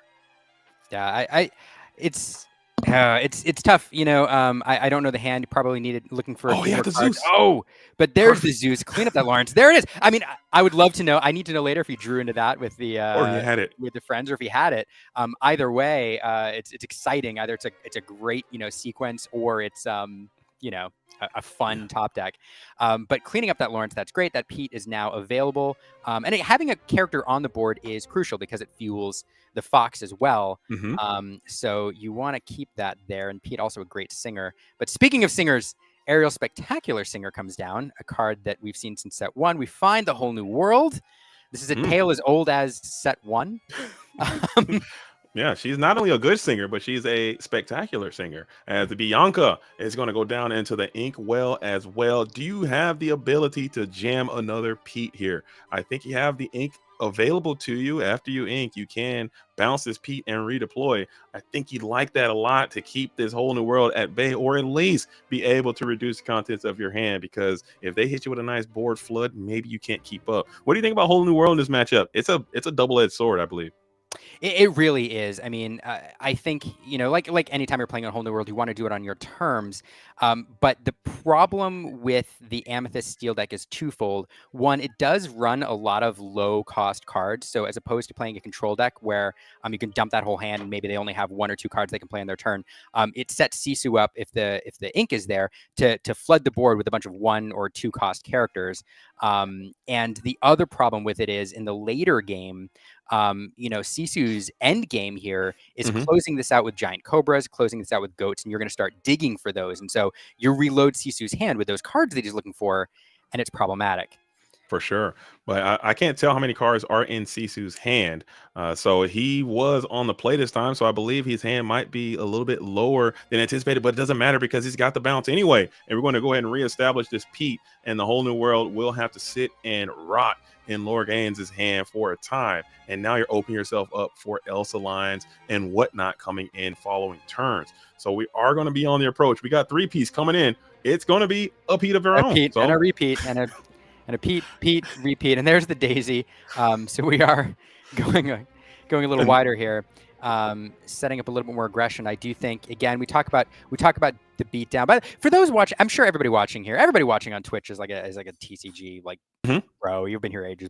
But for those who are not familiar, I keep using the term beatdown. There's a great Magic article written way back in the day, like 1999, about who is the beatdown, and it's kind of the genesis of this idea about momentum and swings back when Magic was like the only big TCG around. So go read that article. But basically what we're talking about is in any given match, one player at any given time is the aggressive player, is the beatdown, and the other player who's responding is looking for the opportunity to you want to control the board, but then you're looking for your moment to swing it into your favor. And so this game so far, Sisu has been the beatdown, driving the lore total, but this turn right here, where Lorgain's managed to drop the Pete, we've established the aerial, and then get the daisy on the board for that Lorgain, may have started to swing things, and this might be the moment, depending on Sisu's response here, that we see the table turn. I would like to see it, but you're not going to be able to do anything if these Peats keep raining down. An endless summer of nonstop Peats. Don't touch that dial. If you like blowing whistles, then I got something for you. I put a Peat in your Peat while you Peat, as Lawrence and the expanse is starting to widen the bulge, as we have outflanked Sisu here massively, as you did lose a little bit of tempo, sending that Pete back and playing the Pete again, and now the board is bulky, so no actions required, as this is looking all Lorcana. I keep saying Lorcana, lore gains, not Lorcana gains. Man. Yeah, and that whole new world starts to feel better and better here, because you've managed to establish like a decent board presence, and you've got a few singers out there. So what you can do at this point, depending on what Sisu manages to develop here, we do have this Zeus. The Zeus will blast the aerial. That's great. That's the whole new world singer. That was the key to the line I was about to talk about. But if you manage to sing the whole new world and you draw into a couple Strength of Raging Fire, along came Zeus. You have the singers out there. You have the ink, and you can clear Sisu's board very quickly. So that whole new world was looking tantalizing while that aerial was in play. Losing that aerial changes the math a little bit. Looking at Lorgain's hand, I think one of those being whole new world, depending on what that other whole card is, I think you might have to just quest these days to hardcore rip that thing.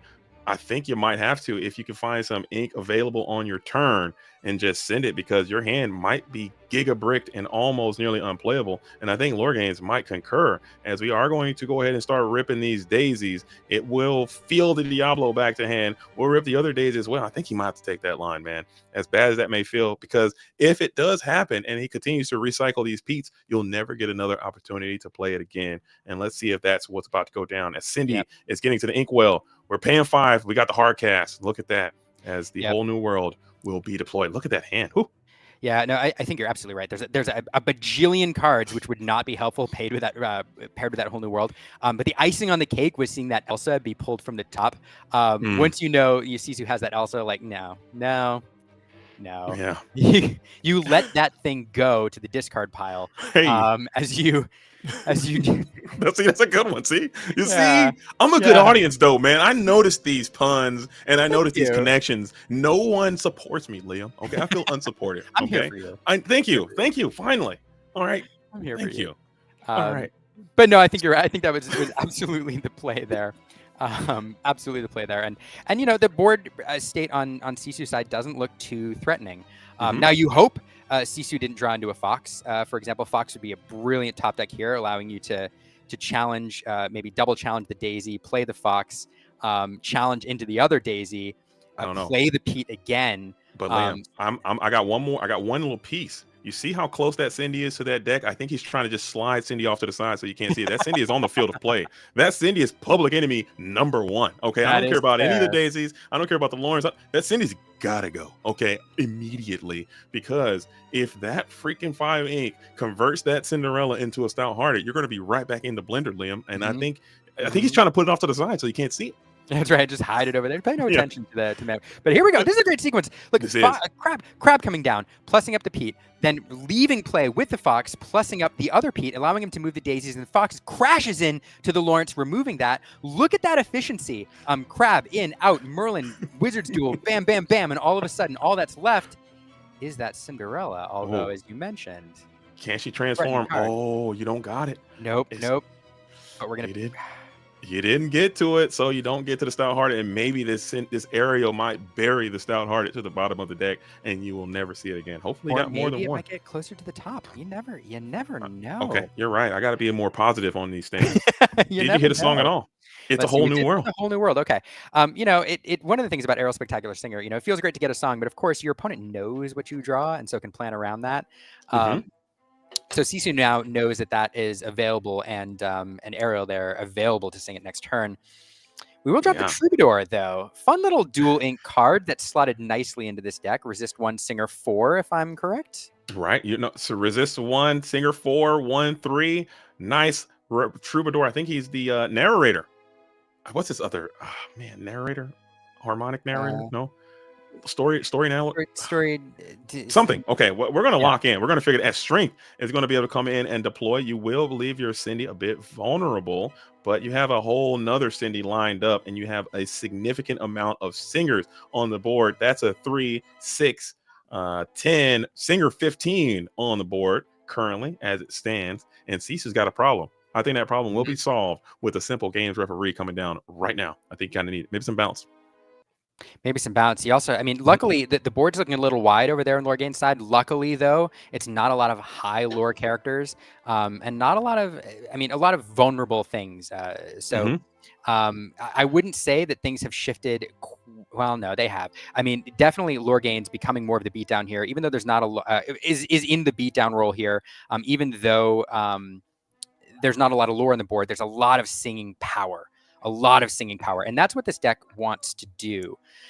You know, the traditional, I'm going to go to the traditional Seal Song list way back in the day. I mean, what the game plan was to, as early as possible, establish singers on the board so you could do like 15 or 20 inks worth of things when you sing A Whole New World. So in a given turn, you're doing like 20 inks worth of stuff when you only have 4 or 5 ink on the board, and it's brutal. The aggro lists have moved away from that a little bit and now favor some more aggressive high lore characters, and instead of some of the where it used to pack with a lot of really high powerful singers. But you still have that threat here, and we're seeing that right now where you have 3, 4, 5, and 3 singing power on the board. So A Whole New World now would be incredibly oppressive. I think honestly, even if off a hard cast, again, we saw it get hard casted the previous time, and I think Sisu is starting to realize that and is trying to engage with this board as much as possible, trying to deplete your hand resources as much as possible in the event that your opponent does come in with a hard cast. Because if you are able to play the Whole New World and you have all these singers available, you can still just play all the songs that you could potentially draw, even if you can't blast any more characters into the field of play. However, let's see if you can get it this time. Shift Cindy, is it possible? Well, I was gonna say removing that aerial was incredibly important because imagine this line: Ariel sings Whole New World, and you have 6 ink. You draw into the Cinderella, shift Cinderella, and you've sung, so now you can challenge ready characters, and Cinderella heads straight in. So that is a back-breaking move that removing that aerial prevents. But now we have another 5-cost singer on the board. So that's fair. Okay. I'm getting a note from the judging that the Cinderella has to be in play when for that sure, song is played, not when you sing a song this turn. So I mean, I get it. Maybe you can even bring the Cinderella in and then sing. You can do that. Amending my statement, you draw into a second song with the Strength of Raging Fire, let the Storm Rage on. Your Cinderella's there to sing it, and then you can do it. Sure. You have 2 Cinderellas on the board, so my play still works. It would work, and it would be quite devastating. And I still think that it's not over yet. Lorcana Games, I do favor your position. It's not out of the woods, as you are going to play a heavy cost. We're bringing out the Elsa, who's getting exerted. Are you going after the 5-cost singer? I think great card here. I think you have to fear that singer a little bit. I mean, it feels bad sending a lot into it, but okay. We're going to exert the Cinderella. We're going to remove that from the board. Let's see what else we have. What does this mean? Maybe do you have a way to play more ink or play more character? 1, 2, 3, 4, 5. You did use your entire bouquet, your entire allotment of ink. Drop another character and then Strength of Raging Fire. So now we have 6 characters on the board. Let's see if we have the Strength. We do have Strength of Raging Fire. There's the 6. That removes that. Big play. Fantastic. Getting those 5-cost singers off the board is crucial here. We know Lorganes has that Whole New World in hand. That's a huge play. Big tempo swing. Huge tempo swing, taking out your whole last turn basically, just on a song. So this might be where Sisu can turn the corner and get back into that coveted position of being the aggressive player or being someone who needs to be chased. You've been running behind this entire match, it seems, but now you're finally getting to a position where you can turn that corner. If you force your opponent to hard cast a whole new world here with no cards in hand, you'll take that. I'll take that favorable 100%. exchange any day. This is a huge tempo swing this turn. Wow. So now you got the Smee, you got the Troubadour, and you have no Rapunzel traps. You need that Cinderella. I think the Stout-Hearted could still be strong enough to reclaim this position from it's faltering there quickly for Lore Gaines, who's just stumming those two cards back and forth. We know one to be Whole New World. I think you almost got to rip it and just rip the Band-Aid off and get it over with. You're getting close to that point. Instead, we're going to, along came Zeus 5 damage here, clean up that Elsa. Wow, electing to not sing the Along Came Zeus, just hard casting it. That will deplete basically your turn unless you got something to do on 3. Maybe some daisies coming in, potentially another Lawrence. Smee's thinking of challenging here. I'm on the edge of my seat here. This is for all the marbles, man. This is for it all. This is trying to push. If Lord Gaines wins this, it's over. We're done. ICL on a Wednesday, ICL on a Friday, excuse me, has concluded. And the select few will potentially make it on in to the postseason. However, it's so far from over. This is it. Intensity. Early damage in there. Okay, so we've cleaned up a couple things. We got rid of 2 lore on that side of the board. Again, the lore total not super high on Sisu's side, but now there's Calhoun's able to challenge into that Smee, and critically here, I mean, Sisu knows that Whole New World is available. It's probably coming, so it's just going to dump as much of the hand as possible on the board there. There we see the first goat of the game, or the match that we've seen, coming down, gaining a lore. We're going to banish the broom to draw a card. And what is that card? You might have to just get that card out of your hand too and keep the party train rolling as you just trade in the Calhoun into the Smee. I like that trade. You'll gain a little bit of lore in the process. And now you feel like comfortable enough to where you can start questing. Still, Cindy hanging out, looming over there, kicking it. Very threatening, very mindful. You can bring her down and do some damage if you can get to the Stout-Hearted. Are you good enough for the shift swing? Mindful and demure. Yeah, she is hanging out. She's been just camping there for. I don't think I've ever seen a Cindy just hang out on the board for so long. As we will rip the entire Whole New World. No, we won't. We'll just scoop it up. Scoop it up. Oh man, Interesting. I mean, Whole New World's available, but man, Sisu managing to establish a wide board, and golly, I mean that. I like that. There, I mean, it's so fun.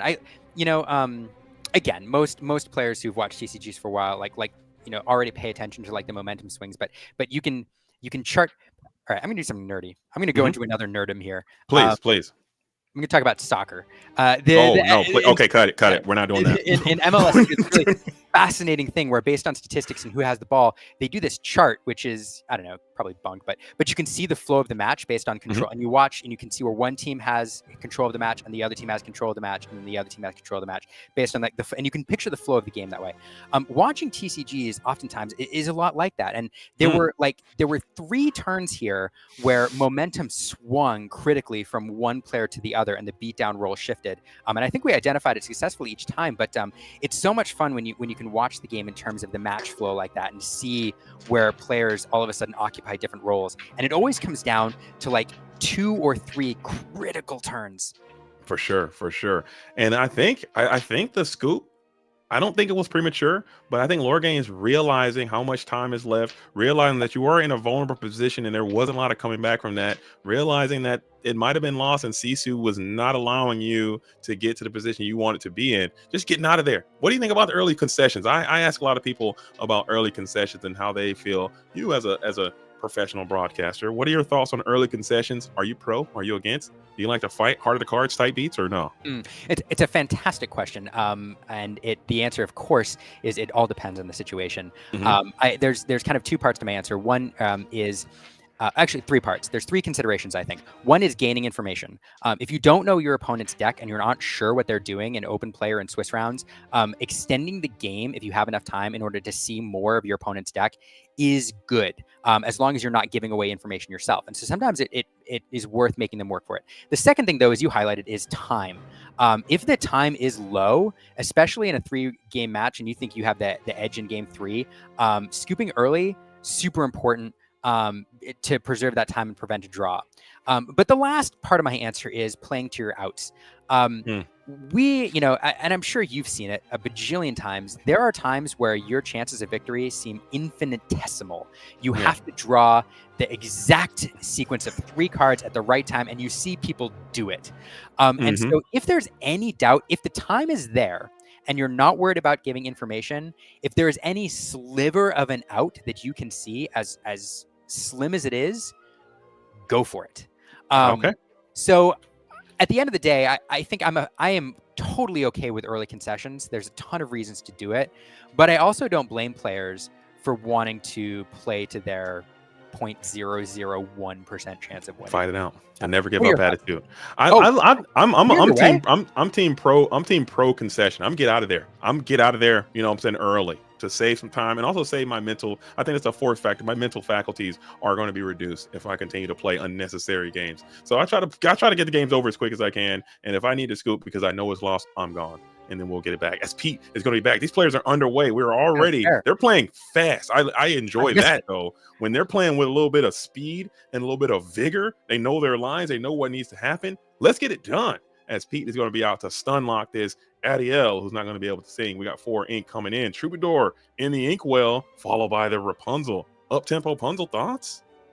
Yeah, I mean, it seems to you too. I mean, looking at this, I missed the first couple turns because I was waxing poetical about early concessions. I didn't see turns 1 and 2, so clearly turn 3, not on the ideal draw for Lord Gaines. It is very possible we were going for that early whole new world because it just didn't have the ideal hand, hoping to kind of recycle things, and that Pete preventing it. So it seems to me that Rapunzel was probably the only option. And you may have a second one, as you pointed out before. The Rapunzel on Rapunzel healing line is a good one. And so if the second Rapunzel is there, I absolutely love it. But this tells me that Lord Gaines is not on his ideal draw necessarily. Yeah, she can sing, and notably, Lorcana Gaines did not put a character into play for the first 2 turns of this thing. As you can see, we saw that Stout Hearted had to go down to the inkwell, so that might tell a story about the contents of the hand. As Pete repeat has been the story of this game, there is no Pete returning, but it's going to do a little bit of transfiguration and turn into a Calhoun who's going to stare down this Rapunzel menacingly. I think you're going to rue the day that Smee is going to get banished potentially and get a Rapunzel trap. I think that will be huge for Lord Gaines here in this spot to get a little tempo swing. Will it happen? It will. Huge, but there it is. There it is. The Rapunzel will get those cards. But Sisu looking at 7 lore already. I mean, I do think, especially on the play in this matchup, Lord Gaines would love, again, to be the aggro player here, drop a couple daisies, pursue that aggressive line. Now, you do have a lot of lore on the board here, but still, Sisu pushing up to 7 lore already, 4 or 5 more, and you're starting to get in range of a lot of those instant lore characters, and it becomes a little tougher. But I think Cinderella or Ariel has to sing something here, as it is going to be Zeus. Yeah, Zeus is huge to clear. I think we're going after the Calhoun either way. Maybe you can go after the snake in the world to prevent more bouncage, but I think you got to go and clear that Calhoun. Yeah, absolutely the right call. Absolutely the right call. Being able to drop a crab and then clear up that Rapunzel while gaining 2 lore is just too awful feeling. And that, again, huge swing there. Yeah. And now this board on the other side all of a sudden starts to look incredibly oppressive. And that is a story of this matchup. We had 2 full Rapunzel heals for a full 3, and that Rapunzel got some tempo as well as it cleared the Smee in the process. You can't write a better story if you are Lorcana Gaines. You did start off super sluggish out of the gate, but I think you'll take that as an equivalent exchange, I would say, as this Merlin Rabbit is going to come on in on 4 beside the Madam Mim Snake. Can you think of a better pair? As we'll go ahead and get a nice challenge in on this Mermaid again. Not another one. You can't do it twice. No way you can do it twice. Again, getting that off the board, preventing the whole new world being sung with all of those singers and ink available is crucial. I don't know if that's the line, but Sisu just doesn't want that available.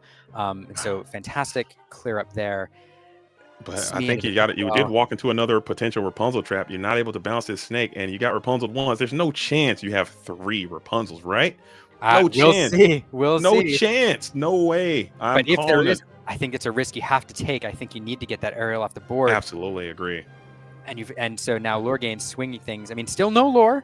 It's definitely in the control role still, but feeling a lot better with all of those singers out there. We're gonna And you sing. do have the storm, so that is going to kind of be a little bit of a sigh, even though it is another little loss of tempo. You did gain a card in the process. You do clear the snake for singing, and you didn't have to pay any ink to do it. So staring down this board with just a little bit of Diablo, a little bit of Rabbit, they will help you draw some cards. But I think the energy is kind of going towards Lorcana Gaines here. Who's going to put some hits on the Rabbit. Draw some more cards. Put another hit. Oh, so you're just clearing all these uninkable cards out of your hand too. All the storms are raging on. Rabbit is down, leaving nothing but a simple Diablo Obedient Raven. And Cease is going to have to pull a significant magic trick here in order to get back into this game. As Lord Gaines is starting to pull ahead. Another one. Oh, Did you really the storm just is low key raging on.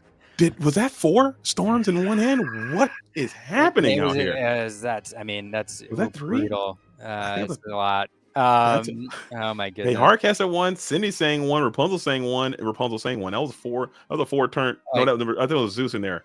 I don't know what just happened. Oh my them all goodness. together. That's so brutal. Now it's a tough road back in here. Just a lot of lore over there, and more importantly than a lot of lore, a lot of willpower. All your removal is damage based, and you need a lot of it. So that'll help a little bit. You've got 6 strength on the board now. You've got the Pete down to prevent any more shenanigans, but you would have loved to have that Pete last turn. I would have. That just says a story about Lorcana Gaines, or Lord Gaines' hand, is that he must have just been completely bricked, unplayable, as you just had a quadruple storming, and they all popped off. They all got some value, and they all hit their mark. I think you're probably saved by that one Rapunzel trap situation that went very, very positively for you, as you're just going to continue to flood the board. Look at this Robin Hood looking great. This board is so resilient. Dang. So much willpower out there. So much willpower. We're questing the farm, just sending the 4 pieces on over. So it's going to take a team effort for them to clear anyone in this position. One of those Rapunzels is looking vulnerable. If you felt so inclined, you do have a 5-cost Singer though established, who can also wear a Rapunzel quite well and clear favorably. Dang, this is looking good for Lord Gaines. And even if you manage to challenge and you remove a Rapunzel, you're vulnerable to that Robin Hood. The great thing about Robin Hood is, it has 2 lore, and you're not put in a position to choose between questing and removing things in terms of gaining lore, because you can do both. You can challenge in something with 3 willpower and gain that 2 lore anyway. So sure. just a really rough position here for Sisu. I hope that Robin Hood is one of the characters that makes it through the rotation. I think that card is very fun. I think his time is not done. It's a shame they're going to lose that effect to time once rotation happens. How do you feel about rotation, Liam? Are you pro or against? I'm pro rotation for a variety of reasons. I think, unfortunately, I know that it comes across as it being expensive and all of that, but it does reduce the barrier to entry for newer players, and eventually, unfortunately, the design team runs out of design space, because especially with Floodborn and songs and all of that, cards you start not being able to print certain cards because they just become way too good.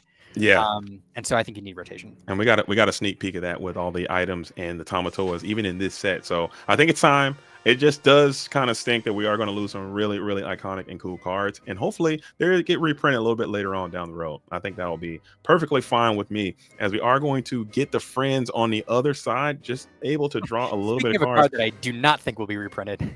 Yeah, that one is gone. I think, as a matter of fact, I think every card on this board, except for that Calhoun and that Pete, I think we might be losing all of them. Okay, every single one of them. I don't think any of them coming through. I think you're probably right. I think you're probably right. Yeah. I think you're probably right. There could be a world where we get Rapunzel later on, as Pete is going to get redeployed back to hand, and then we'll be able to go 1-for-1 with the Lawrence, but I don't know. So this board is still super, super bulky. We have that very threatening Cinderella kicking it up, although we did see a Stout-Hearted go down to the Inkwell. Typically play 1, but I've seen Lord Illumineers drop 2 of those cards in the deck. I think it would fit quite fine here. Yeah, that'd be a win more card in this scenario. I think this is this is really tough to come back from. I'm trying to think of some lines for Sisu, and it's just a lot of willpower over on that side. And I think we have 9 lore on the board. We're going to go up to 15 here, and it's tough. It's a tough thing. Yeah, I think it would have to start with some crabs. It would have to start. I don't think we've seen 1 crabbing one time, and it was very effective. As Ariel the Spectacular is going to come on in for another. Let's see if she can hit. Ariel gets Zeus here, and we might be cooked, and she's going to whiff. Ooh, Spectacular Singer. Feels bad. Yeah. Feels bad, but that's okay. You know, you don't necessarily whiff. I think, you know, there's scenarios where you have a whole new world in hand, you find a whole new world, and you don't take the whole new world because that does happen. That does happen.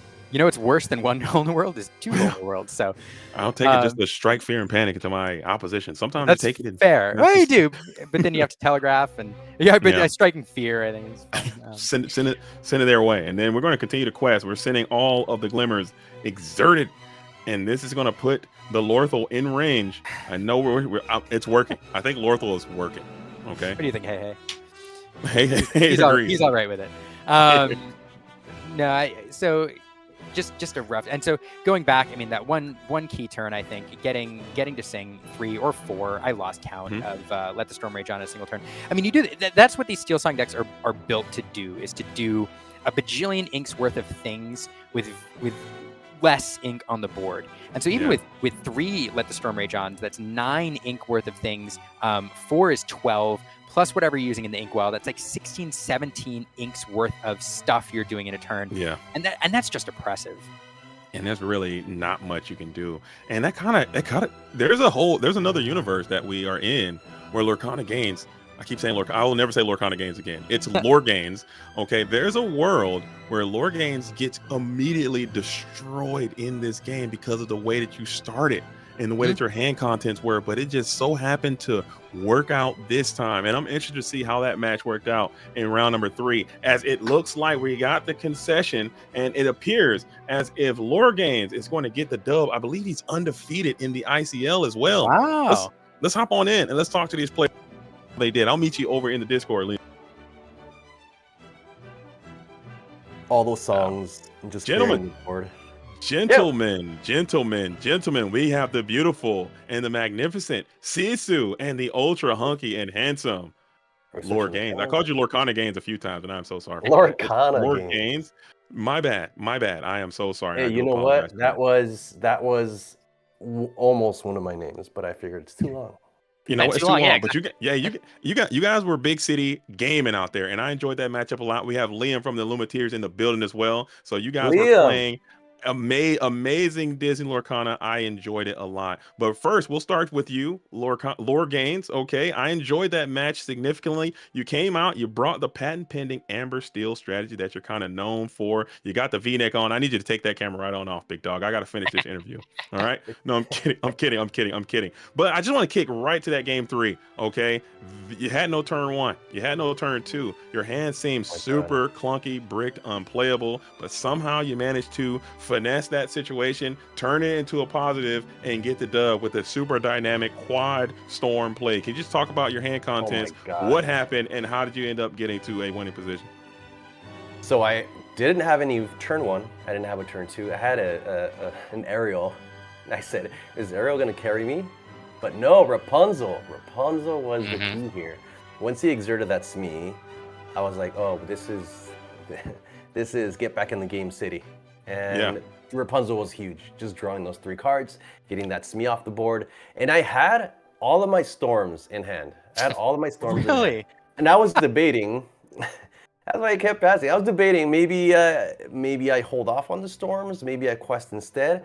But then I was thinking, oh, fox, oh, crab, oh, all these other things, all these purple things. So I figured I'm just gonna clear the board, and I have some beefy bodies on the board. So I'm just gonna quest in, and I kept seeing characters. So that was good. It was good to push the lore and yeah, go for that dub. Absolutely. I thought it was an incredible matchup. And like I said, I'm here with Liam, who I'm gonna let Liam get some reps in because we're gonna be in the Worlds. We're gonna have to do this again. And I can hog all the interview, but I got Liam. He was talking about your approach, your aggressive approach. You were in control of the board, you were maintaining the beatdown, except for in that game number 2 where you lost it. I'm sure Liam saw some things there. Liam, you want to get some questions for the buff? Please don't look at his picture there. He's making me feel bad. I need to go to the gym right now. At first, I mean, 2 of my favorite players here. I love following both of you. Sisu, I've got to cast with you before, and that was a joy. You know, Lore Gains, I hope to do it soon. Although I've chatted with you before after your Australia trip and all that. So anyway, it was a pleasure watching the 2 of you play 2 Titans in the Lorcana space. No, I honestly, I should have taken more notes. I was too enamored with the match and watching it swing back and forth, particularly in game 2. But I'm fascinated to hear, first off, that you had all those storms in hand. Let's talk about game plan, though, because I suspected really that Lore Games going into this, you wanted to be the aggressive player. Because I'm gonna ask both of you this back and forth. But going into this matchup, you wanted to be the aggressive player, to be the beatdown role, to prevent the Amethyst Steel deck from building up enough lore to be striking distance from the instant lore at the end. What were your lines that you were looking for on the play and the draw here? So on the play, I absolutely needed that 1-drop. I didn't find the 1-drop in that third game or the first game. Or the first game, yeah, you didn't have it either game. First and second game. I'm not a big, I don't really play songs too much, Amber Steel songs. I'm usually more like Amber Steel tempo. So my brain was on tempo, just tempo out, just tempo out. If you see the whole new world, great. If you don't, just keep questing, keep getting advantage. And the whole new world is very clutch actually, especially in that, was that game 1? No, did I pop it off? Game 1? I don't even know. I think it was game 1 you wheeled. I think you wheeled me game 1, yeah. Might have been game 2 though. Yeah. And in game 2 it just felt terrible because I didn't have a singer and I was already behind. That was like one of my only options after I quested it with the daisies. I was like, I will whole new world and I will get a bunch of characters and then we're back in the game. But I just felt like I was behind all the time in game 2. But game 3, I was nervous because I had so many songs and you can't win off of songs. There's no way you can win off of songs. I needed characters, but Rapunzel clutched it out. Ariel clutched it out. Those 3 draws off of the Rapunzel just pushed me into a few 1-drops, and just having those 2 Rapunzels in play was huge, so they can keep questing. And that's pretty much it. Absolutely.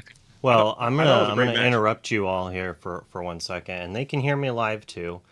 There's chatter in the Discord. They want to know. So the Division A is done. We finished Division A, so I have the standings. Oh boy. And there was some worry because there's a world that select few wins, and they have the same amount of points as Freedom Gaming, and Freedom Gaming still takes 4th place. Oh, we got it! No way. So I'm gonna say that first place is Tianhu TCG. I mean, you want to know who got 4th place, right? You want to know who snuck in. 4th place is Freedom Gaming. No way. Congrats, guys. Oh, wow. No Oh, but second place is Select Few. Oh! Let's go. How did that awesome. happen? And third place is SLTC. So unfortunately for Ohana, they got bumped out by tiebreakers. Wow. It went to the 3rd tiebreaker, I think, to knock them out. Wow, unreal. Wild. Still alive. Let's Bro, go. we made it. Hey, Ohana. and I that was just goes to worried. show, man. You guys all had a phenomenal season. Lore Games, I believe you're undefeated in the for the ICL. I don't think you've lost. And Sisu, I think this is your first loss. I want to say It's my second. I lost to It's your Ed. second. Okay, but still, I think your squads both loss. came out, and you guys had a phenomenal season. But we're gonna kick over to you, Sisu. Okay, you made me look like an idiot because I was talking about the Emerald Steel and how you're gonna do this and how you're gonna do that. Did all this Emerald Steel analysis. You don't play the stinking deck, man. You make me look like a fool, dude. And So, can you apologize publicly, really quick? I do apologize. I apologize to all my Emerald Steel lovers. I apologize to my Metafy. Everyone is as the Emerald Steel guy, the Emerald Steel believer to the death. And after I played in a set championship on Sunday, and it was just not it. The deck did not do its thing. So I was like, you know what? Diablo's in timeout. So I played another Diablo. I played the purple. I played the Amethyst one. But a lot of people don't know this, but Amethyst Steel is probably like my second most played deck. Like I played multiple different versions of it, like whether like more of like an aggressive version with like some of the Maleficence, like biding her time, stuff like that. Gathering knowledge and wisdom. I dabbled with Jafar Wheel a little bit before set 4, like before Toronto, after Bucky got banned. And then this is something that I've been testing. I was testing another list, and I reached out to a friend of mine. Shout out to TFM Melissa. I was like, I think I'm gonna play Amethyst Steel. And she was like, all right, bet. What's your list? And so I sent her my list, and I was like, it's been working, but I was like, there's something weird about it. And she was like, I had docks and rabbits. She was like, take out the docks. You got to play one or the other. And so she helped me out, and then gave me a little help with the matchup as well. Some things to look out for. And it definitely helped me out, especially in the game, in all 3 games actually. Just like knowing like when I can play a 1-drop on the play or on the draw, and then on the play just being able just to making sure we're just focusing down the singers, keeping the Pete's up and everything like that. But no, but the deck is a lot of fun. I enjoy playing it. It's not my bread and butter like Emerald Steel. But yeah, it was a fun set. Again, I thought the matchup was great. We watched it. Can you just give me some of your trauma from seeing that big Cindy and talk to us about the effectiveness of that Disney Lorcana card in this matchup? And were you in full body panic mode when you saw the stout-hearted one all up in your case and on your face? So I was like 90% sure, because I wasn't really sure what list that album was going to be on, because he's known for more of like he's saying like a tempo list, not really like the songs list. And then when like the songs are coming out, I'm like, man, there might be like one of Cindy in here or something like that. And I gotta and then when he plays it down, he considers 7 ink, and I'm like, well, here she comes. Hard play, not even a shift, just a hard play. Not even a shift, yeah. So I was like, man, hard casting it, that is just brutal. And then like it was very, very difficult for me. I had to when I did finally remove it, I had to get like super creative. Like I tanked for like a second. I was like, I apologized to Alvin. I was like, hey, sorry, man, I'm doing math right now. Yeah. And so, we did, by the way. And for sure. And we were talking about that, like the potential lines that you could come up with, maybe something with a crab into a fox bounce, into maybe a Zeus or whatever. And the play that you actually came up with was something that we both missed. So it was really heads up, and you use your resources quite well. And I'm sure Liam would agree, man. I thought that turn was very well played. It was a great turn. It swung things a little bit, and it was fun to see you deal with that threat. Because it's just oppressive when it's on the board.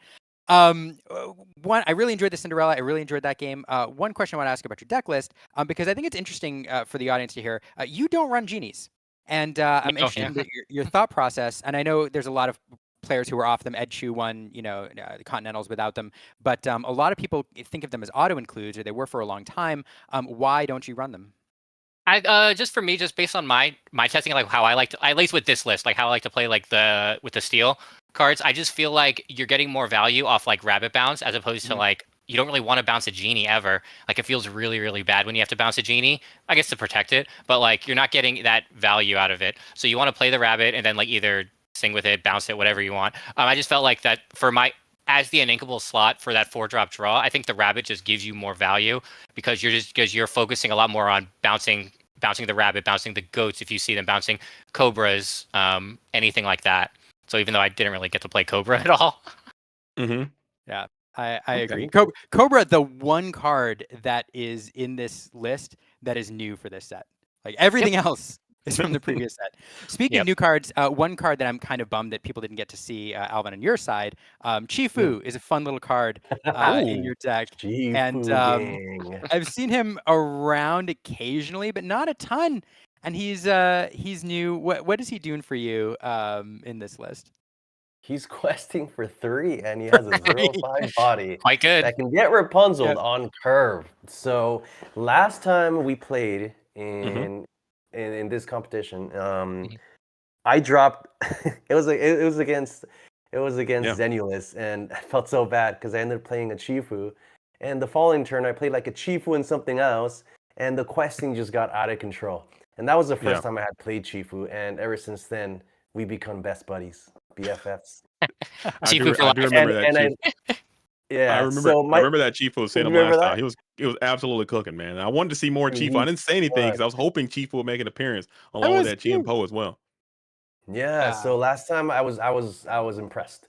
So I threw him in the deck because I wanted to tailor this deck a little more aggressive, which is why I have those piglets, I have those Chifus in there, I have Chiempo. We didn't even see Chiempo. Didn't even see Chiempo. He was not an MVP this time. I think it went to Rapunzel for sure, hands down. Rapunzel 100%. Definitely, yeah.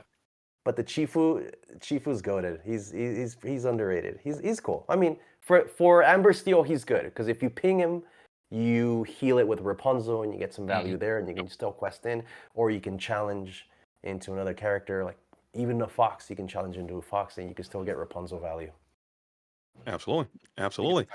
But I know man, gentlemen, those are my questions, JD. Back over to you. Sorry. No, you're good. I can't see you. My video thing kind of messed up. But still, I think all things considered, gentlemen, both of you, I enjoyed watching both of you play. I think it came down to the bitter end. It was a nail biter, went coast to coast. I thought this matchup went about how I expected it to, with two phenomenal teams. However, it didn't go the way I picked. I thought that Freedom Game was taken down, but Select Few kind of got there in the end, and they're going to meet you guys here in the playoffs. So there's going to be a rematch potentially. But before we go, we're going to pass on over you to Sisu. Let's go ahead and hear what you have to say. The floor is yours. Give your shout outs or anything you want to talk about. Take it away. PG, of course, please. No cursing. Yeah, of course, yeah. Shout out to my team, of course. Freedom Gaming. You can follow us on YouTube, where we do our podcast, any of our deck techs. If you're interested in, I didn't show it, but if you're interested in learning about Emerald Steel, especially going into this set 8 meta, you can go find me on Metafy. Shout out to my family, of course, my wife and my daughter, even though I know they're not going to watch this, but I love them nonetheless. And then, like I said, shout outs to Melissa for giving me some help and slapping me around a little bit. For sure. Well said. But we're gonna kick over to Lord Games. First off, how much are you bench pressing these days? What's your 5-mile time? And how much are you do you stretching or drinking a lot of water? Like, what's your workout regimen? Right? Any of that kind of stuff. But any shout outs you have aside from your fitness, of course. I need to see 100%. I wanted to give a big shout out to my wife, my amazing wife. She has been busting her butt, packing everything in our apartment because we're moving tomorrow. So she ended up securing our apartment. She's been taking care of most of it. So shout out to her. She's amazing. And she was packing as I was playing. So I'm going to help her after this. Nice. And shout out to you guys, all the casters. You guys do an amazing job. You guys are super, super talented. Congrats on you, we love you guys. Congrats on you two guys getting that Worlds invite. Amazing. That's so freaking cool. And for the organizers of this event and my opponents, Sisu and the gang. Shout out to you guys for that was a great set. I enjoyed it. I enjoyed playing this matchup. It was a lot of fun, Alvin. Absolutely. Gentlemen, I can just echo all your sentiments, and we couldn't do it without you. So it's a team effort, it's a community effort, and thank you guys for sacrificing your time to make this ICL great, because it wouldn't be anything without the phenomenal players as well. So thank you both, and congratulations again to your victory, Lord Gaines, and Sisu, congratulations to you for making it to the playoffs either way. So you did enough. You'll take it. And there's going to be a rematch, because I believe it's going to happen. So, gentlemen, I hope you all have a wonderful evening. Good luck in your move, Lord Gaines, and I will see you guys on the next one. Thank you, guys. Peace. Bye, guys. See ya. Are we off? Liam, yo, this is a sneak peek. Okay, the people who are here. This is how it's going to be at the World Championship. Liam, are you stoked, over the moon, excited for the Worlds? We got him on mute. We're back in the booth. I don't know if I can't. Is it me? No. I think it's you. Is it me? There it is. Oh, there it is. See? One more time. There it is. There it is. Oh, no. I'm good at this, I swear. No, on the official brag, people do it for anyway. No, I appreciate your it's so many emotions. I'm happy, I'm excited, it's a lot of pressure, I'm nervous, I'm jazzed, I'm all the things. I'm sad that people won't be able to join us, but overall, one thing I will say is I'm super excited that I get to broadcast with just an incredible team, including you. I can't wait to experience that with all of you, and I don't know, we're just gonna make it the best broadcast we can. So absolutely, yeah. Absolutely. So, but before we go, any shout outs you want to give for yourself? I know you guys got the podcast. I know you got the YouTube. Anything that we need to look out for from the Illumineers and yourself specifically? Well, I appreciate that. So appreciate everybody watching. First of all, shout out to all the viewers. Shout out to the organizers. That this is going to make Worlds better. These reps, I need them. So thank you all for being here, and send me feedback and critiques and tell me how terrible I was, because it'll make me better. But no, shout out first of all to Erin, who's off camera, who's part of the channel. She does all the stuff when I'm on camera here dealing with our daughter, and like Alvin said, I couldn't do this without her. So shout out to her. Yeah, our channel, the Illumineers, we do a live stream every Monday night where we talk all things Lorcana. Come over after the ICL if you have a chance. And then we do content and stuff occasionally as well. But I also want to give a shout out to SSG. I know it's been mentioned here a few times, but I'll be flying down there this weekend to get some more reps in with an amazing broadcast team down there. They always do a fantastic job. So SSG next weekend, your very first taste of Reign of Jafar meta. Love to see you all on the stream. So yeah, I guess that's my last shout out. Shout out to Hey Hey. Hey, yeah, shout out to Hey Hey, and shout out again to all of you at home watching. So it's us, the broadcasters, the production, the judges, the players, but actually most importantly is the observer, because greatness unobserved means nothing. As we are going to thank the judge staff. I think Phil was wearing the cape and cowl this weekend, this event. Shout out to them for keeping a very smooth. Leo and Kev and Arkasumi, all the judges out here, and Luke as well for running the production and keeping this thing locked in. He could be training for Worlds, but he's going to sacrifice time to make sure the ICL continues to go, and that is dedication. So if you guys haven't followed the program, make sure you lock in. We'll be back at it again on Monday for some more. I don't think Monday. I think we're skipping Monday. I think we might be skipping Monday, or we're not. Whatever we do, we're going to be back at it again. We're skipping Monday, so we'll be back at it again next Wednesday for some more high-profile Disney Lorcana action. So I believe there's going to be a post-game show. We're going to talk about everything that happened here. And if you enjoy this, you're going to enjoy that. So stick around. Don't touch that dial. Keep it locked. ICL on a Friday has been concluded. Thank you all so much for being here. As always, I'm JDZ. I'm on a quest. I'll be streaming again on JDZ Twitch, probably on Sunday. We have another event. It's going to be Enter the Battlefield Set 7 Peace Out event. So I'll see you guys all there. The post-game show starts now. Don't touch that dial.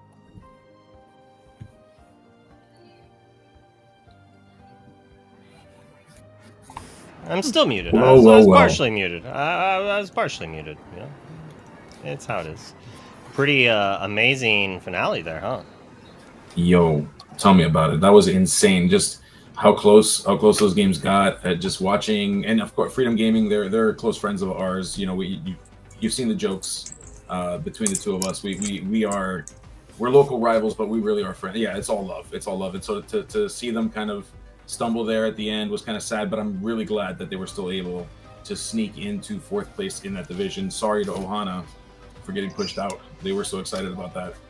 And yeah, it's brutal because they were just like, I'm worried. And I'm like, oh, top 3's locked. And then I'm like, oh, wait a second.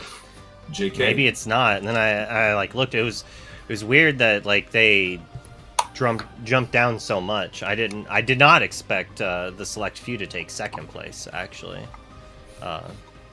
But I have an image of that for us all. But before I do that, or as I do that, you can all introduce yourselves again for those who haven't been watching since the beginning of the broadcast. And you know, one of us is new here.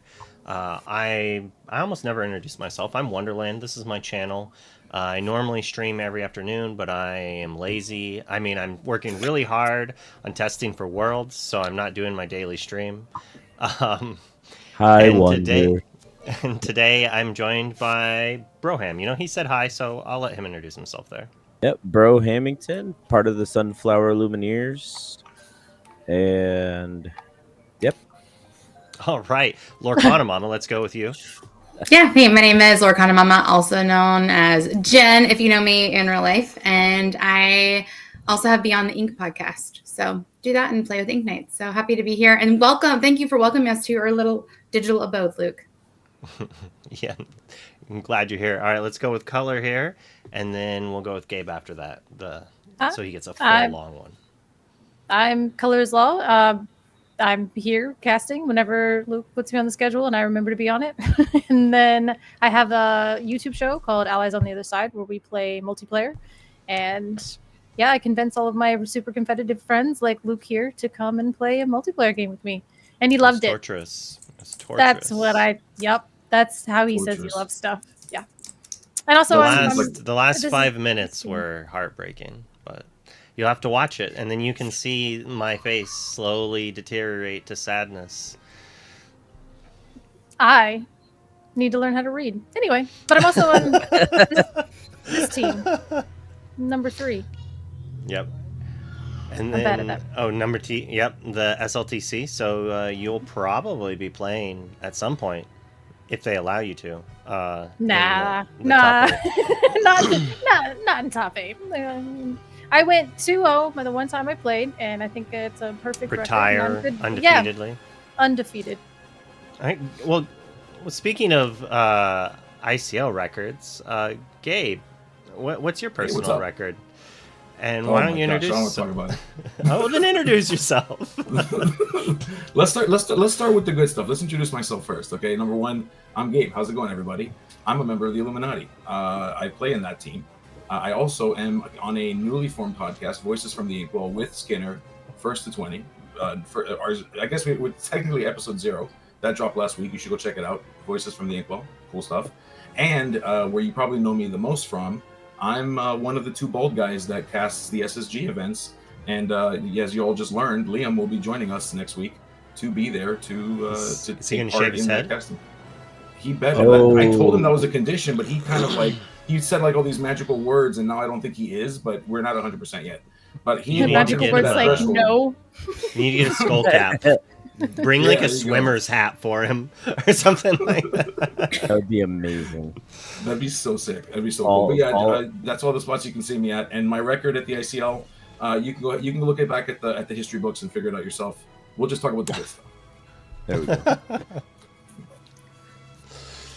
Well, we've had this open the whole time, and as we saw tonight, it was a select few taking second place there. They have. I'm going to zoom in so I can actually read it.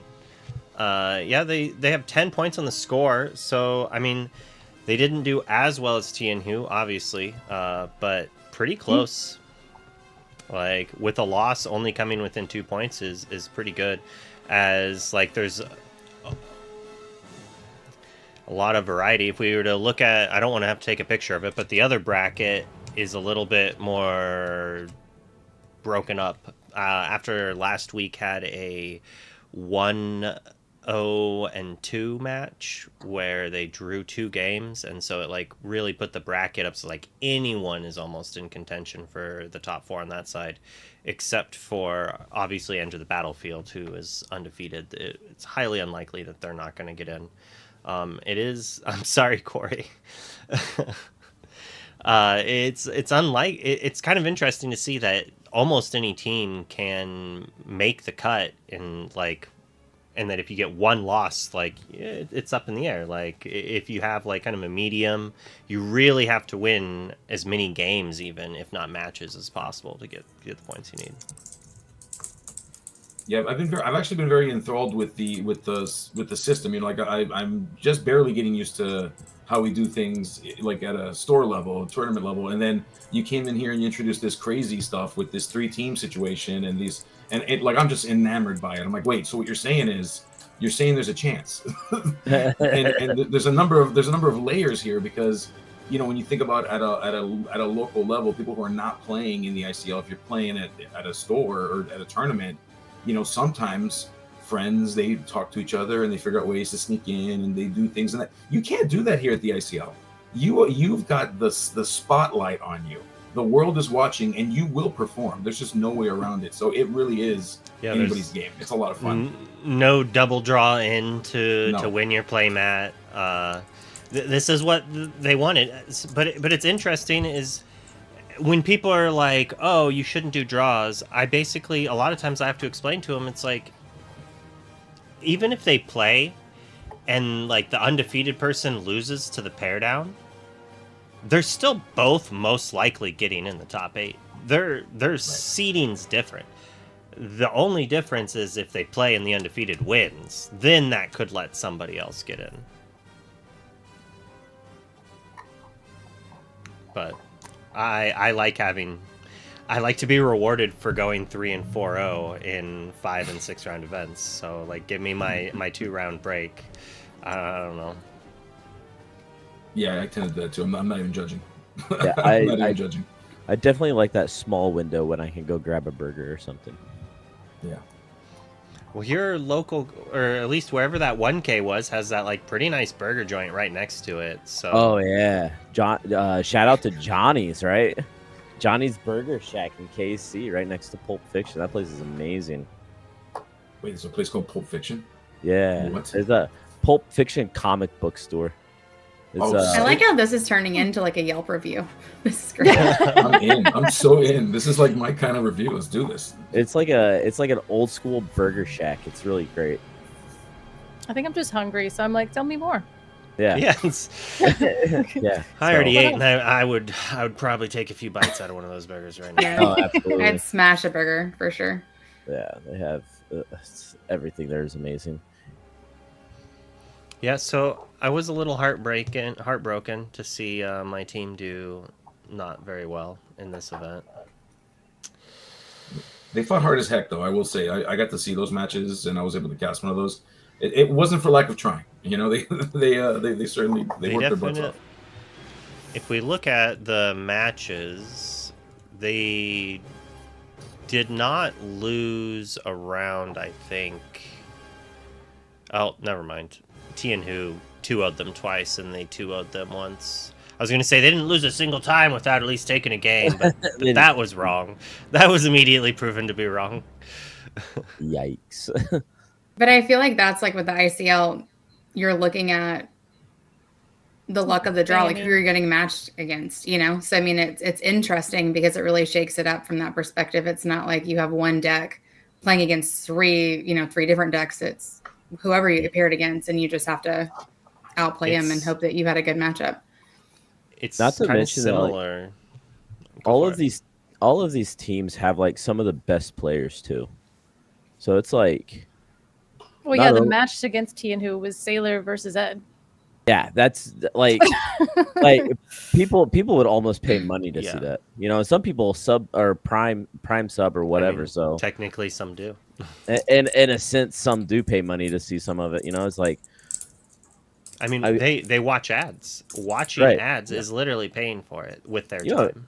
You imagine watching an ad during like a Sailor Ed match, and it's like this ad just pops up. Oh man. Well, that really just depends on how poorly I'm doing my job. I try to automatically make the ads happen as soon as a match is done. I will start an ad. And then that way that the ads tend to happen while they're shuffling up. And so they do miss some good caster chitter chatter.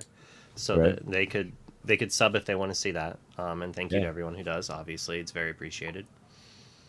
Every time they're doing shout outs, and I'm always like, and viewers like you. He didn't, JDZ like kind of said it, but he didn't say the line. He didn't say the thing. So if you're not subbed, go ahead and push the sub button, guys. Do it, bro. Hit that button. You've been watching for the last 4 hours without being subbed. How many ads have you watched? How many ads? Yes. You're bringing too much attention to how many ads I play. I'm just saying. I'm just saying. We all have Amazon Prime. Come on now. True that. What did you guys? So what did you guys think about the Blurple Jafar thing? Oh man. I mean, so I was doing some research on this before this because, like, I was trying to do my due diligence. I need to make sure, like, we make Luke proud, and you know, he invites us back. But I don't know. I mean, in general, from what I've seen and what I heard from other players, because I've not personally played it, is that it's the weaker one of the Blurple decks. I get that. I mean, granted, it's piloted by an amazing person, so that always, you know, shakes things up. But I don't know. I mean, but the deck they played against was also. I personally love it. I'm just like, I'm a power level, or just like you actually, it's just like more like we went with feelings this time. So okay, so I think that the deck is extremely good, and on a power level scale, I don't know that it's like as competitive as a classic Blurple. Croquet Mallet is not a competitive card. So I played the list. It's Vitalosphere, right? Isn't it a better Vitalosphere? Yeah. Or Endwars? I mean, you don't get the pump. It's. Sorry, continue. I don't know. That was the first card I cut. It was just a really weird card to me. Like, I would add more Vitalospheres for sure. And I asked, I really did. I asked, I was like, I don't like this card unless I'm missing something. You know, it's like, I can tell you what it is. What is it? It's the ability to turn Jafar sideways the turn he comes in, so he can immediately start drawing and getting lore. I mean, that makes sense. Yeah. So if you watch the SSG stream, he plays it against Zan. Is Mallet an uninkable? Yes. Yes. Yes. There's another purple card though that does that. So like Mallet's not the only thing that you can do that does that. I've seen other cards that give you rush in purple, or sorry, amethyst. And why, so like, I don't why is disagree. it not inkable? That's a question for Ravensburger, brother. Because it's the Vitalosphere is inkable and gives the pump. Probably because But it's in a color that normally doesn't do that. I don't know. Like Also, I think that was Vital- Liam that There's was little. saying You that. guys are really catching Cogsworth like out. Like that the little one, guy. yeah, the Well, one you drop, can't I return love him one. with Tommy, yeah, Tommy with Krabby Boy. Yeah. Like, Oh, Madam Mim gives rush as well. Mm-hmm. Yeah.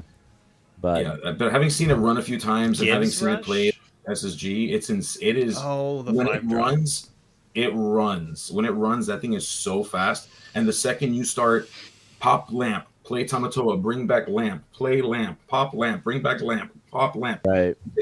Things get real wild real quick. I played it. I The did lamp end up seems playing it. sick. Yeah, I did end up playing it Good at play. locals, and there was like a turn where I go lamp, lamp, Tommy, lamp, lamp, and then it was just nuts. I went from 8 to game. You know, it was insane. So yeah, okay. So when the deck high rolls, it high rolls into oblivion. Right, Is yeah. essentially what we're So, saying. So I what we're guess the saying real when question. when the stars align. Ah, very good. The real That's question how- is how does it change the matchup spread? That's what's important. Because, like, is it only a worse blurple because in the mirror match the other version beats it? But does it beat other archetypes more? Is the Croquet Mallet what it needed to, like, beat certain aggressive decks like Amber Steel? You know, like, there's a reason it's in there. It's not just for Jafar. That's, like, one thing to do, but, like, it is it's removal of sorts that you're supposed to and it is use with significantly better Tamatoa. against Amber Steel. It is significantly better into Amber Steel too. Because specifically because of that, like it's got the answers. I mean, you're still running Foxes, you're still running the Elsas, like you're still doing that thing, but now you've got this added tool in the Croquet Mallet that allows you to kind of undo a little bit of what makes Amber Steel so good against it. Because where traditional Blurple is kind of like there's a bit of a setup period, and then it ramps into the Genie, into the Elsa, and then starts to go crazy. It can kind of defend itself a little bit going into those later turns, and then Jafar just steals tempo. Crazy. better Hayes into discard, disagrees with worse you. into Steel Song. So like That's that's fine. it. That's Hayes the- knows better than me, so Right. let Hayes explain it. He's played it 1,000 times. I've only ever seen it I've seen it played at SSG. I've seen it played here. I like it. I'm a big fan of it, but I like niche decks like that. So Hayes knows that better would than you. mean But- so that would mean that the deck like Blurple already kind of struggles with Steel Song, correct? Is that? But I was going to say like then so if it was a discard heavy meta, you would want to go with more of the lamp tech with the Croquet Mallet, or if it's a Steel Song meta, then you kind of probably don't. You're just like really, it's like at that point, basically what I'm saying is it's a meta call and it's still a risk. Yes, I guess. Mm-hmm. I don't know. It's really interesting. That's true. Like just being able to set up like the Croquet Mallet on turn 1. If you're playing against Amber Steel and they turn their Cindy sideways for whatever reason, it's like probably not going to happen. But like the potential of being able to just rush a character, clear a singer, then Fox another one. I mean, I'm not sure. I haven't played the matchup either though. Yeah, it's an interesting thing to watch for sure. It's interesting because Freedom Gaming's talking about it in the chat as well, and it's interesting to see. His vibe is that it's better into Ruby decks. You know, like it does better into there. He does feel like it's worse into Steel Song because of it doesn't really have 1-drops. Like it can't really defend itself in that way. It kind of has to, which I guess is a blessing and a curse. I was gonna say, right? I was like, Because I don't love 1-drops. 1-drops against Steel Song anyway. Right, I thought, yeah, exactly. Right, unless you're playing two on two, then you're figuring things out. And usually, if they're both Diablos or something, but yeah. Yeah, I mean, it seems fun, but just with 2 Croquet Mallets, yeah, you have a better early game possibly, or can deal a little bit more, but it's still just 2. I don't know. I wonder what the consistency on that would be. That'd be my concern for that combo. Well, that's the That's thing. fair. He's saying he's played it a lot, so that's another thing too. Is like if you get Yeah. enough reps on a deck, and especially a deck Yeah. that you have, no inside and outside, then you're Right. going to be able to use it and wield it better than if you were just to net deck this, look at it, and be like, oh, okay, I see what you're trying to do. But lines are going to be a little bit more complex in that regard. Absolutely. It's just like how everyone says only DKP wins with DKP decks. Like, yeah. I said about the Candio. And I was super bummed in this matchup today that we didn't really get to see Jafar Striking Illusionist do any of his stuff. Like, he never came out and did his dirty things. And that's also probably like, oh, I was really looking forward to that. Right. I was super sad. That's the other thing I was going to bring up about this list. Like, opposed to the other Jafar lists, like Jafar Wheel, that's like all in on the combo. This one has like a really good contingency plan of like, I can just beat you with genies. Well, and I know that original list was meant to completely tailor to that meta, and also a little bit of luck as well. And so it's been noted several times that that list that was like kind of floating around before it was like a little bit more refined isn't really something you want to just like pick up and run, not without what's knowing in the room. So a high level Lorcana is really crazy with like without even having a digital client, like an official big digital client like Magic does. Its meta feels more like it goes by faster than Magic Online's and Arena's meta does, just based on how you will change like 2 to 3 cards that are going to impact matchups drastically, and then depending on what you expect, you change your layout, and that's going to push some decks out of the meta, and it's just constantly rotating. And it's like, oh yeah, this JDR played this deck, it's so good. And it's like, well, yes, but he designed that one for this meta. It's changed. Like, have you seen his newest version of this list? What is the meta you're going to? That's the thing. You can watch some of these games at the ICL. You see these lists, you take them, you play them at your set champs, you can get crushed because your set champs meta is either 2 weeks old, or the ICL you watched was like the list was a week or so old. Like, it really changes. Like, that's how I expected the DLCs were. That's how I expect's the wrong word. That's how I viewed them and prepared for them, where I was just like, okay, like I was using Pixelborn like a whole bunch and at the time, so I was like, well, this is the current meta, but I put the DLCs at about 2.5, 3 weeks to a month and a half old for day 1, and day 2 was like a week or half a week old. With some like spice from people who are like, well, I'm not telling anyone what I'm playing before the DLC for sure. That's like one of the things with like with Ed's Continentals list. Like, it was a really weird Amethyst Ruby list, and like it was like a week later, a guy at our locals was running it and just got smoked by like everybody. Like, all the Steel Song players smoked it and all this other stuff, and they're just like, this was supposed to be good. There was not because very much Steel Song there at all. Right. Well, and he dodged every single piece of it. And again, if he was on the other side of that top bracket, it wouldn't have gone the same. But that's the thing, is like Ed is another one of those players that can analyze the meta very efficiently and make calls that would seem very off the wall, where you're like, oh, 4 Tremaines, that's bananas, to a point where he said it and I didn't believe him. But then he just went and he decided to win with the entire thing. But again, that's like, if your luck shifts at all, you don't win. Right. It's like the first set champs I played in, I played Zan's Jafar Wheel list, and it was really good up until I was in top 4, and the other 3 players were all Steel Song. Yeah. See, in my set champs, I was on Jafar Wheel won mine. But that's because I was second with Ruby Amethyst, and the girl down in third was also on Ruby Amethyst. Yep. What matchups matter? Yeah.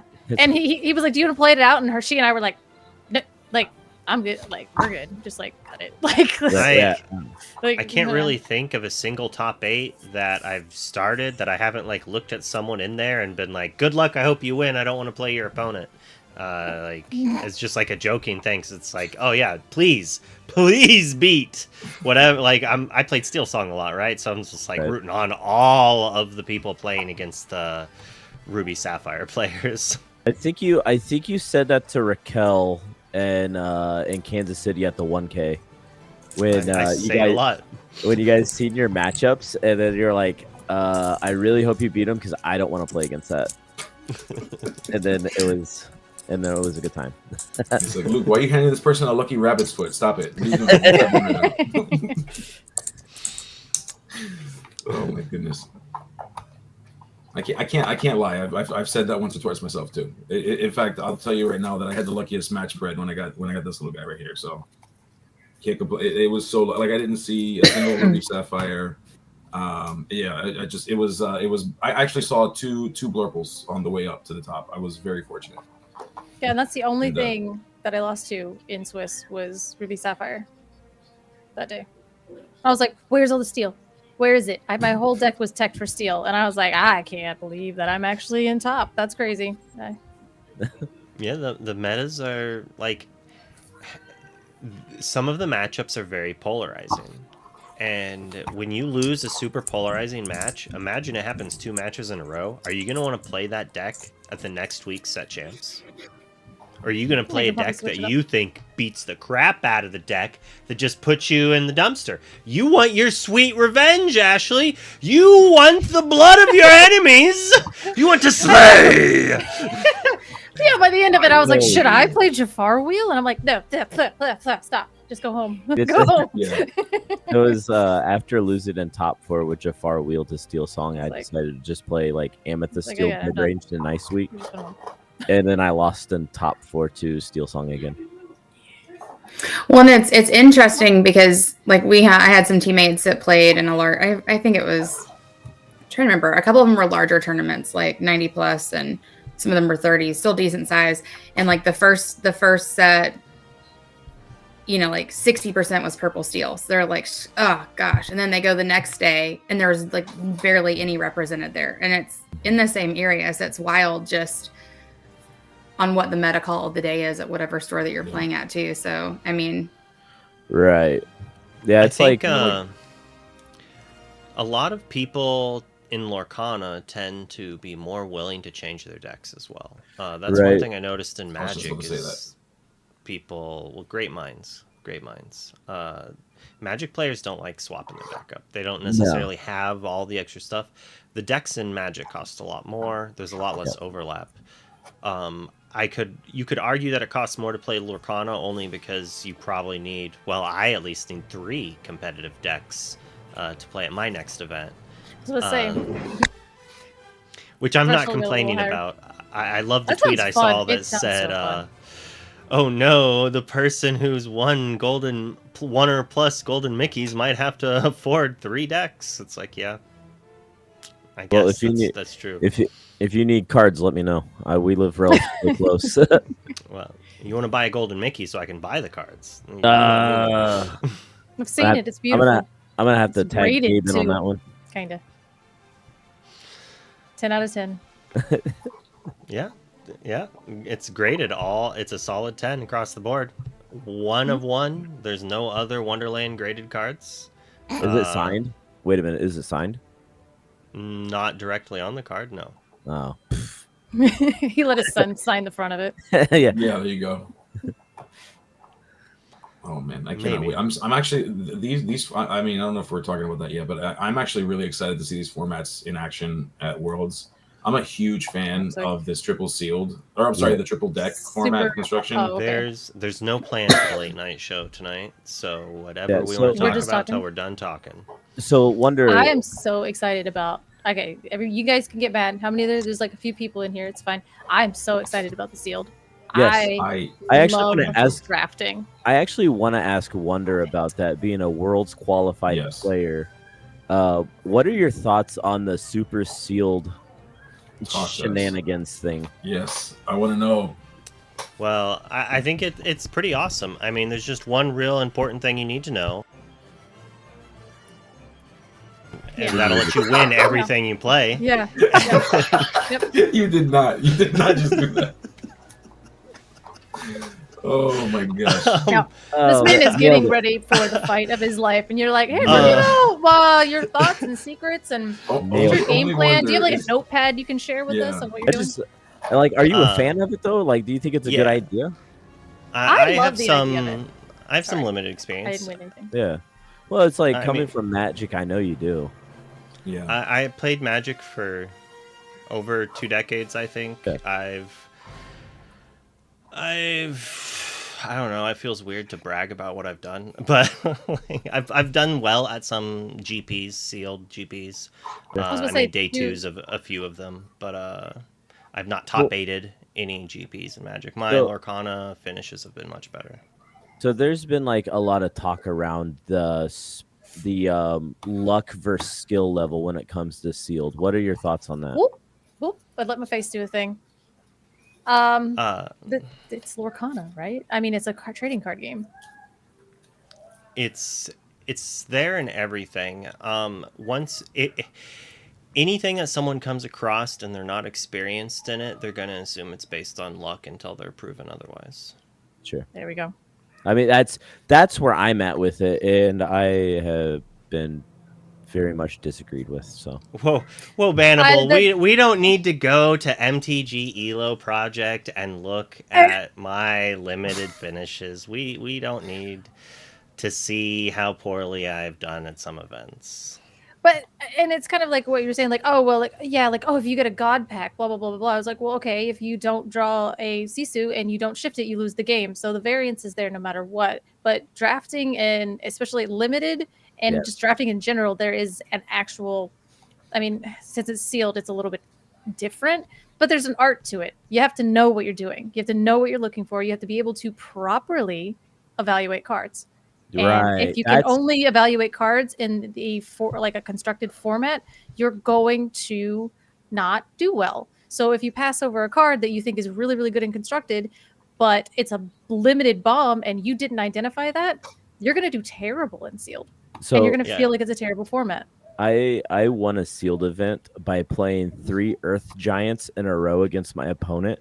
And they were like, I thought that card was awful. I was like, it's a 4/5 that quest for 2. Why? Where is it awful at? I'll give you a card. I've already won the game. It's fine. And plus, you probably put bad cards in your deck. So here, take them. Well, it gives your opponent a card. I was like, I'm not scared of B prep. Like, what am I? What am I scared of that out of these packs? You know, like, I don't know. It's really funny. It's the just the key differences between how good a card is and constructed versus a limited format where, oh, I didn't draw my one of Maui Shark with no actions in my deck. I guess I lose. Well, you put a Maui Shark in your limited deck. Good luck. I would. Yeah, right. It's a 6-cost evasive set. I mean, if you can get there, depending on. If you can get there, and the reason I don't know about Lorcana. I haven't drafted a lot of that. I played a lot of like the sealed, and depending on the set, I feel like they work really well together. But you're also getting 400 packs to build a sealed deck with. It's called a super sealed. Magic did box sealed, where they just give you a whole box and they're like, build a deck. This is I did kind a of like Phyrexian, the Phyrexian one. But they had like the sealed collector box of like Phyrexia or something like that, and you get like a ton of packs and you can build your deck. But it's a lot. It's a lot. But if you're usually drafting, you get like 6. Like it's also 50 cards. Yeah, you 3. You get 3 packs in draft. In Magic, anyway. Yes, but they're 15 card packs, and you get 4 in Lorcana draft. Yeah, or at least the you're ones gonna I get did. 16. You're gonna get 16 at super sealed, and you have to choose between 3 colors, and you get a sideboard. I think that's really awesome. I'm excited for it. Somebody's gonna card pool. Yeah, somebody's gonna swap out an entire ink color. No, you can't do that. Oh, you can't do that. No. Oh, so your cards in your sideboard are only the cards that are in your ink colors that you're not using. I should probably read the rules before I open my mouth. It's okay. I do the same thing a lot. Magic players don't read. Come on. Yeah. Not the last line of the card. The meme is read the card, I think. Reading the card tells you what the card does. Explain the card. Let's say I always just like skip over the last line of text. I'm like, this card is broken, and it's like once per turn. I'm like, no. It's fine. Yeah. And then I play it, and I'm like, that card sucks. I had to when Oswald was first revealed, I had to read it 3 times because I swore I was missing the once per turn thing, and I was like, it has to be on here, right? Like, am I just? This is crazy. So like, my dyslexia, at the Theros pre-release, I was using Whip of Erebos as though I could activate it as an instant until about halfway through the event when I read must be used as a sorcery. I was using it on my opponent's upkeep to return the character that takes a card out of their hand with Devotion for black to just like lock them out. Not only did I have Whip in my deck, I also had Elspeth, the 6-drop Elspeth in my deck. Bro. I did win the pre-release even when I stopped cheating without realizing it. The whip was still good, believe it or not, as a sorcery. It was still good. It's so good. That's like one of my favorite. That was one of my favorite cards in Pioneer. I rebuilt. I would love cards like that in Lorcana. Yeah, wow, I rebuilt things like that. I built CPC Whip in 2023 with. Oh wait, hey, hold on. What does the card do? All right. Lorcana, Mama, I want you picture this: a 4-cost item, a steel item that you can pay 4, and put a character from your discard into play, and it gains rush, and it can quest this turn, and then you put it on the bottom of your deck at the end of turn. Because you have to sack it, right? You exile it, I think. Yeah, you exile it. Yep. Yeah. Oh, so you just get to put. And it would clearly be an amber card, I take it at this point. Yeah, if and you just existed. put an 8-drop Sisu into play, quest for 3, and then put it on the bottom of your deck. Yeah. For 4. Or bounce it before it. Or bounce it. You're like, oh yeah. Oh, in response, I'm gonna bounce the Sisu. I did that with. It also made your opponent lose lore equal to the lore the character quested for. Yeah. Oh yeah, there you go. That's a good one. So you quest for 3 with Sisu, and then you just bounce it back to your hand. And they lose 3 lore. Yeah. So I built RD. Come on, DeCandio. So this is something that Katie and I were talking about earlier today, because I was like, oh yeah, like all the Magic players, because it's fun to listen. Like I literally like have a notebook every time I'm on here. I'm like, things to Google later, so I have like some Whip of Erebos is not something you'll need. Yes, but no, like it's just interesting, in general. But it's we were talking about just newer players, like reminding, like, hey, there's these players that have been playing Magic for however long that are able to translate all of this information to Lorcana, which is why. But it's also bad too. Yeah, because you have to untrain yourself, right? A lot of times I feel like when I'm talking to people and they get stuck in something, or they can't figure out how a card works, or they're just like really like, this doesn't make any sense. And it's like, how long did you play Magic? They're like 35 years. I'm like, that'll do it. All right, Lorcana Mama, I'm gonna explain this card to you. And I'm putting it here for the Magic players to see what it is. It's Kamal Pit Fighter. All right, it's a 6-cost Ruby character. It is a 6/1. It has Quest Rush, meaning that it can quest the turn you play it. You can exert it to deal 3 damage to target character, or to gain 3 lore. So you're playing it for free. Yeah, and you can activate it the turn it comes into play. And you play it for free, is what you just said? 6. No. Well, 6. Oh, so it's like a pirate's life with a body and more lore, kind of. Ish. Yeah. Kind of. And it hits like a Maui. Do you think this card is good in Magic? It hits like a Maui. Like, do you think this card would be good in Lorcana? And did you think this card would be good in Magic? Can't answer for Magic. I mean, I guess Lorcana just really, but yeah. I mean, is it inkable? There's the question. Sure. I guess. I don't know. I mean, like, I would play it. I would try it. It seems good. Like, this card I think would be good in Lorcana and is not good in Magic at all. Lorcana Mama has a good point though, because technically isn't all cards that are not lands just uninkable cards? Like technically everything's uninkable. It's like the first thing. Yeah, that sucker is an actual brick.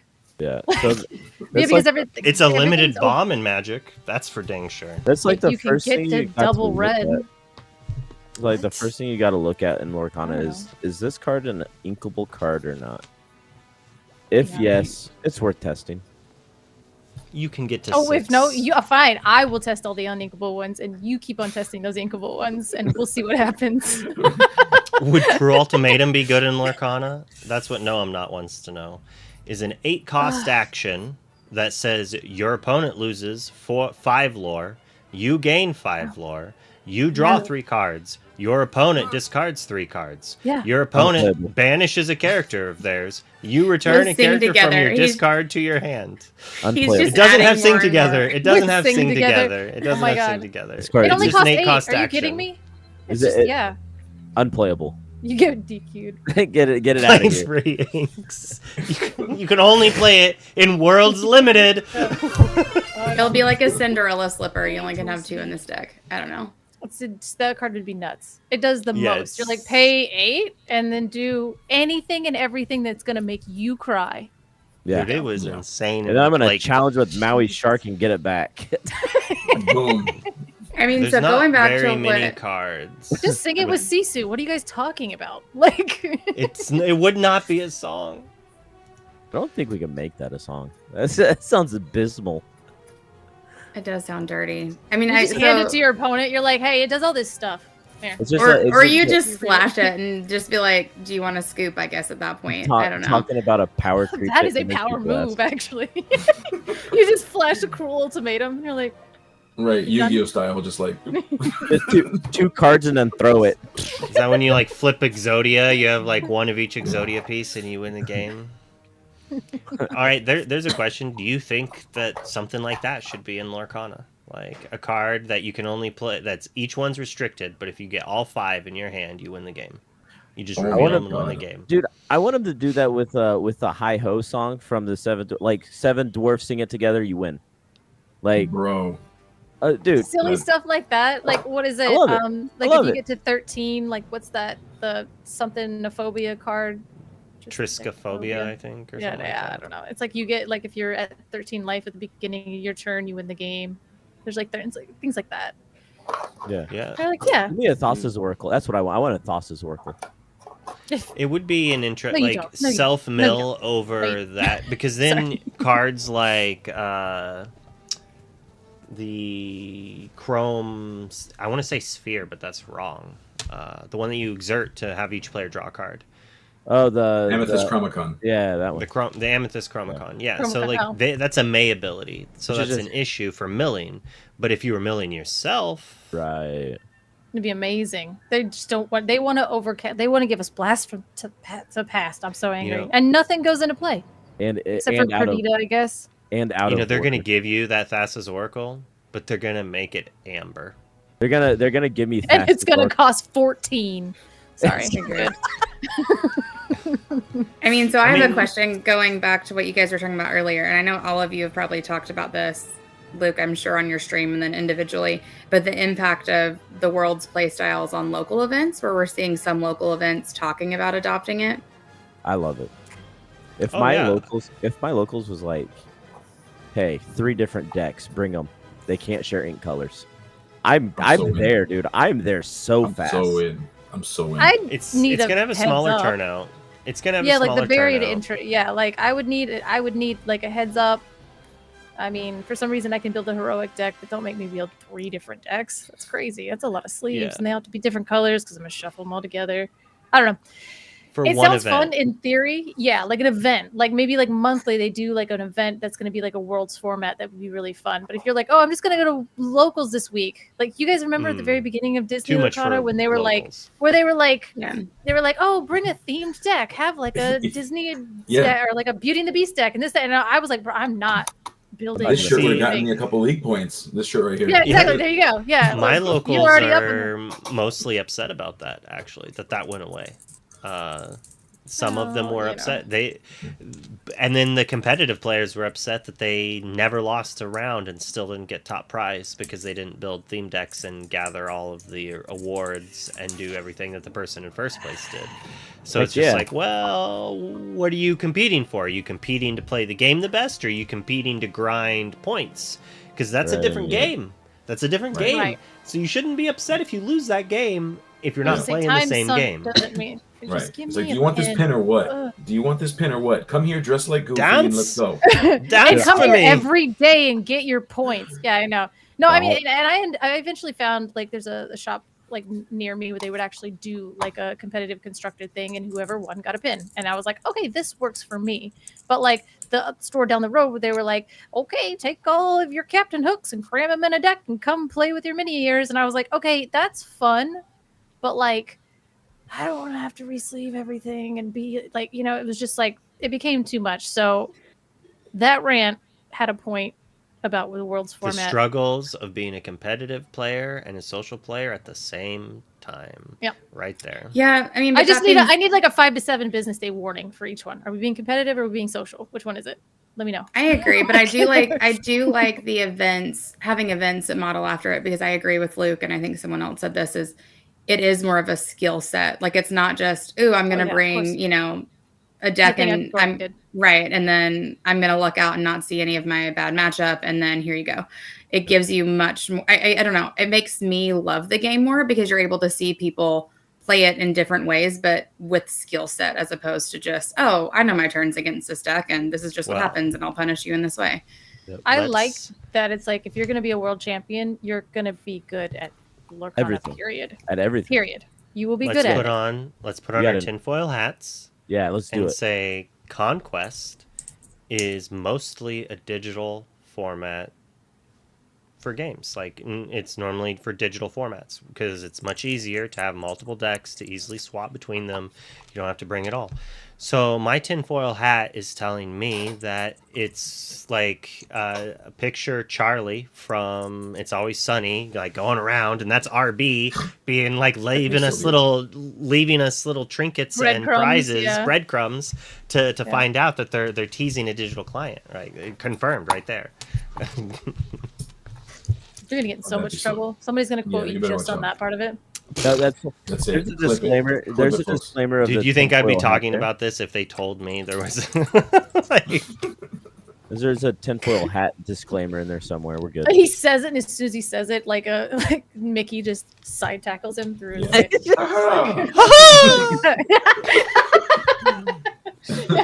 And he's gone. All right, well, you guys seen nothing. Oh man, that's great. Yeah, I don't know. No, I think the format's really cool. I think that it's really neat. I don't know how much I would want to be, because isn't there like a world class cards they're doing that format at some point? The 3-deck constructed. I'm there. They obviously watched the ICL and they designed worlds after it. It's a modified ICL. You can call it Conquest. Look at you being the influencer. You're like, listen, I'm just lying. You're welcome. It is kind of similar, but also different. As in, like, we allow overlap, and they're going for you have to play every color is going to get represented. Except for what gets banned. Right. It would be interesting to have the ICL have each team meet up beforehand and be like, and Gabe doesn't get a play. We're banning Gabe. He doesn't get a play, and they just play 2 games. Please, I'm good. First player to win. I mean, we could even do 3 rounds, like 1st to 2, right? Like, so if you lose, you might have to play again and win, and the team has to decide which one to set you up. I would like finals. But in finals, all 3 members have to play. In finals, all 3 have to win. So all 3 have to win in finals. Like 5 rounds. I do like the concept of maybe having team events like that in the future. I think that would be pretty sick. Banning players. Yeah, I kind of like I can't take it. It's what, like, esports. Can I ban myself? I'm out. I vote for me. They'll be like, okay, Ashley, your performance this week, and I'll be like, oh, I'm out. That's it. Ban me. I nominate myself as tribute. Yeah, exactly. Well, you wouldn't get to. The other team chooses. Feedback. Oh no, God! Then I get put in every single time. The only time I get picked for the team, and it's not great. It's not great. You'll just crush. Like, can she play all 3 rounds? I'll be like, crap. It would be interesting to see people forced into those 5K weekend is Conquest. Yep. Link me, Daddy. Venable, of course, with the Link Me Daddy. Of course, thank you, Venable. Oh my God. The Illuminati Daddy. That's fine. Yeah, you know what? Venable can be one too. It's okay. There's a list. Let's go. We love it. But I'm excited to see it. I'm stoked. I'm excited to see what you bring, Luke. I'm excited to see what everybody brings. And I want you to say nothing. You do not need to give up your strategy. But I'm imagining, like, people that are known for certain color combinations, my favorite thing is going to be like DKP's never allowed to play Ruby Sapphire until the very final moment. I before you go off, I would just like to note, if anyone now looks back and kind of notice a handful of Worlds qualified players that happen to be playing decks that aren't what they normally are playing. Dude, I want to touch. I want to say something about that. When Sailor won with Emerald Steel, I was like, "What is he doing?" Exactly. And then Zan showing up, being a winner. It's Zan showing up with Jafar Wheel. I was like, okay, like I mean that's cool. But then it's like it all makes sense after they announced like the 3 different deck thing. But again, at the same point, I like that because you can, if you practice one thing all the time, and I'm gonna mention DKP, but I'm not going after him. It's like anyone can get good if you're practicing the same thing over and over and over and over again. Yeah, right. And which so that takes dedication in itself. Like right. No, for sure. And credit to him. I'm just saying, like, so it's interesting to shake it up and be able to see players like out of their element and being pushed into a new element. And then you have the whole like one person you pick a deck they can't play. I don't know. It just makes it a lot more interesting, and hopefully adds in more gambling into our game. I'm just kidding. Sure. Yeah. I mean, this could. You never know. I don't know. Whatever the gambling site could come into Lorcana at this point. But I just we'll probably see more cards that we wouldn't have thought of, and that gives me more hope for when the rotations happen, that we're already stretching things going into rotations, because I mean I think the sentiment that I've seen in a lot of the groups that I'm in is that like, this is going to be kind of more of a breather because it's not as fun, but this format would shake things up a little bit more to at least get people working and using other colors that they hadn't been before. So I don't know. You don't even have to call out DKP. You can call me out. Well, it was the first thing that came to mind. I was just every single DLC I played a steel deck. Now they were different steel decks, but that's still like I can't play 3 steel decks like I could in the ICL.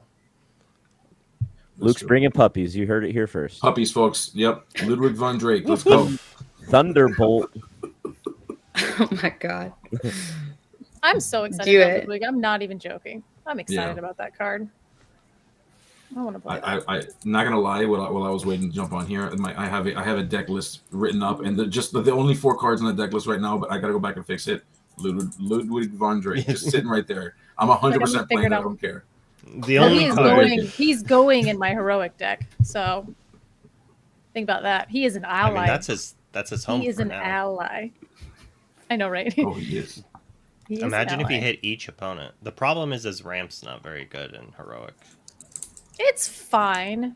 First of all, you don't ever get to use it again. Then also, I mean, like Thoughtseize isn't good in like a commander format, but so Ludwig is not going to be that great in heroic. But boy, he's going to be fun. Yeah, it's an interesting thing. Thoughtseize effects are not really great in commander unless you're in an insanely competitive combo thing, and then sometimes you might. But in general, they're not great. Well, sure, you can kind of tell based on there. It's normally best to play other cards, though. But sometimes if you're playing like mono black, that's your only choice. But I digress. This is not the podcast for I was like, CEDH overanalyzation. Where's Ducky? But Ludwig get into it. Yeah. Ludwig is going to be... I just like, because if you play Ludwig in your storyboard, you can bypass the inking clause at the very end of him. He's reusable. Oh yeah. You just don't get the ramp. So then you just get a. That's irrelevant text on him. I'm fine. I mean, I think that's one of the things that makes him really good in constructed. In constructed, yes, as a constructed card, absolutely. Yeah. Because you're protecting yourself and then you're ramping yourself when he comes out, when he leaves play. So all right, well that's 2 of your favorite cards. Jen, what is your favorite card from the new set? Oh gosh, I've got to do more due diligence on going through them. I mean, Beyond the Horizon. I think it'll be interesting. It's one of those things of like where I've spent more time looking at what people are talking about. And I've got to carve out that one yet. I mean, yeah, and watching it, I haven't tested a ton. I've been in that side of adulting that's kind of sucked. And then I also have ADHD, and if you don't know me a ton in person, then I apologize because you'll start seeing it. But I love getting dopamine hits by the most random things. And like this week, I decided it was a really great time to get 4 ducks because why do I need ducks? I live on a golf course. I don't know, but I have 4 ducks now, so that's where I spend my time instead of looking at Lorcana cards. Side note, I still need to name them if you have really great ideas. Huey, Dewey, and Louie. We don't know if they're girls or boys. I've been trying to figure this out. Doesn't matter. Well, yeah. Well, there's 4, so like we've got to find the outlier. Just name it Outlier. Lena, right? Outlier. Lena Saberwing. Lena Saberwing. Oh, yes. What is her? That's name it Outlier. What's the actual little duck girl's name? Because that's Lena's like Della, the friend, is that right? Is it Della? Della's the mom, I thought. I feel bad that I can't remember her name. She's arguably more entertaining than the boys are in the new cartoon. Webby? Sometimes.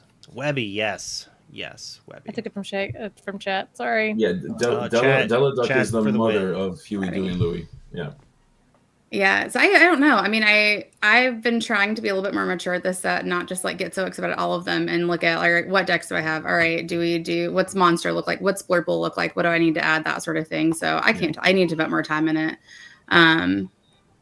I feel like it's going to be a lot of aggro, and so that's kind of where I have control issues in my life, so I prefer playing control-ish decks. So I'm having to reevaluate my life choices right now. So that's also a bit of where I'm stuck in figuring out what I'm going to do. But I am really hopeful that my stupid red steel deck can take off this set just because I hope so too. It's so fun. I like thoroughly freaking enjoy like playing that deck, and so it needs to work. Well, do you want realism or blind optimism? No, I know. Neither. Yeah, I'm just going to be blissfully unaware, I suppose. I want to play the new Tinkerbell, persistent. No, not persistent. I don't know. Whatever. Where she exerts something that's 5 strength or more, when she comes in to play. Tinkerbell, I'm looking this up. This is like my week. Yeah, I'm in the thing. Yeah, she looks fun. What's her name?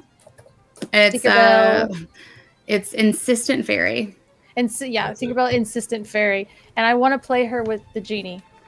The big legendary genie.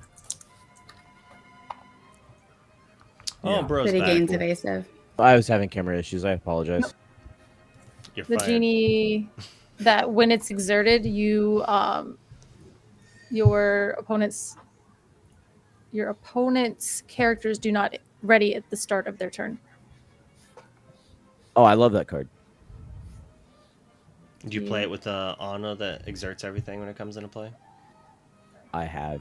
I don't know. That's like 100 billion ink. I just want to like let them quest, and then I have 14 ink, and then just play Genie, and then play Tinkerbell, and then lock them out of the game. Yep. Yeah. I mean, I feel like there's a lot more synergies, obviously, this set. I mean, it's adding into that, so it'll spawn a few more things. Like the Captain Hook dueling color looks good. I don't know. I mean, I feel like this set, there's not anything that I'm just dead over, but I also feel like we're going to see a lot of these really weird fringe decks come to play because of the synergies, possibly. I don't know. Otherwise, we'll just be the same. There's definitely going to be crazy You decks. guys have to get real real creative there. All right, bro. What is your favorite card of the new set? Into the Unknown. Ooh, Into the Unknown. That is my #1 pick. I just think it's an amazing card. That's the Blurple removal, correct? Right, yeah, it's a 3-drop inkable song. It's a let it go on an exerted character. And an exerted character, yes. Yeah. And Belle can sing it. Yeah. Turn 2. And the prettiest enchanted in the entire set. I'm sorry. Such a good Yeah, enchantment. you're going to ramp your opponent on turn 2. That's fine. I love it. I think it's more of a later game card, maybe like a less expensive, more tailored. It seems like for me, you would want to run like heavier on the let it go side, and then maybe a couple of the Into the Unknowns, unless the meta is you want a little bit to be a little bit faster, right? Matchup dependent. Yeah, like playing a Hades and taking care of a problem, and then just exerting a Bell and taking care of another problem. Just the tempo swing is huge. Yeah. Yeah, that's my thing about it too. It's like you when don't you exert need the it. character. Well, Bell can sing it. The 3-drop Bell can sing it. Yeah. Right. Yeah. On an exerted character. So what are you hitting on turn 2? No, it's it's a follow up to like playing a Hades or something, or just trying to swing tempo. Okay, so it is a later game card, is what I was saying. Yes. Okay. Yeah. I don't know that. Yeah, I don't need to give you. I don't need to give you ink on turn 3. We'll wait. That's till kind of you've what I already was got, like 7 or 8. Yeah. Okay, that's kind of When where I was you're like, I getting 7 or don't 8. think it's like you're like, oh, Belle can sing it. I'm like, but like, should she be singing it? Shouldn't she be singing Friends that early? Like, Yeah. But Not I saying you do- could, but you could if you so desired. I mean, Let's I say it's a guess like a Cindy. Calhoun, maybe. I'll put Let's a. say it's a I don't Cindy. know. Maybe a Cindy. Yeah, putting a daisy into somebody's ink will is not. Then below. you get. I was gonna say then maybe Yeah. a Daisy. I don't know. But then you're like follow up with like Cindy Daisy, and you're like, that's Yeah. cool. Like, You only do it that's early cool. sometimes, but mostly you don't do it early. But some people, some characters deserve it. But again, you're right. Like Fox can sing it. That's kind of nice. Like Crab can sing Yeah, it. That's kind of right. nice. So you're and things are exerted by later game times. So yeah. Yeah, it'll be really neat. I'm really curious to see the new legendary Stitch in action too. Yeah. I think I'm missing something about that card. I think I've heard think- people say it's good, and I don't understand it. I think that it has potential in like Ink Geyser decks, but I don't know that it has like potential outside of that. But I mean, I've said that about cards in the past, and I'm not that smart, so. Oh, I know the feeling. I'm the same. Feel you. I get it. This card's absolutely busted. Oh, never mind. This card's absolutely Yes, just JK. This card's just cheeks, guys. Yeah, and I don't know that I won't fight you on the Enchanted being the new the Lion King Enchanted. It's pretty. Oh, the Lion King is that one's super nice too. Yeah. Yeah. I love all these enchanteds this set are so good. Such beautiful art. Yeah. Yeah, I really Yeah, like that one. It's like super This nice. set and last set have really knocked it out of the park. Yeah, well there was only uphill from when they did the weird Goldie treasure map looking ones. Oh, I mean, the parchment paper looking things. yeah, I mean, that Big Max. I think love the cute. blueprint ones. I think the basil was my favorite one from that. Oh yeah, set. that one was very good, but It was like the still love Baymax. Da Vinci looking thing. Yeah. It was pretty I sweet. think I opened that enchanted. I went from like not opening a single enchanted to like opening at least one a pre-release like cycle. I'm Pretty stoked convinced, about that. and people fight me on this all the time. I'm convinced that set with the parchment paper enchanteds had more enchanteds per case, or like that the rates would drop Maybe. because I pulled like 3 Lower, in, yeah. in the entire I don't know. set. Out of a one box. No, God, no. Out of 6, I feel like- 6 boxes. Out of 6 I- boxes. I feel like this last one, Azurite, or yeah, Arcasia's Island. I feel like those enchanted like density was a lot higher. I just want to give a shout out So- to DKP for making the price of my all is founds like quadruple. That was such a bummer. I was literally watching that one, and I was watching the Donald Duck Flustered Sorcerer because that is literally my favorite enchanted, and I was like, I'm gonna own both of those, and I was Yeah. waiting for them to hit 100, like under 100, so I could nab them. And DKP was like, "What if I Yeah. destroyed your dreams?" And then Yeah. for some reason, Donald Duck Flustered Sorcerer spiked last week. So thanks Which to is whoever crazy did that. to me. Who's playing with flustered sorcerer that I don't Yeah. know I about? don't What's know. going on with that? I just People wanted him who for my binder. Just play- chill. People who play heroic the proper way. Dark goodness. magician. Proper way. That's not how that works. That's not how that works. Thanks a lot, I Color. don't know how- Thanks for I ruining don't- that for us, Color. I don't even think that works. You have to. So you have I to get was to 30. telling them, I was You like, have to get to if you 30. read the card says your opponents only opponents- have to get to 25 lore. It doesn't say So that's not my how it thought reads, though. was I'm just gonna get my 3 opponents above 25, play it, and have them have a 3-way draw. But I don't think that's how that card reads. I like it. Let's do it. Let's rock it. Imagine you put it in your storyboard and you just like it's like having You a just beep wait. in your storyboard and you just like loom it over their heads. Be like, okay, you make your turn for me, entertain me. It's like, okay, so- the game's over. Like, We have cards that draw what is everyone it? cards. Do we have cards that just say each player gains a lore? I don't think we do, I right? don't think so.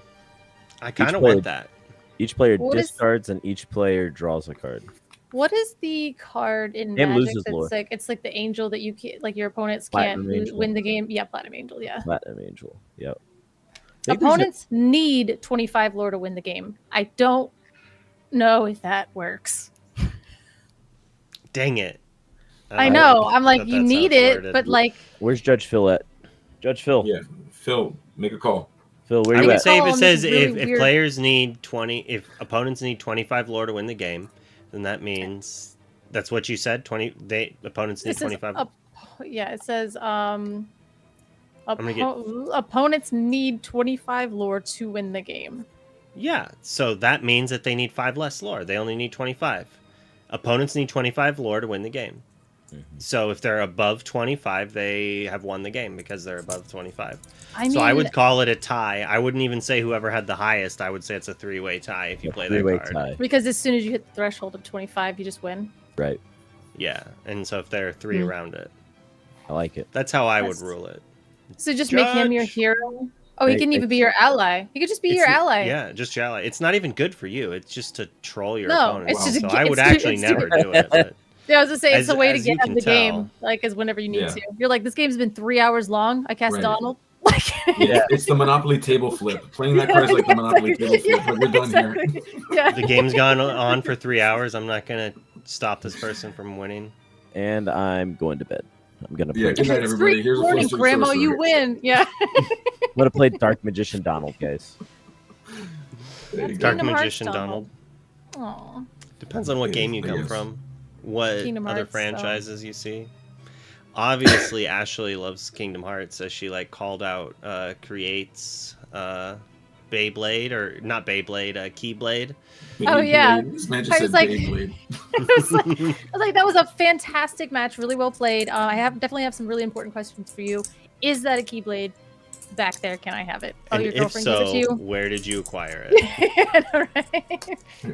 Only important questions. Yeah, only the important questions.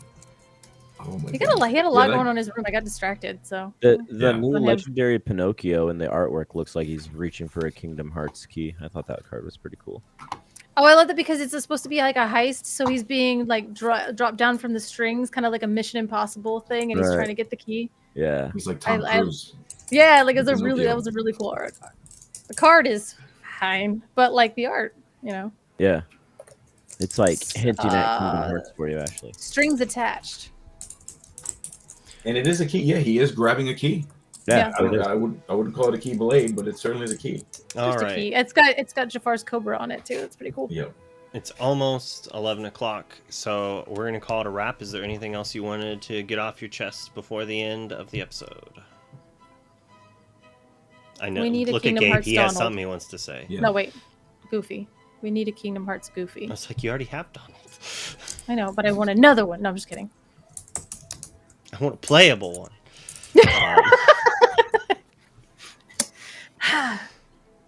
I haven't. If they make a Kingdom Hearts game for the Switch 2, and you buy it for me, I'll play it. And you buy It wouldn't even make any sense to you. This is the feel. That's like 20 years of you needing to go back and play, Nah. frankly, bad games. But that's fine. Just give him the Cliff Notes. I can't.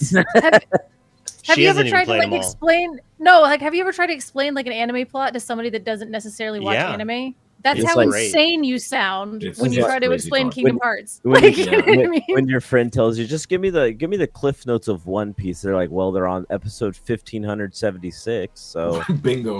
that's a start. You just You're like, tell okay, them who so the there's characters this thing are. called friendship, and then there's this wizard guy who's another wizard guy, but it's fine because he's from the past, but he's also the future. And there's also like 6 versions of himself. Actually, no, 13, but that's fine. Don't worry about that. We'll get back to that. Yeah. Yeah, don't worry Yeah. about that. And then Yeah, start with that sounds like Unchained. something needs to be worried about. Yeah, 100% is, Listen. but it's fine because friendship.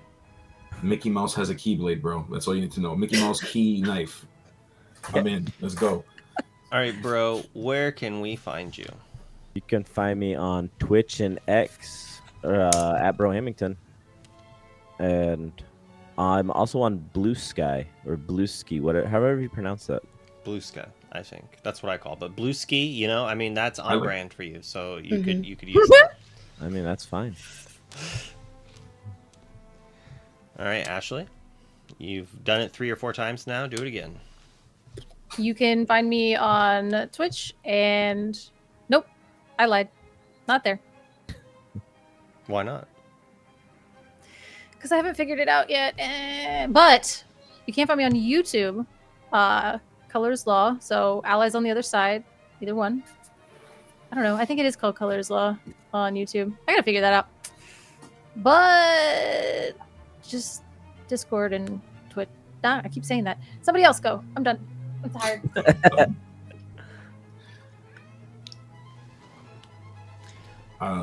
Jen or Gabe? Jen first.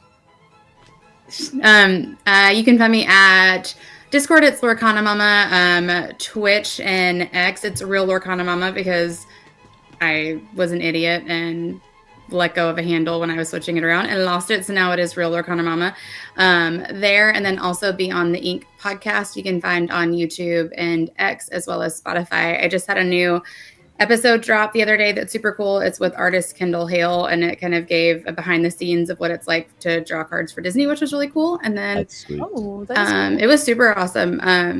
Check it out. It was cool, like just to kind of hear some of the stuff that like feedback Disney gave him.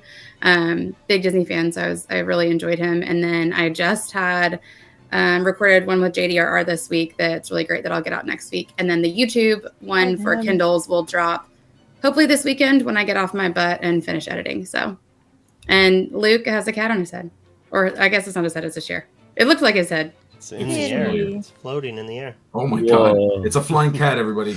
My chair has Predator or whatever. Like, yeah. And I know Kindle, the other Kindle bird that's in the chat, and I had him on, and he has a great podcast, so check it out too. I, of course, being the Disney person, highlighted that he wears Crocs at tournaments because I think that's awesome, and we will make him into a Disney adult yet. Yeah. Kendall wearing Crocs at tournaments is like my favorite thing. When I hope he has Croc charms. I hope so too. They're like the toes. Yeah, just like walking around with headlights on his toes. Yeah. Well, you can find me on YouTube primarily. I'm at Voices from the Inkwell. That's the podcast that I have with Skinner. You can also find me on Illuminati TCG. On X, you can find me on ill_logics or ill_Gabe. Either way, you'll find me there. Illuminati TCG works there too. And next week, on the weekend, you will find me at SSG. So if you tune into twitch.tv/SouthsideGaming954, you will get to watch some fantastic casting with myself, with Skinner. Liam will be there as well. And yeah, we're gonna have a good old time. We're gonna bring in Reign of Jafar, and I get to learn all kinds of cards, and you're gonna hear me and Skinner get delusional. And I swore to my publicist I would not be bringing red eggs this time. So no red eggs. It's Reign of Jafar. Your guys are so Reign of Jafar is legal next weekend. It will be for the tournament, yes. I like it. Oh yeah, you guys are doing yours on the 31st. Correct. Yep. The same weekend it comes out. Yep. Yep. Next week. And the week after, I'll be with JDZ in Baltimore with Ink Ink. Have your sick. product Or the Reign of Jafar stuff. Beyond the Horizons and Uncommon. I hate it here. Okay, cool. I'll be casting. Gonna I'm not be gonna everywhere. Yeah. Mad dash for cards only. It's gonna be. Thank you amazing. everyone for watching. It was great. Thank you all for joining, even if it was only an hour or so. It's always great to have you on the show to chit chat. We're gonna raid Rascal Adams, who you've seen on the show before. Let's his go. channel, Lords of Lore. I think they're playtesting new cards. Very cool. I don't know if that's a proxy or if he somehow has full art enchanted Lilos already. I'm assuming that is printed. There's no way. Yeah. Now I need to see this. Like this is the ultimate tease. I gotta go check it out. He's got a Maui Shark in play and 2 Lilos. So crazy shenanigans. His other color is Emerald. All right. Thanks a lot. I will chat with you all later. Have a fantastic night. And no ICL on Monday, but next Wednesday for Backseat Genius versus Lorcana Loungers. And we should be done.